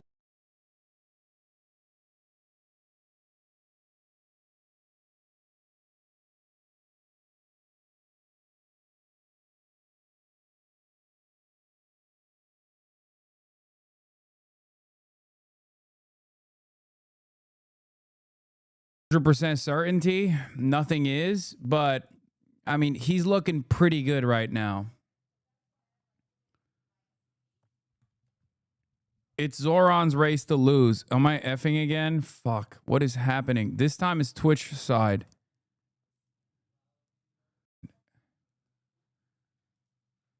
Uh-oh. I'm still here. I don't know what's going on. Oh, so it's probably a toolkit issue. No, I'm not gonna do it. Ay. Oh God, IRL toolkit is getting fucking ass blasted again, which is really shitty because tomorrow I do.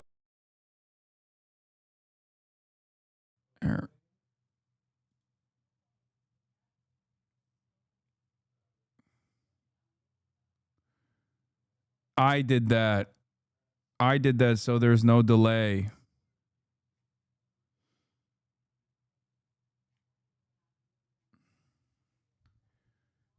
Okay. Tomorrow I have a collab with Miguel.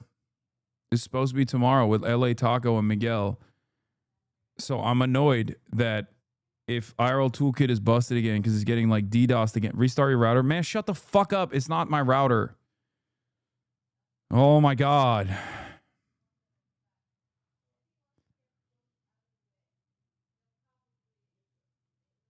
It's a mediator that I use. It's like a cloud server that I use that is supposed to be a fucking failsafe for my stream dropping off. If there's any sort of issues on this side, I use the cloud server to like connect it to a different source of internet.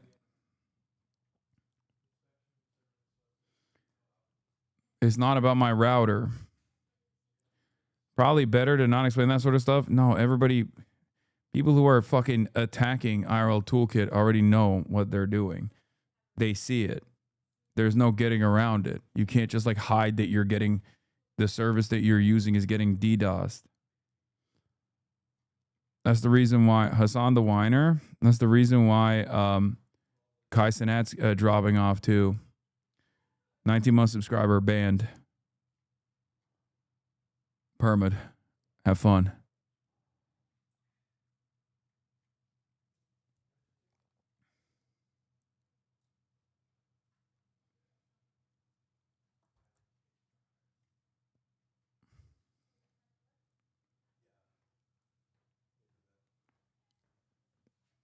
Yeah, they're just gonna fucking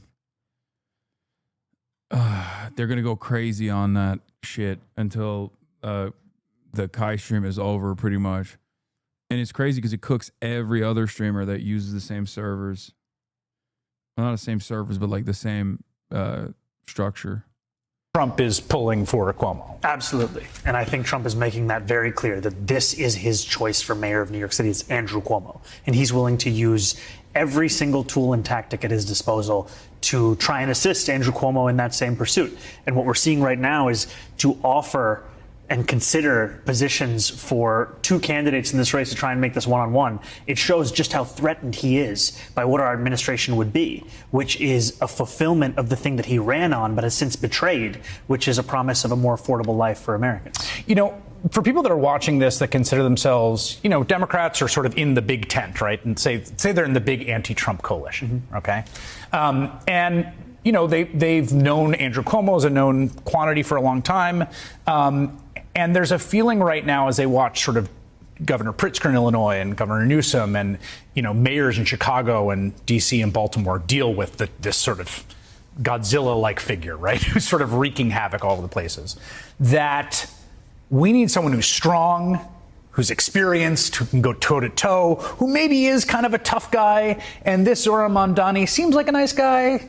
You know, he seems charming. He's 33 years old. Like, why is Trump bagging Cuomo instead of Sliwa? Election viability.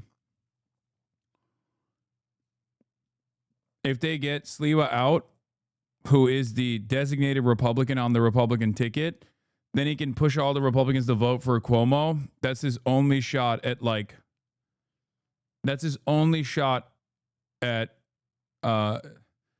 possibly ensuring that Zohran doesn't win.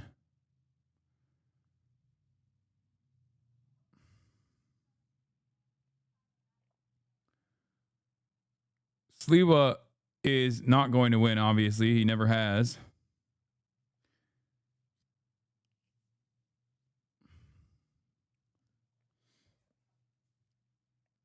But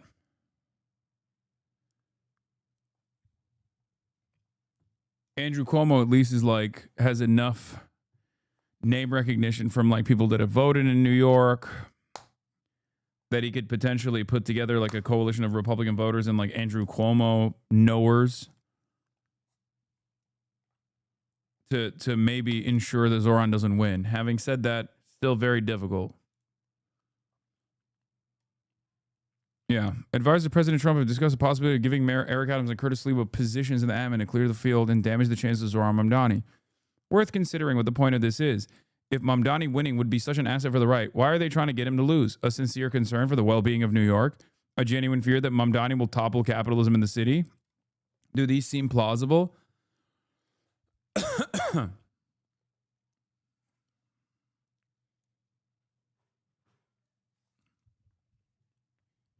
Why are they so worried? Why are the Democrats so worried about Mamdani winning? If the Republicans are this worried about Mamdani winning, why the fuck are the Democrats so worried about it? Why are the Republicans so scared?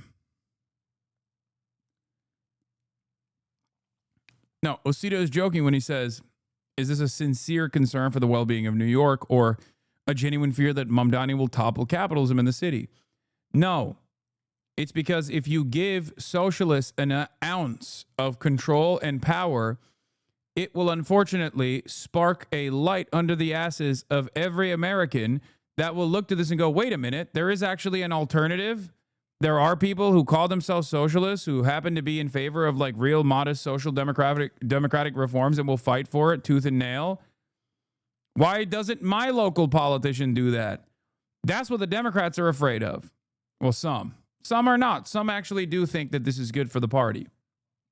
But others are genuinely afraid of that.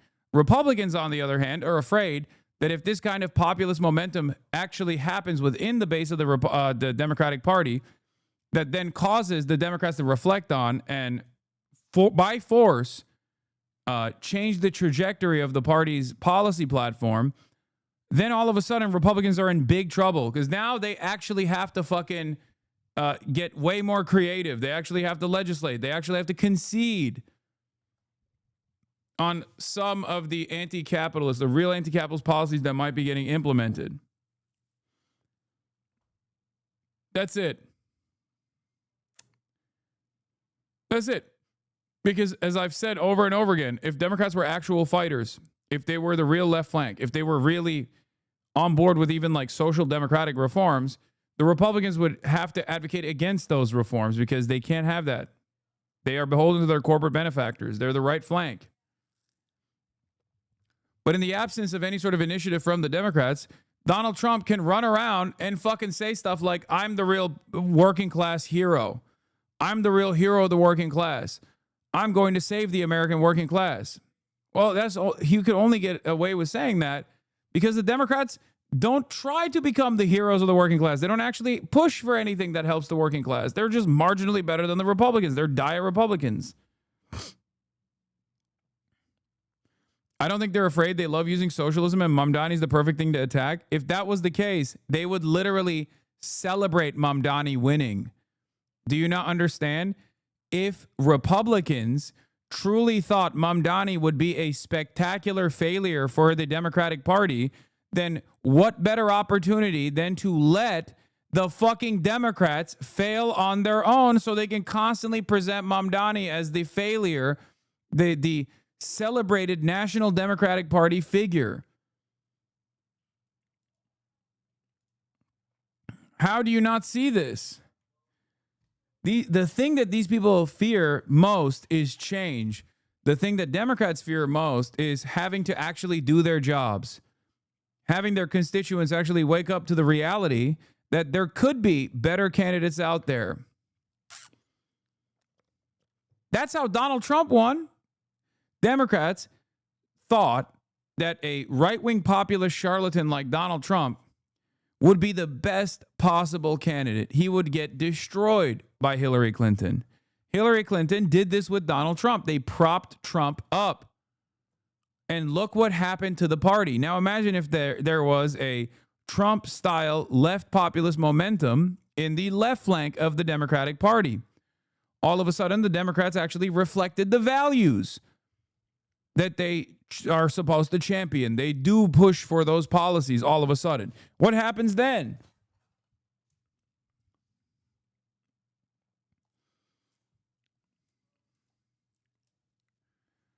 Even more myopic, if Mamdani and left progressive working families party DSA types become a viable option, Republicans lose their lane in blue state duopolies to centrist Dems.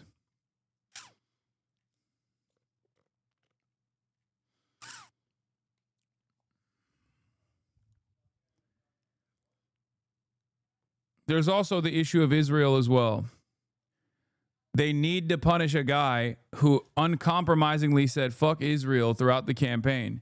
They have to punish him.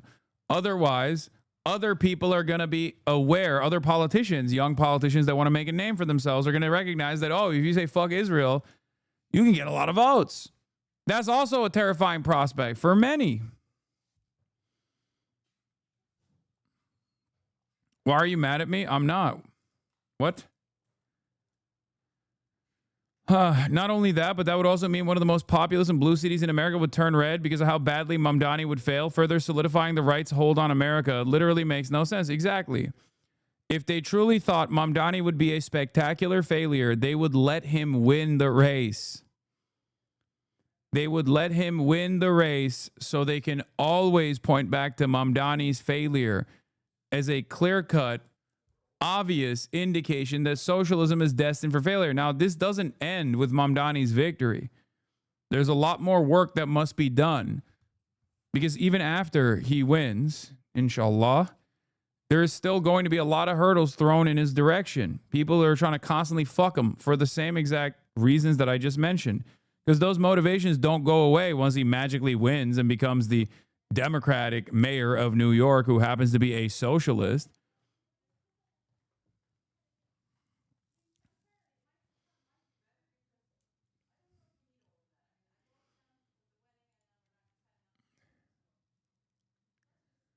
Holocaust Museum LA said never again can't only mean never again for Jews. Wait, what the fuck? Holocaust Museum of LA is woke? Wait a minute. Jews must not let the trauma of our past silence our conscience. Standing with humanity. Wait, what the fuck? Wait, hold up. This is a real tide shift. Hey, yo. What the fuck is this? Wait, this is shocking. Hold up. The Holocaust Museum of LA is implying that Israel's doing a genocide and Jews must speak out? Did they get hacked?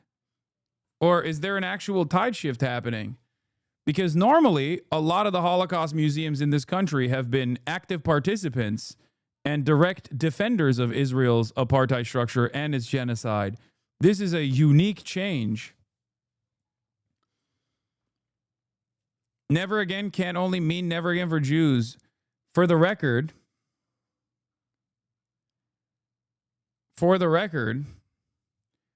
I mean, this is a real positive shift.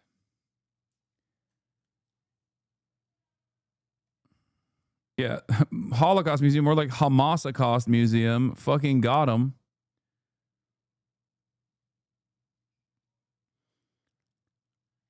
Guys, it's not many U.S. Jews separating themselves from Zionism that's like unique.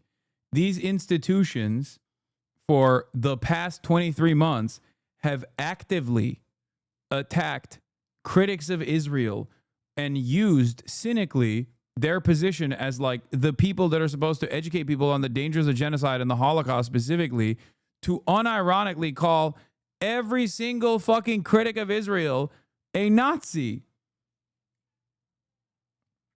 I don't think you understand. Like the American Holocaust museums and these foundations have played a formative role in propping up the Israel defense. So much so that the Holocaust Memorial Foundation literally changed in their Arabic translation the Warsaw Ghetto Intifada to the Warsaw Ghetto Mukawama because people kept pointing to their website to say Intifada just means uprising. Look at the Holocaust Museum. On the Holocaust Memorial Foundation's website, on the Arabic translation, it literally says Warsaw Ghetto Intifada. That's what Intifada means. It's just an Arabic word. You're just afraid of Arabic.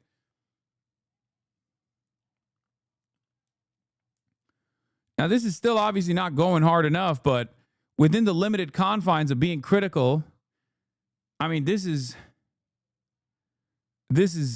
great. I mean, this is a welcome change of attitude. Yes, Mukawama is the M in Hamas. The museum shit on a pro-Palestinian activist 2 days ago.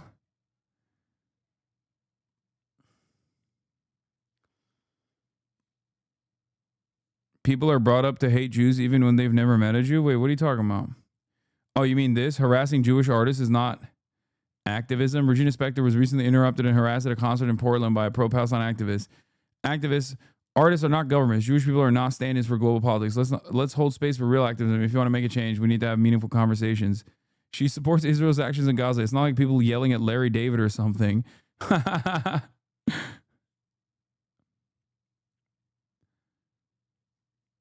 Let's see how the Holocaust Museum of LA's fans, the 23,000 followers, responded to this last post.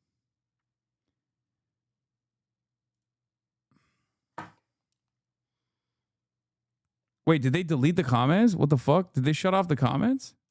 Why can't I find the comments? Why can't I see the comments? I was just capable of seeing the comments a second ago. There's 423 comments. They deactivated them while I was looking at it.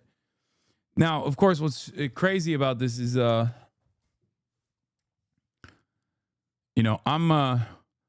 think this is the Holocaust Museum that I ball next to sometimes.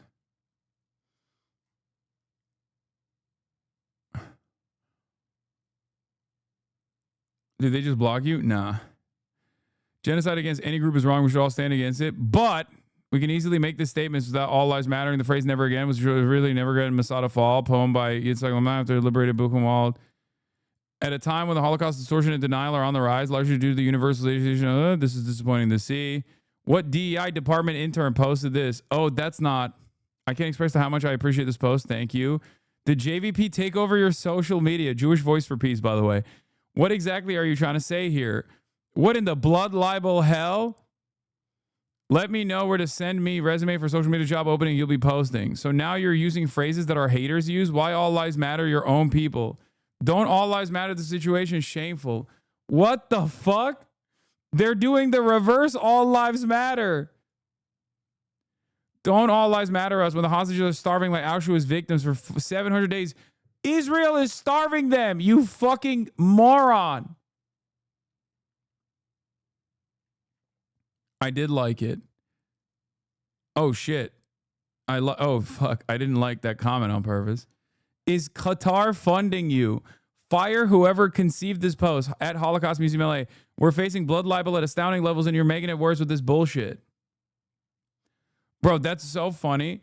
I hope this is a wake-up call for at least some people who are still in the margins at this point that work at the Holocaust Museum of LA that are like, yeah, we posted this like basically the most non-controversial take that we can. This is like still the actual take is, not in our name. It's ridiculous that this is happening and Israel cynically weaponizes this notion that like this is being done for Judaism, they don't even say Israel, they don't say Palestine, like it's not Miss Rachel ass take but still butthurt. Yeah, this is the most like, come on guys, can we be a little fucking chill? Like this is the Holocaust Museum being like, come on, guys, we're Jews, you're Jews. Like, can we just fucking chill out a little bit? Like, there's some serious stuff going on here. Can you please shut the fuck up? Like, can you please just like be anti-genocide unconditionally? And motherfuckers are like, how dare you say that? No, some genocides are good, actually.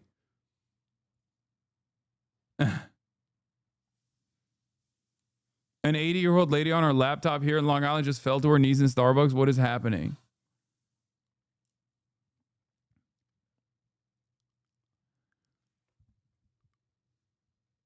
They vaguely implied Gaza and genocide with this post. No, I know. But even that is...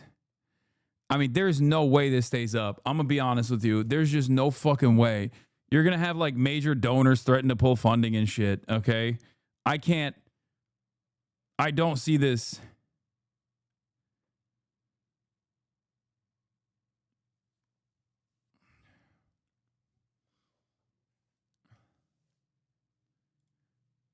It's literally just this.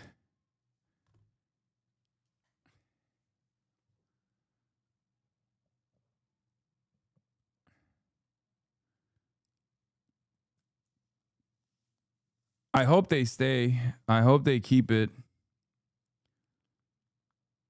Times of Israel about to lose their shit with this one. Oh, yeah. Clock ticking on bill to make California first state with anti-Semitism watchdog in schools. Dude, what the fuck is going on, man? What the fuck is going on? Like, there was the whole, like, Beverly Hills saga where they were like, we're going to put up the Israeli flag on our big, beautiful schools in Beverly Hills. Like, what the fuck are you thinking? They straight up were like, we're going to put the Israeli flag in honor of, like, combating anti-Semitism. Okay? At a time when there is unprecedented anger, justifiable anger, mind you, against the state of Israel, and like the smart, self-interested, self-preserving thing for any Jewish person to do is to say, like, yeah, this is not me. I don't know what the fuck you're talking about, which is the truth, right? It's supposed to be the truth. That's why you're in fucking Beverly Hills. You're not in Tel Aviv, right? And these guys are like, nah, man, nah, this is me. This is my shit. I love it. And it's also for Judaism. Remember, the Jews did this. Is a crazy thing to say. How the fuck do these guys still not realize? Like, sure, if you live in Israel, I understand why you think everyone is anti-Semitic. The world is against you. Everyone is Hamas, okay? Because you're surrounded by motherfuckers who also feel that. And you've been primed into thinking that, like, anyone that tells you that, like, Arabs are human, for example, is a disgusting anti-Semite, okay? But, like, if you're in America, if you're in the Beverly Hills area, if you live in the United States of America, what the fuck are we doing? What are we actually doing? What, like, there's no way that you're that hugboxed to not realize why people hate Israel.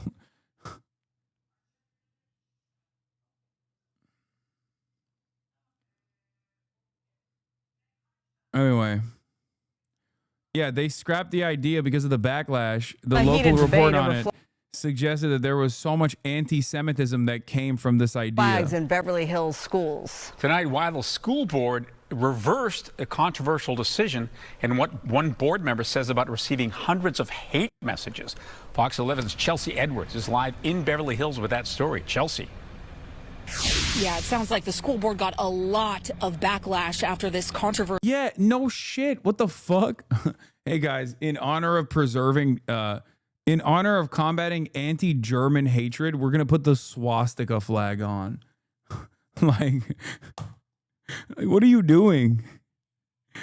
Hello, we are the American Bund, we're the American German Bund movement, and we're America first, and we think it's really fucked up that a lot of people are hating on the Nazi government. They're just trying to do what's best for the German population.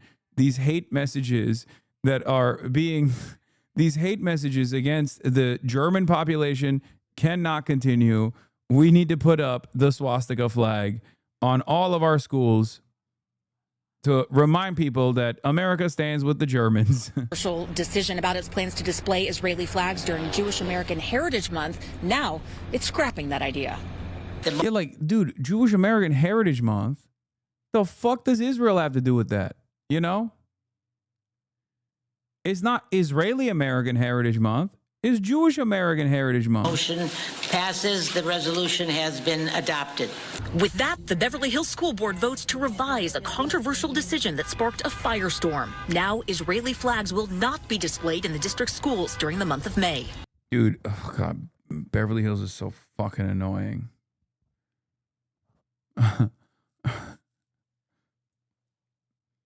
I know LA kids don't like this. I mean, there are definitely a lot of alumni and former, kids that went to Beverly Hills schools that definitely do like this. Okay, let me tell you, my fucking neighbors. All right, they probably love this shit. Okay, there are some who don't, but not a lot. Okay. We are here to educate and keep our kids safe.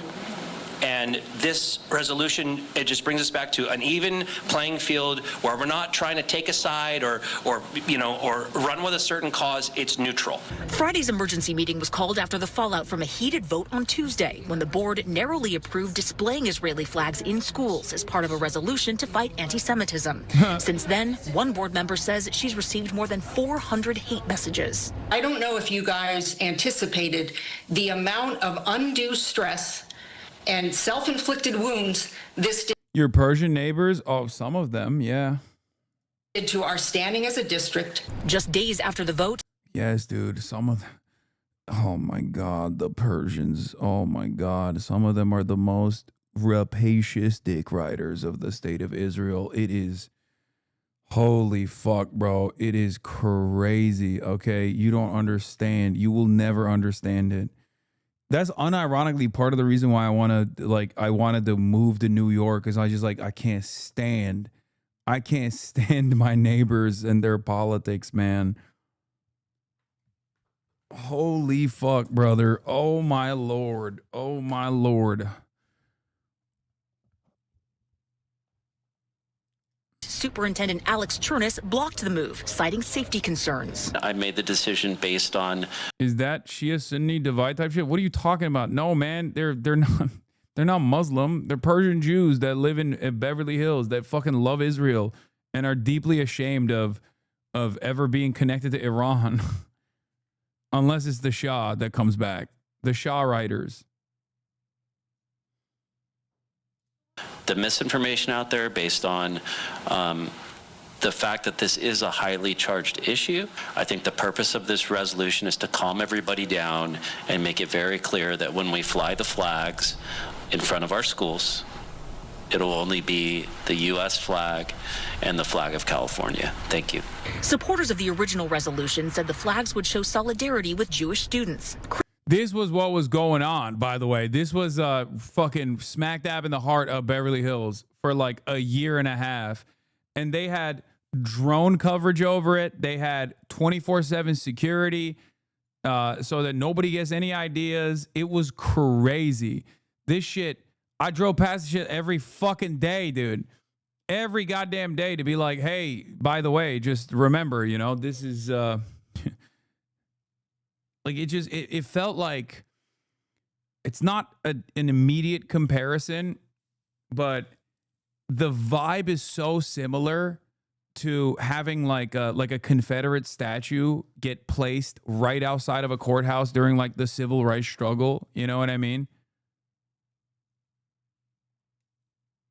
Like it's like the same purpose. Just straight up being like, listen, you just know what the fucking pecking order is here,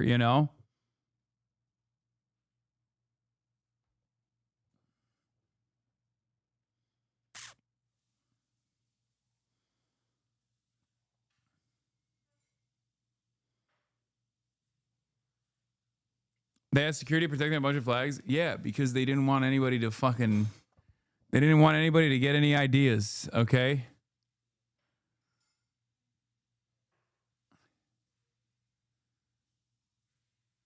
Critics argued they symbolized support for Israel's government and military and don't belong in public schools. Are you not embarrassed? Are you not ashamed?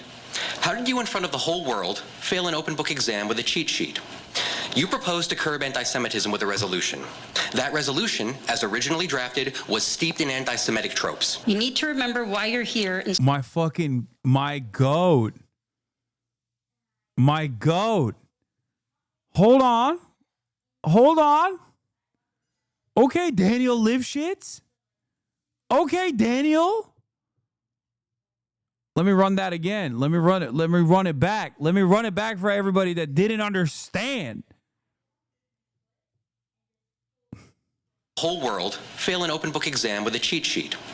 You proposed to curb anti-Semitism with a resolution. That resolution, as originally drafted, was steeped in anti-Semitic tropes. You need to remember why you're here and stop wasting time on flags and uniforms and what songs teachers talk about. Schools are for learning, not for political messaging on any side. So for now, only the U.S., California, and the Beverly Hills Unified School District's flags, once they are made, will be able to be flown on Beverly Hills campus. I mean, it is dual loyalty trope, by the way. It literally is. That's why he's pissed. Like, the fuck do you mean? In order to preserve Jewish American heritage, we have to literally fly the flag of a foreign nation? What the fuck are you doing? Are you trying to make people crazier than they already are? What is this? No, the 100 flags and 2 American flags is because of the people that died, I think, on October 7th. That's what it was. There's more than a couple American flags in there. That right here, this was October 7th thing. Smack dab in the fucking heart of Beverly Hills, like right next to the Beverly Hills Park, where they had those flags to remind everybody, you know, like, look at what happened on October 7th. Critics argue they symbolized support for Israel's government and military and don't belong in public.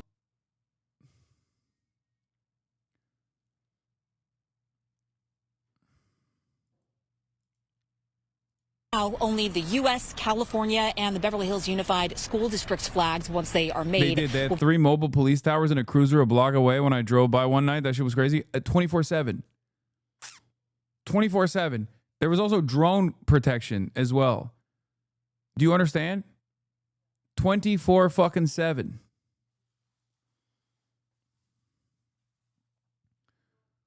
Yeah, they should fly the Jewish Labor Bund if they want to fucking fly a flag, you know? Not American, but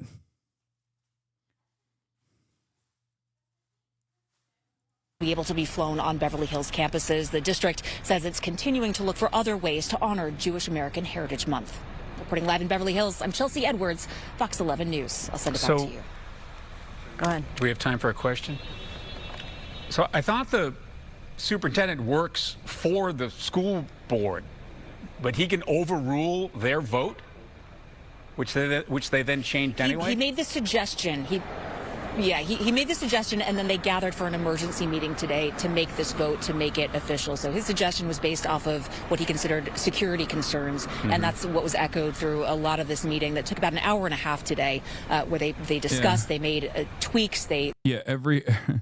Every Beverly Hills United School District school has to also say 10 Am Israel Chais in the morning, you know, to preserve the Jewish American identity. That's it. We should also put up a photo of Benjamin Netanyahu, maybe Itamar Ben-Gvir, Bezalel Smotrich, or at worst, like maybe Ben-Gurion. You know, why can't we put a Ben-Gurion photo up on the classrooms? Every classroom. That's a good idea, I think. I mean, we're just preserving Jewish American heritage. What do you mean? Do you see how fucking stupid that sounds? That's so stupid. There's no like, you know, Lithuanian American Heritage Month. Like, what the fuck?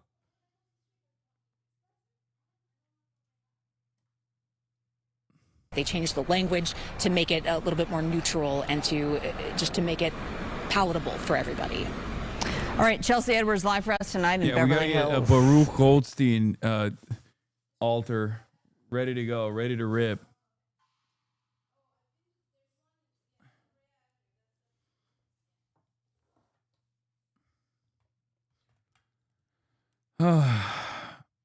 Anyway, I gotta go because I have the podcast that I have to film.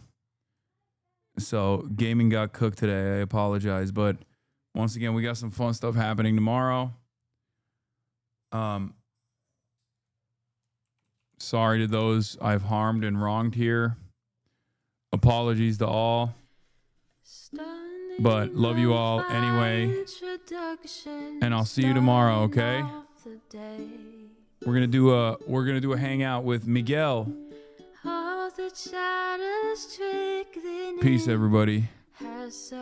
Bye-bye.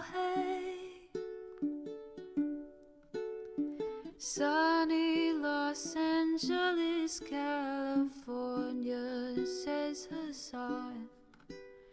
The starlight to the starlight to the topic just begun.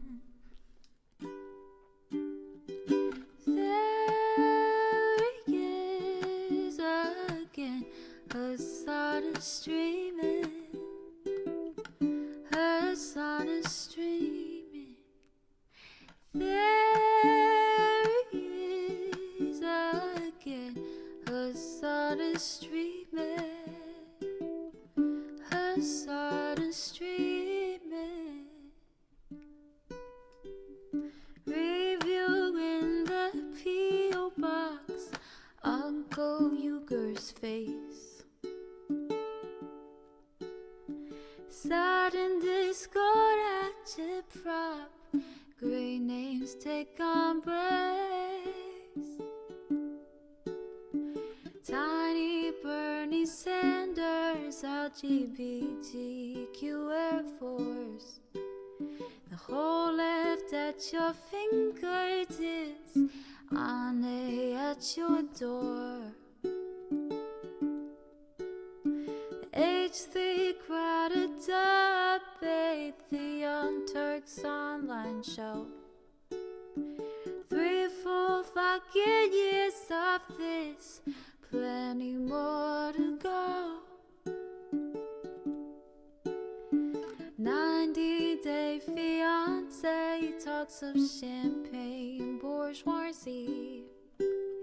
A Trump rally live reaction, a mass riot at DC. There he is again, Hasan is streaming. Hasan is streaming.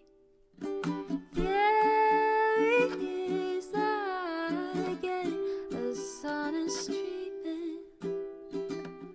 Hasan is streaming. Reading live stream fair comments, Austin show chat advice.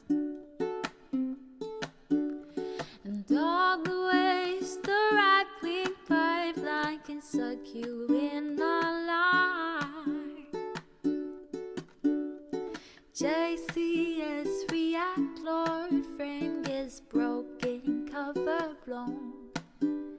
A full-blown mass pandemic monster streaming at your home. Total radicalization coming out to find. The system you were taught to trust in was broken the whole time. All these daily streams, whether big or whether small, have helped me and so many find the meaning through it all. There he is again, Hasan is streaming. Hasan is streaming. There he is again, Hasan is streaming. Hasan is streaming.